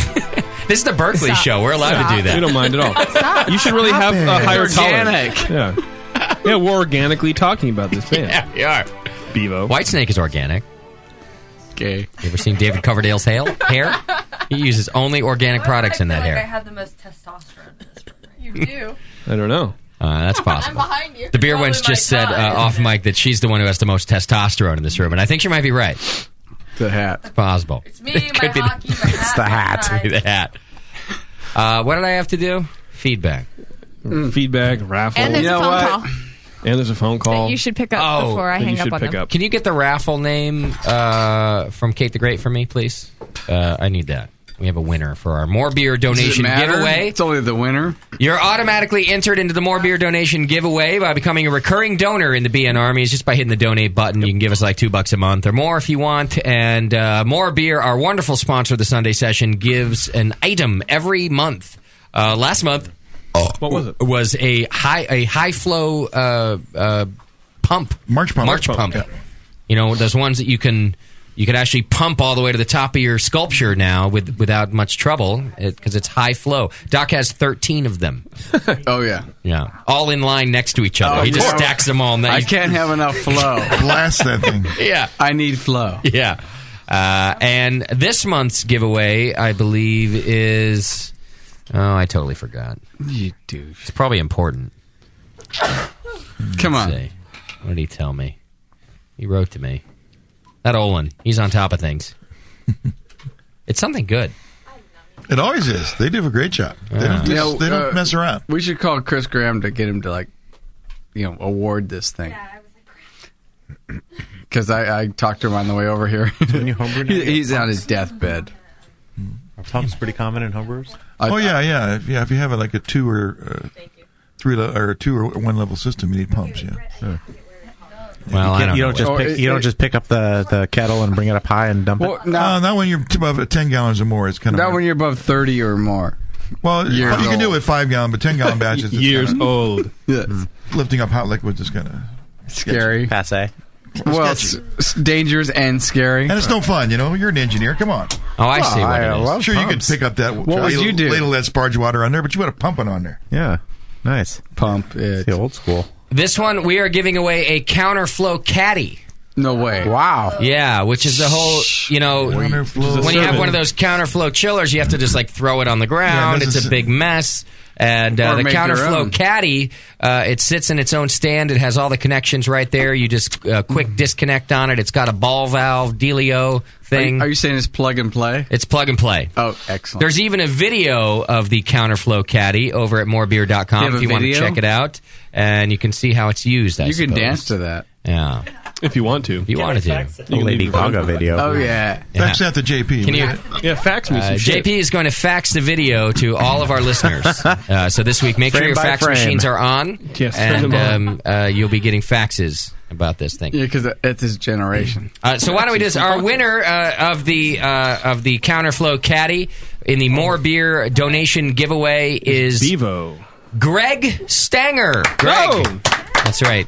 Thank you, Greg. That's a name that you need to have in a frontman in a metal band. Greg Stanger. Stanger. And that's actually your name. I would change the name of the band is Stanger. I would change it to Stanker. Stanker? If I were Greg. If I was going to be in a metal band. If it was going to be you, it would be called Stinker. Stanger. And so Greg has just won. He is a private in the BN Army. Thank you for supporting, and you've just won yourself a Counterflow Caddy. I think he can be moved up to corporal now. Yeah.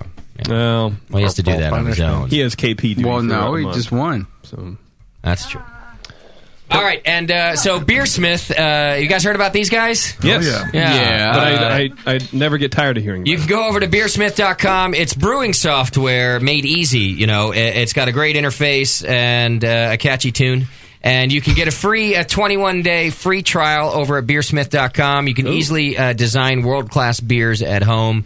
It's like it's the Gen Y version of brewing software. Does Ashley know about it? If you will. The other software is the equivalent of faxing your recipes to yourself. That's right. You don't want to get hung up on a fax line. No. You don't want your mother to have to hang up the phone so that you can fax your beer recipe. Right. When you're an upgrade behind. Yeah. Do you want to be? No. So go to beersmith.com, free 21-day trial. You don't have to take my word for it. It's pretty rad software. I think he's coming out with a new upgrade soon, too. You can precisely adjust color, gravity, bitterness for any recipe, scale recipes to batch size, equipment, or brew house efficiency, Dan. Oh, it's nice. right there built into the It program. matters, Dan. It matters. Why no? It matters. If you're a real... I didn't say it didn't matter. I know it matters. I just said I got embarrassed because I was like, whatever. Yeah, no more embarrassment. Yeah, because now don't be like Dan and be embarrassed. It matters. Like wearing clean underwear, If you're a super nerd like Doc, you can track your inventory of your ingredients, schedule your brewing activities, all with an integrated calendar. I only have 0.4 pounds of Crystal 60. What can I make? I better order what some may more. I brew today? I can't brew that. You can convert recipes automatically from all grain to extract. I kind of like that. I do like that. That's a good feature. And, of course, over 300 recipes are available right there on beersmith.com. Like I said, don't take my word for it. Go get your free trial. Yeah. Baba Wawa. Wasky Wabbits. Free trial, and it's free. Check it out. Yeah. I think Doc just came up with the name for the next BN show. What? I Can't Brew That? Right? Yeah. Be a good follow-up for Can You Brew It? It would be good. I can't brew it. I failed it can't again be done in the last episode. One thing I like about the Beersmith is we have the old program where we have our old system and we can't convert it over, so we don't want to do it. You know the live read's over now, right? That's all right. Don't make me come crawling across here to kick your ass. It'd be very metal of you if you did. Yes. Come crawling like in the little tight mini skirt with a bottle of Jack Daniels, Just your hair beat whipping the in fuck out of you. wait. Okay. All Tawny Katan style. Yeah. Remember Tawny? Tawny Katan. She'd be perfect for this video. It's one of my favorites. Oh yeah. Slutty redhead. Oh yeah. Have you heard the shocker yet? Are you ready, baby? Oh yeah. Little Van Halen. Apparently they play every Monday night at the Blues, baby. The Blues Club. LA Blues Club.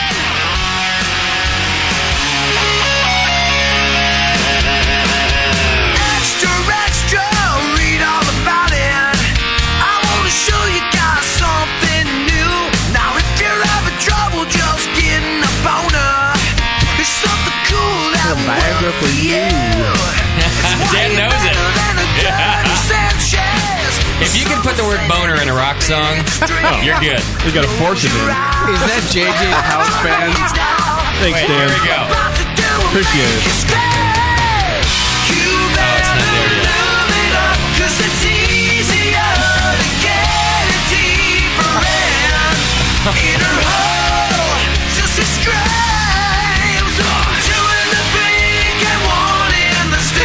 Wow.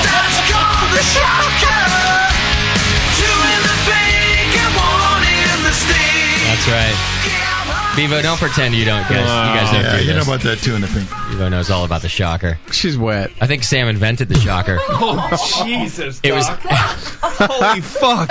Can we just I'm just ignoring that. Can we just stop? Doc got on his Hummer and jumped over that line. Fucking pulled a Brody on that line.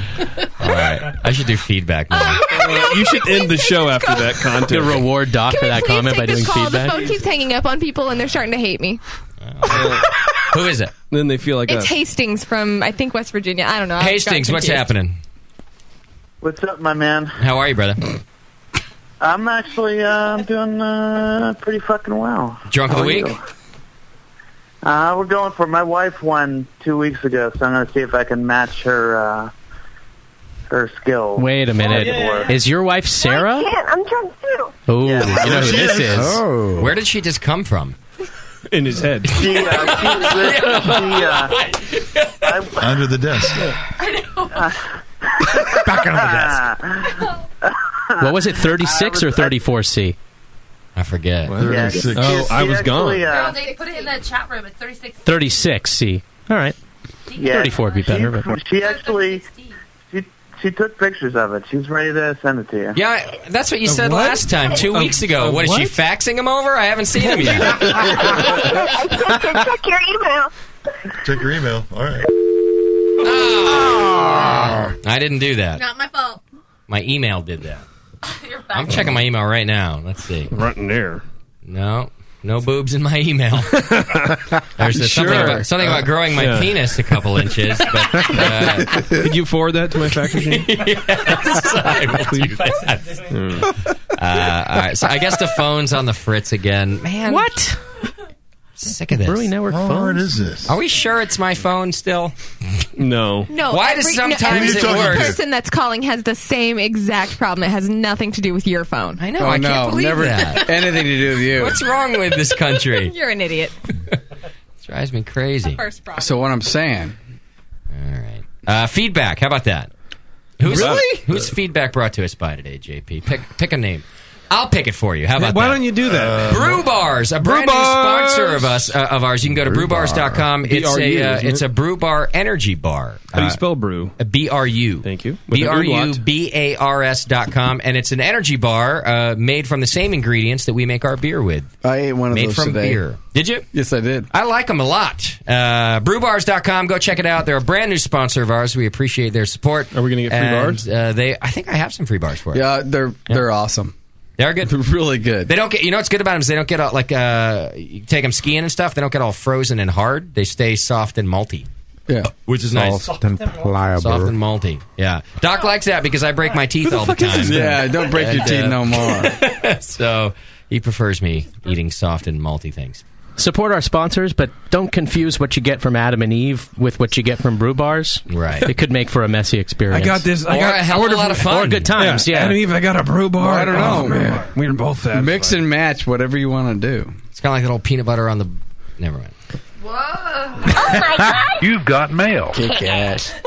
All right, feedback. Got a few things here to get through today. I'll try to do it quick. Justin, I got a lot of feedback about that. Remember, I put forth the download problem we've been having last week's Downtown Joe's episode, where I said, send me your feedback about what you think about a subscription-based service. I can only imagine. And I asked for people's feedback because our servers, we have so much traffic, so many people listening right now that our servers are getting served. Yes, we have been served lately. So I got some feedback about that. Justin, heard about the download problems and the membership idea. A couple of thoughts.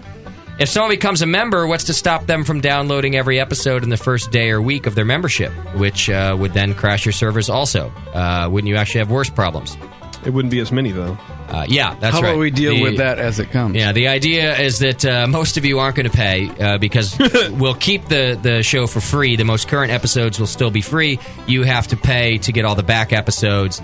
And let's be honest with each other. Most of you are going to just stay on the free service, so it will cut down the numbers significantly. He also says, I have the feeling that if you do the membership thing and it costs $60 a year, you're going to see most of the traffic for the shows move to a BitTorrent service rather than your website. No, we will legally pursue you. No, we won't. I thought about this, and I don't think so.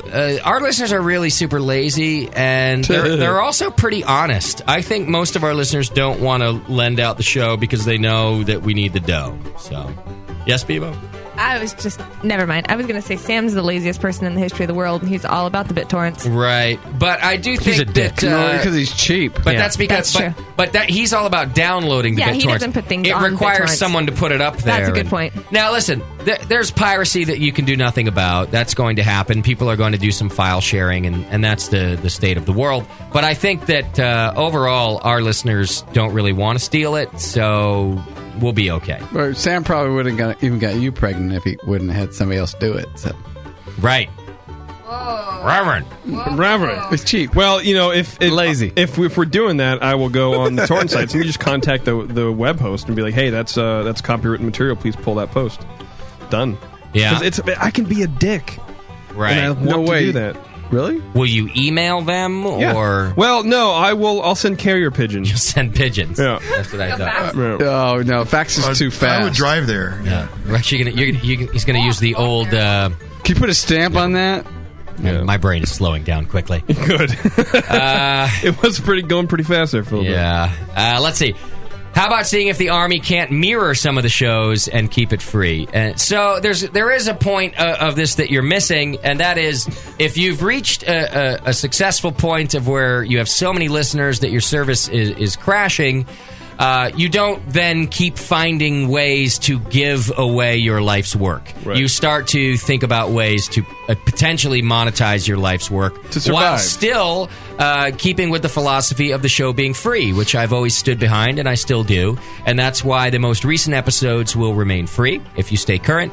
But new listeners who want to listen to 6 years worth of informative programming, like another episode that Bison was on back when Peter was here, and any of the other countless episodes that we've had, you just might actually have to pay for it. Well, right, and then that way we can get a little money to get better phone system and improve the whole show for you guys. Snuggies for everybody. Snuggies for all. But he does say, I really appreciate what you do, but believe an essential part of the spirit of the BN will be lost if it costs $60 a year. And this is the input I'm looking for, John. So that was John. Thank you for writing in. And your opinions do matter to me. I want to know what people think about the whole situation. So here's another one. What's going on, you drunken, jobless jerks? Whoa. Okay. I've been listening more and more for about a year now. To say your quality programming has improved my brewing is an understatement. Let's face it, other podcasts aren't improving people's beer beyond the, hey, look, I brewed a decent beer level. So once I stop drinking all the beer I make, I'll start entering competitions with the BN Army as my club. I've also finally kicked in a corporal level donation to the BN Army to keep Justin out of ramen territory. It takes balls to drop out of the rat race and go for what you love. Anyhow, I sent a PM to the forum regarding donating some server space and bandwidth to the podcast. Blah, blah, blah. He wants to donate his own server space. And again, I think these are Band-Aids. You know, we can't have the shows living in 100 different places that rely on 100 different people hosting them, because what if your server goes down? I have no control over that. Believe it or not, we're actually becoming a legitimate company after 6 years of doing this. And from a customer service standpoint, I just can't have listeners mirroring my shows all over the place. Right. Because if episodes start to fail, I know what you're going to write in. We can back it up with this and back it up with that. No. It's not a sustainable business plan. Yeah, we appreciate it a lot. Yeah. It's great. It shows how much it means to you guys. But right. You just can't do it. JP says no, and JP says no. And ultimately, I just need to have control over where they are and who's controlling that server, making sure it's up 100% of the time. And so, again, thank you for the feedback. That is an option that we did explore, actually, a couple years ago, and it's just not viable. Here's another one from Fraser. BN Crew, just heard the Sunday session from this weekend. $5 a month sounds reasonable for a BN content membership price. I would sign up. My only suggestion would be to make other non-Sunday session shows available on iTunes. P.S. Tasty is my hero.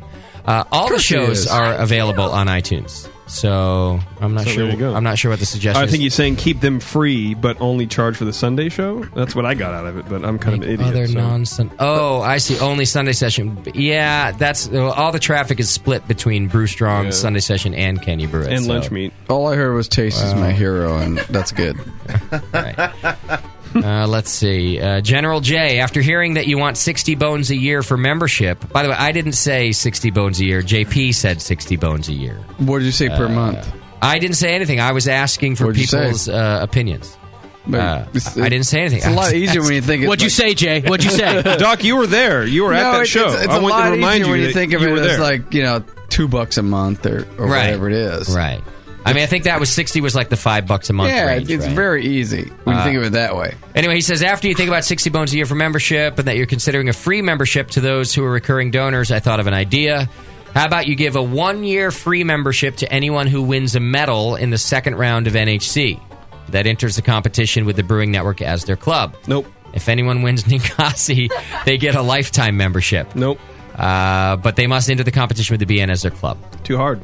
He says, I've been listening for 3 years now and have been on and off monthly donator. Sometimes I just donate a chunk at a time and then buy shit from the store. And that is all very reasonable. I appreciate it. How many times has he been into the second round? He just says, sometimes the money's just too tight to be dishing it out all over the place. I think that if you're going to keep the shows free for those who are up-to-date listeners, they should be up longer than a week, maybe a month. And that's from Boo Boo Kitty Fuck. And that is definitely something we're thinking about, is how long the episodes should remain on iTunes for free. You know, it's funny. None of this really has anything to do with money or the dollar amount. It's not, right? Because people pay $4 a day for a coffee, right? Pretty regularly. Right? The price of stamps goes up 2 cents. People flip out. Right. So it really isn't about the dollar amount. It's about the fact that people are used to getting it for free. That's why. Therefore, it should always be free. But times change. So it's really not about the money, is what I'm saying. You can't pay kids. Take a look in the mirror, everybody. No, but you have to sell them on being able to spend the money on it. And not just that, I also want to know what our listeners feel it's worth to them. And that's kind of why the question's out there. It's not about me selling that they have to pay for it. It's about what are you willing to pay and help me figure out the best service for you. Well, it's to help us out and to do the same thing. Here's another one. Chris writes in, "Hey guys, I'm a cheapo and haven't subscribed to the BN yet, but I love your program. Listen to it at work. Good shit, except for that douche JP. Fuck you. I would probably pay $5 a month to listen to the show, but I have a suggestion. How about $5 a month for the standard subscription, and then $7.50 a month for a premium subscription, in which would include a Bevo centerfold calendar. Now you're talking. Maybe it could be called Cans of the Month and feature pictures of her with canned craft brews. Oh, I think we have a built-in sponsor for that. Hey, that's not bad. I like Cans of the Month. Oh, yeah. And you know what? Can Fest. It's good stuff. It's just going to be getting They change your better packaging and every week. better every Yeah, the December picture should be a good one. Mm-hmm. Seriously, love the info. You helped me a ton with my brewing. Peace from Chris. So, what's that, Ashley? Oh, sorry. I'm the quintessential. What? Sorry, everyone. I'm the quintessential feminist who gets really pissed off about dudes in the industry who are womanizers. Right. Not every Whatever. guy out there, not every person out there wants boobs. Well, but most of them do. Sex. If you don't know your Nobody we know. Well, Ashley, you don't know your demographic very well. you're right. Some of If them you want think wieners. that all dudes don't want boobs. Most of them do.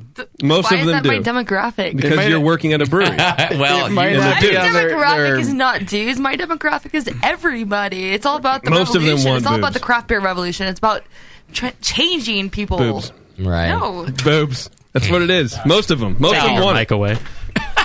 Okay, let's just be honest. That calendar's never going to happen, so we don't have to worry about it. Well, technically, the Well, fine this print year- of your contract, Bevo. My contract is dick, okay? Whoa! Yeah, exactly.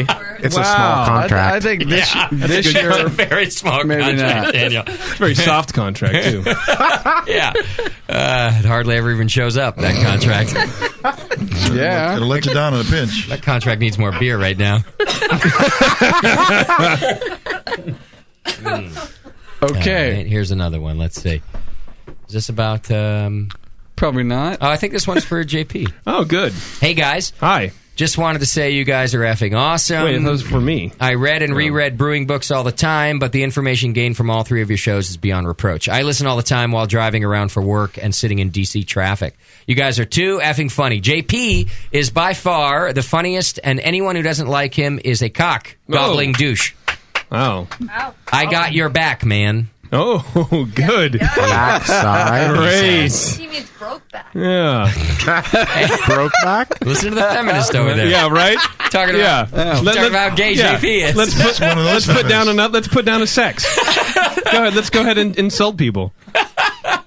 Anyway. Only women's rights matter here, apparently. Brokeback mash tun. I got your back. That's for all you guys do. I really wish you guys could do a show around noon once in a while, so us brewers from the East Coast can chat and listen live. We should. That should be happening. I hope you can make it to Savor in D.C. No, D.C. I'm sucks. going. Be awesome to meet you. I'm actually thinking about going to Savor this year. Really? Get a fucking bulletproof vest, dude. DC's full of shit. I'm going as a Full of media crime. guest of the Brewing Association. The Brewers Yeah. Association. Yeah, yeah. Because I've written for the website a few times, and mostly They food. give that shit away to everybody. Moscow can get a media pass. I got a media badge too.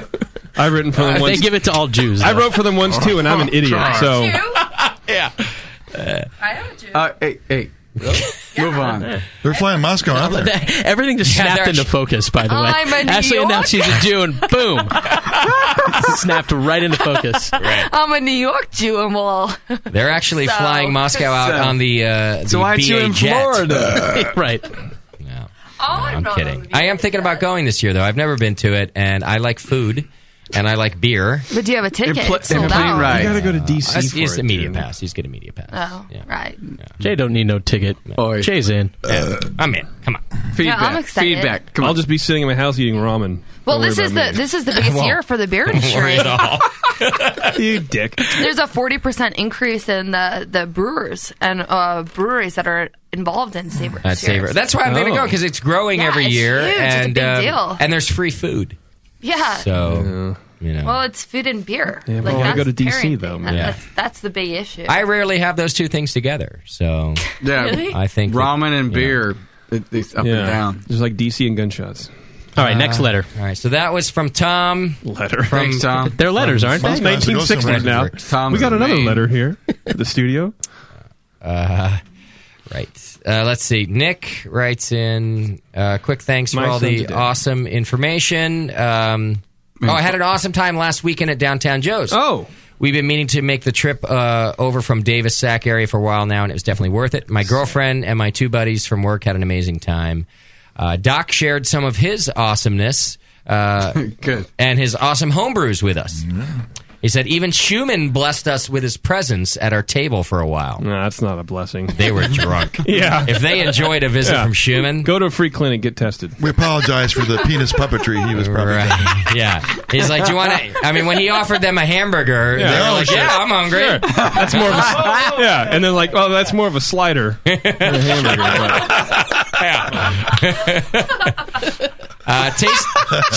Tasty and Chad also provided a lot of encouragement and some pointers after the show for the 2 sour Flanders we had just brewed that morning and the previous weekend.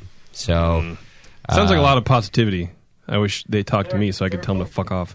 He does say, I'm not sure what kind of hope it leaves for the future of our society when a rocket scientist, weapons engineer such as myself goes from only listening to Brew Strong 2 years ago to now mostly listening to the session and that other show. Yeah. Seems like we're all fucked.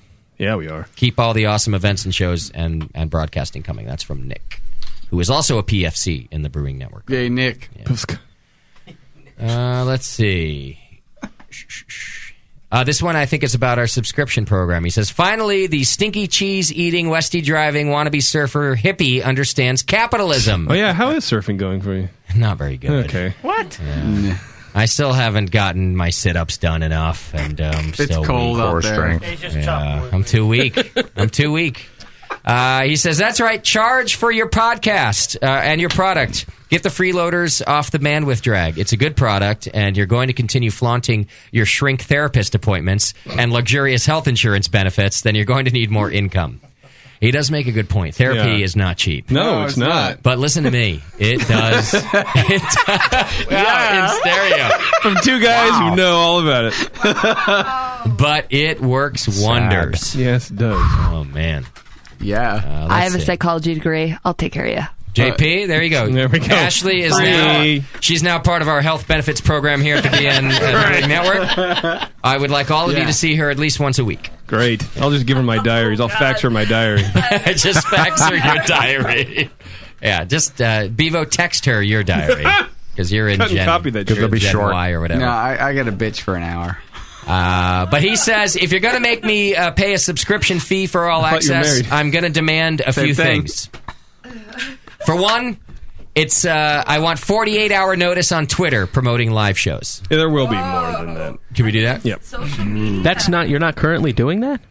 He does it by fax. 20 minutes, maybe. Right. He faxes the listeners. Great. Well, you're the producer. I was and got busy with this TV show He does the bullshit. social network stuff. So this is I'm established. taking over the Brewing Network's social media right now. Oh, good. Great. Sweet. There you go. Now I don't have. Now you and I. Now neither of us have to do Your anything. viewers will get a tweet once every minute, I guess. Yeah, well, that's too much, though. Hour? However, there's something called being overexposed. However, since I didn't just hire her, that sounded like volunteer to me. Right? You're out. Great. Good. She can have my I work paycheck. for free. Yeah. I just saved. Yeah. I just saved. Look around. So do we all, honey. $4.50 a month. Yeah. Daniel, plug your ears. I work for free. Thought you said you were Jewish. She's giving it to me. I have to take it. Yeah. Jeez. All right, number 2, he says, I think agreeing with Doc, it's time for an intern. You are now corporate. You need an Oh, intern. definitely. Yeah. We're all interns. Another suggestion, and this Once one... again. An intern is someone you don't pay. Yeah. That's true. That's true. Oh, hi. Hand raised. But I've given you guys the verbal tip of titles. You have titles. That's a verbal tip. That's true. It's a verbal paycheck. It's not the only tip we're getting. It's a verbal paycheck. It's verbal, though. Let's see. Number 3. It's just the tip. Now Just for a minute, just to see how it feels. This one's a good idea. You're Jewish, right? Yeah, I have no tip. It's a good point. It's an excellent point, though. Yeah, they're taking off right off the bat. Number 3, discount BN event tickets to Winterfest or the BN anniversary party.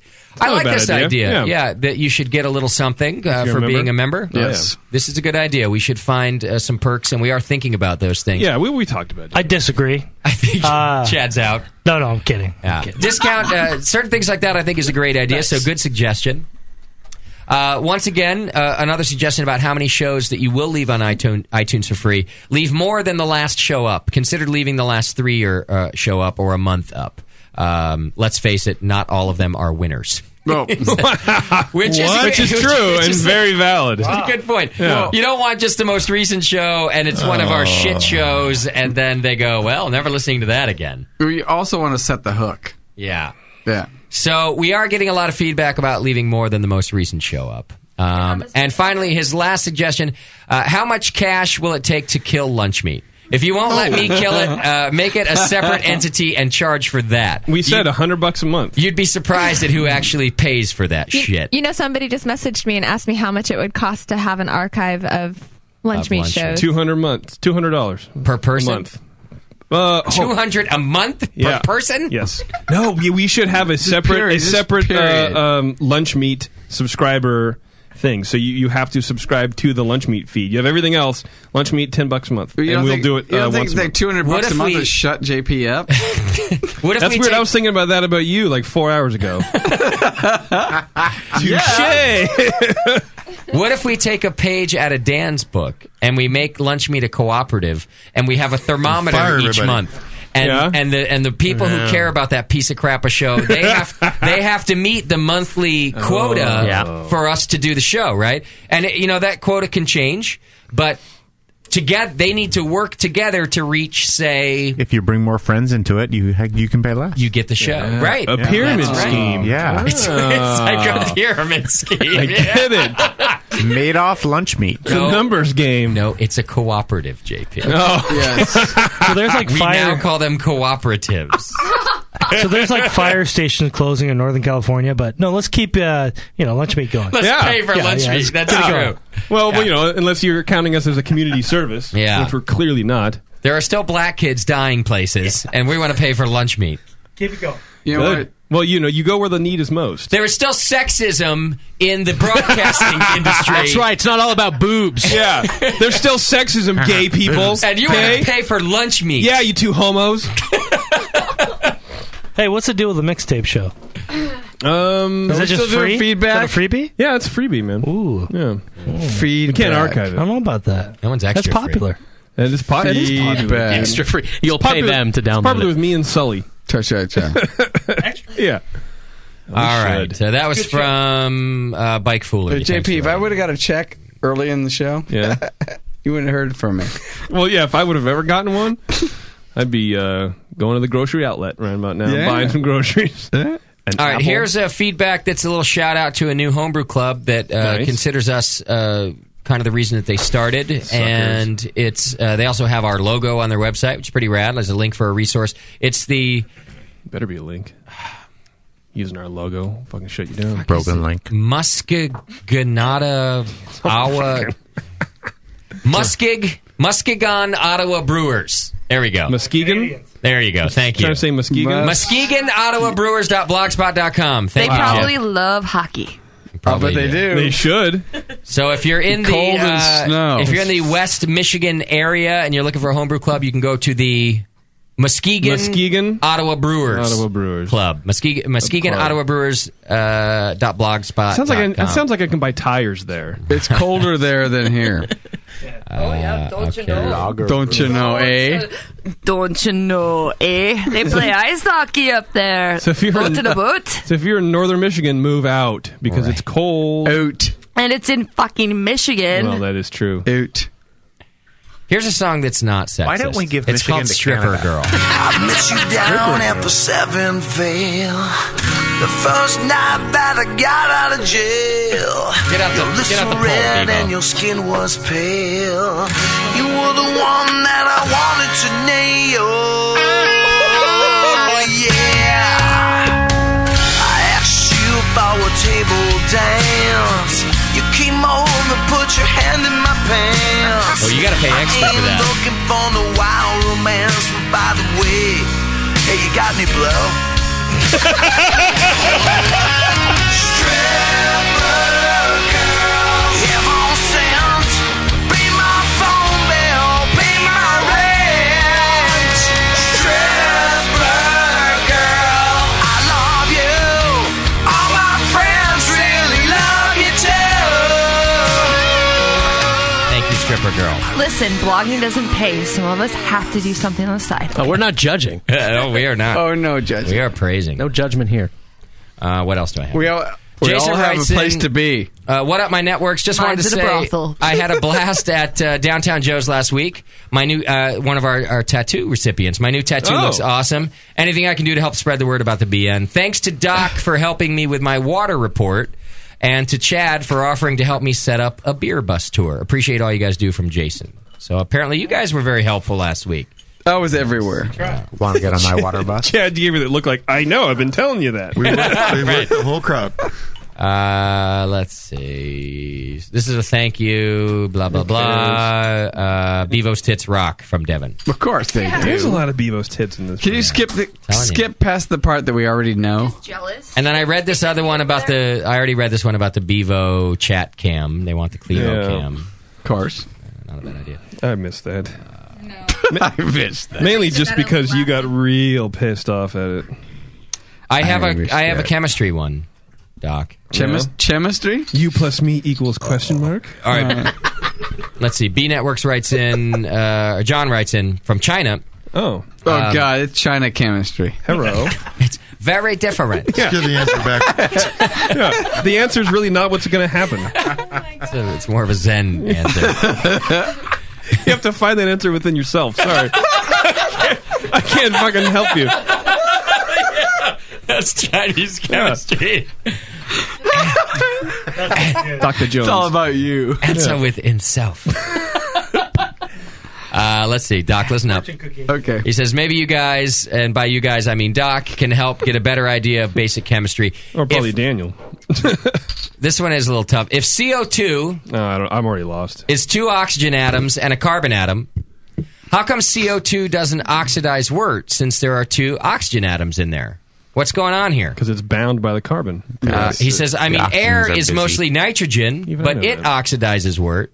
So he says, maybe it's a stupid question, but as Justin is to math, I am to chemistry. Why doesn't CO2 oxidize wort? Anybody know? Yeah, it's because the CO2 is it's bound. Exactly what JP said. It's tighter bound to carbon.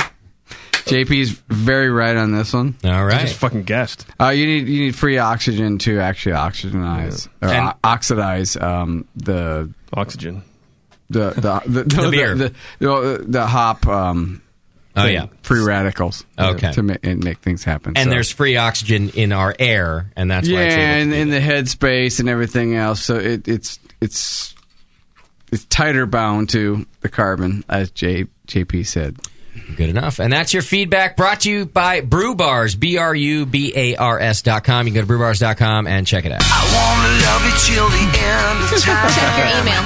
I wanna love you in a 69. I wanna love you where the sun don't shine. Come here. Would you put that Coke? Cool. Take my There's no picture. into your back door. I wanna fuck you, fucking whore. I wanna jam it in and out at a real fast pace till I squirt hot, juicy all over your face. Wow. Stripper girl. Sarah's trying to send me a picture of herself, and it's not showing up. Damn her. Send it again. Hit the attachment button. Retard. Yeah. Is that going to help you get I'm it? so high on crystal meth.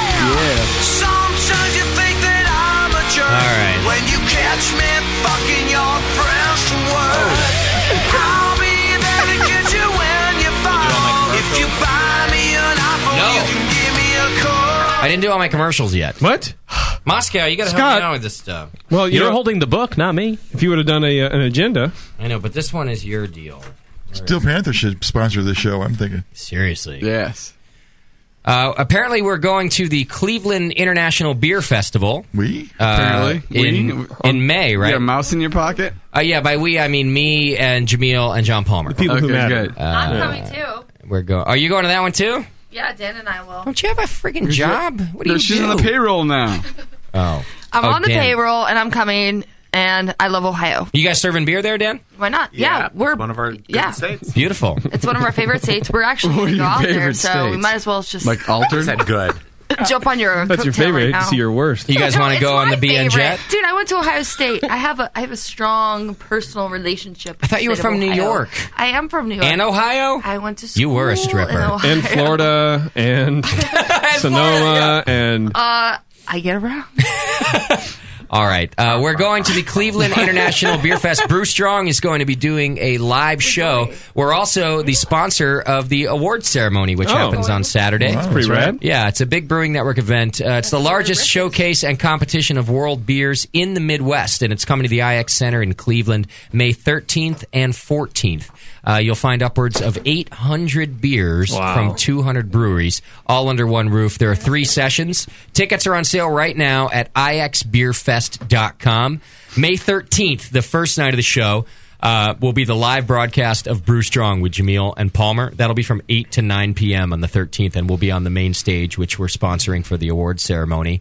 And then May 14th, we'll be presenting all the awards. I think Jameel is actually helping to present the awards there. Will he be wearing sweats? And he probably will be. I want to see I a might suit. ask him to I wear want to see a jeans suit. or something. I might have Moscow ask him to wear something. I'm not asking Jameel to do anything else. No more asking Jameel to do stuff. If he wants to wear sweatpants, I'll paint them blue. They'll look like jeans. In May, he'll be wearing cargo shorts. Cargo shorts. Sweat cargo. Pretty much. Yeah. So that's pretty cool. We're excited to be hosting the awards stage and doing the show there. And then on May 14th, Jameel will actually be hosting a VIP experience session for 1 hour from... Say that again. From Experience. Experience. That's how they... Experience. Is that a new word? That's what my copy says here. Okay, it's good. That's going to happen on the 14th, and we'll give you the times as they are established because they're not exactly sure how they're going to do it yet. Sounds like a good time, man. Yeah, our first... I've never been to Ohio before. Yes, you have. Well, why would you? I have? Yeah, Ohio's awesome. Duh. When did I go to Ohio? Cincinnati. Oh, does that count? That's Cincinnati. I never left the hotel. It's only one part of Ohio. I went from the hotel to the fake taco place. No, They have you went like from the airport, which is Kentucky. Sex toys? They have like a Tacos? fake. Yeah, they no, have a it is fake Kentucky. taco It's place there. Cincinnati. Fake Really? chili or something. Oh, she yeah, didn't say that was a Skyline fake Chili. taco. Skyline. That's Skyline like chili. That's it. That sucked. That's a Cincinnati classic. That shit was awful. She did not say that was a fake taco.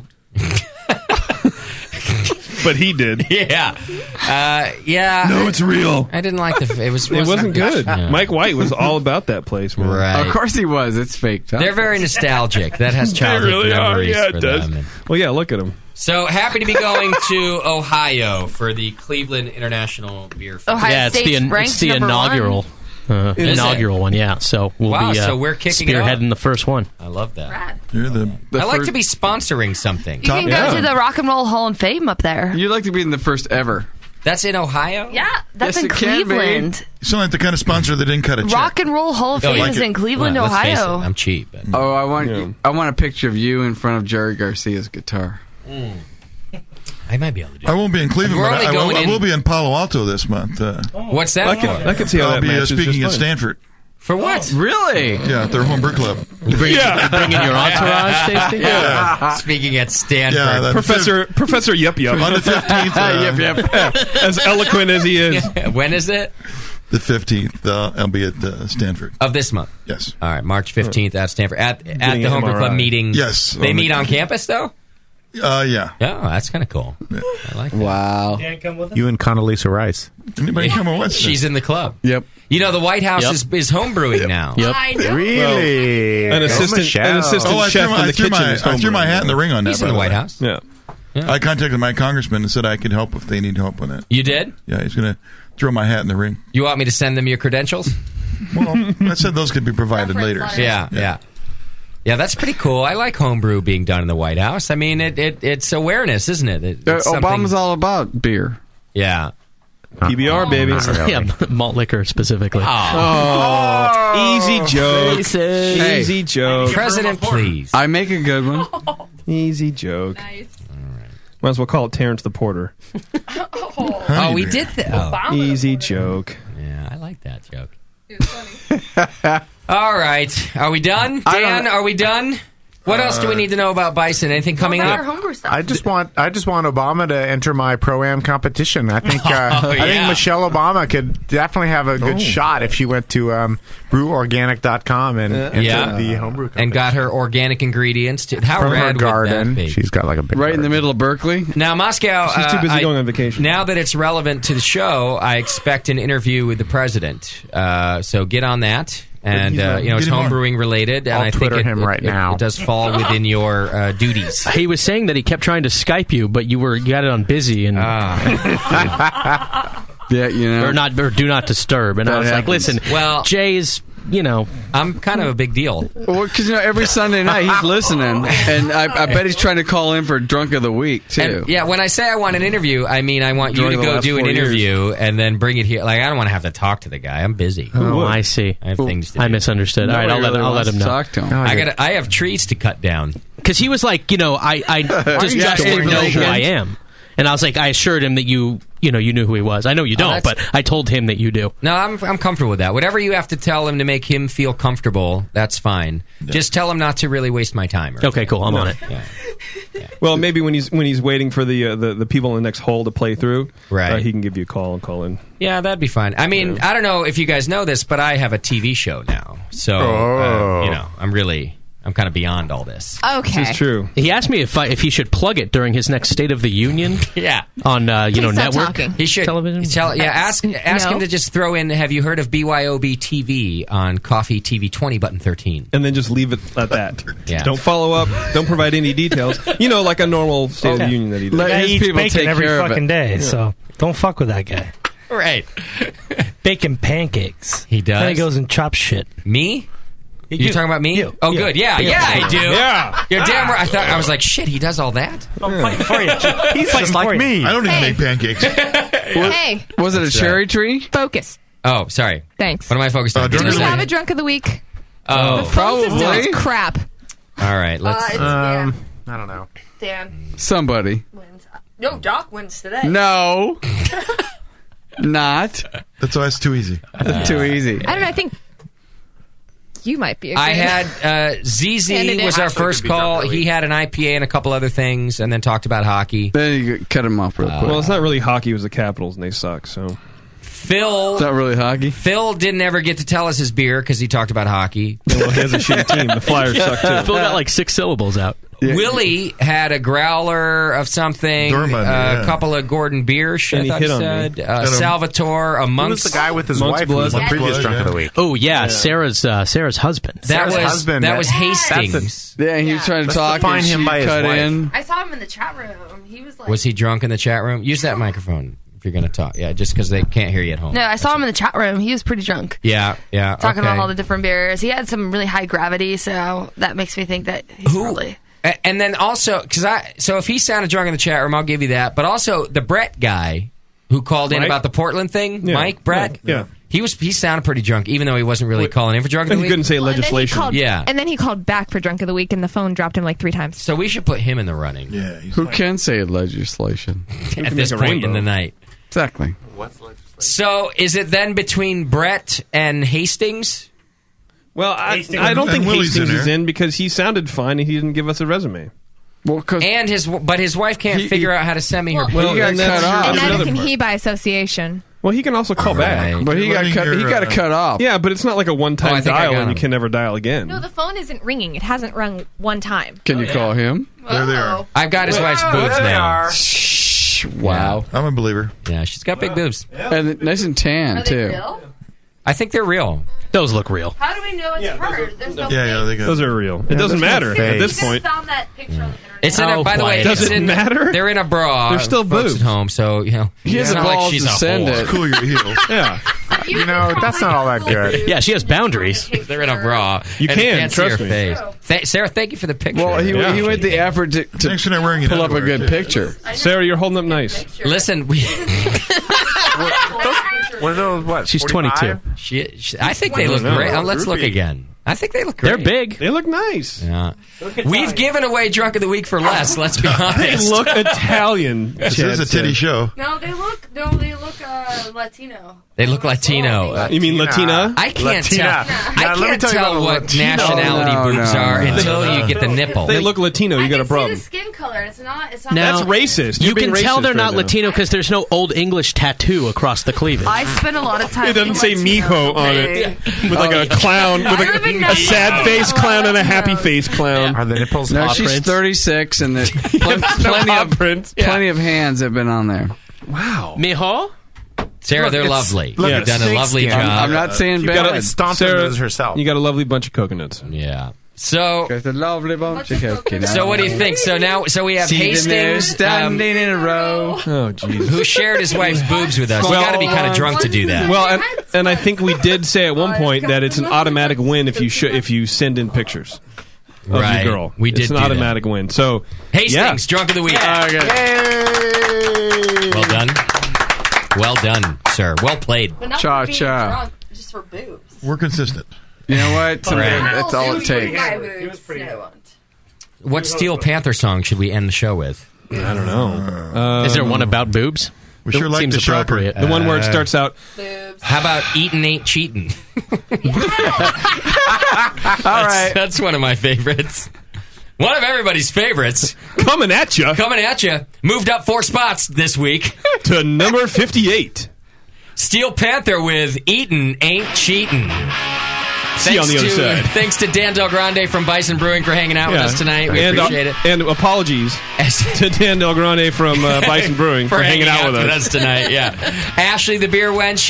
You can go to drinkwiththewench.com and check it out. Thanks for hanging out with us tonight. And thank you to Bevo's Cleavage for hanging out with us tonight. Big hand. We're off Two next big week hands. because I'm a big Hollywood star now, and sorry, JP is a big Hollywood. We are. Together are big Hollywood. We're one big Hollywood star, and we have to shoot the TV show next week. See, there's Obama calling you on Skype again. Oh, No, that's sorry, that's I'm just busy. that's just a dark screen. Wow. What was that? Where did that come from? You give new meaning to the word racist sometimes. Hey, I'm just saying. If we were in the Middle East, your head would be already have been chopped off. Actually, I could fit in pretty well. I have enough hate. That's I true. can fit in really well over there. All right, so we're off next week, but we'll be back the week after that. Thanks, everybody. We'll see you next time.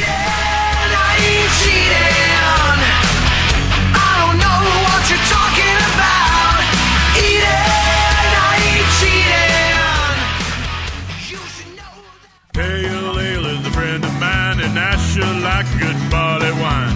Chocolate porter, cherry stout, don't you know what I am talking about? Don't you give me that American crude, boys, I want a real homebrew.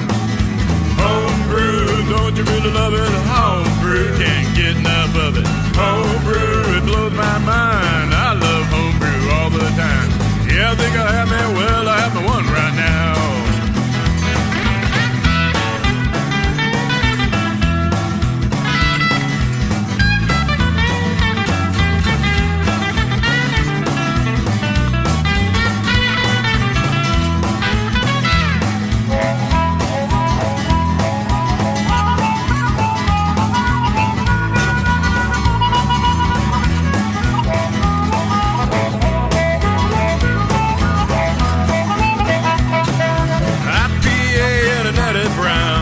should know how to get down. Double and triple on my best friend. I think I'll have them all over again. But don't you give me that American crude. Boy, I want a real homebrew.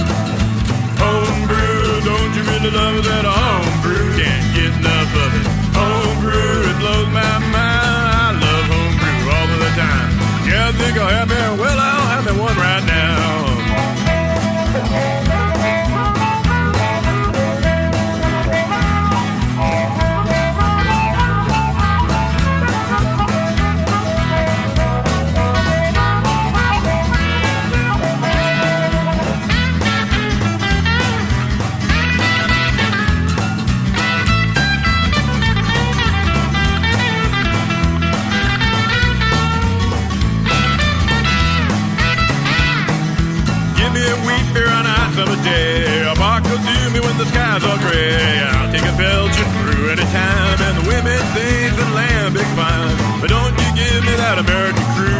but the one a real homebrew.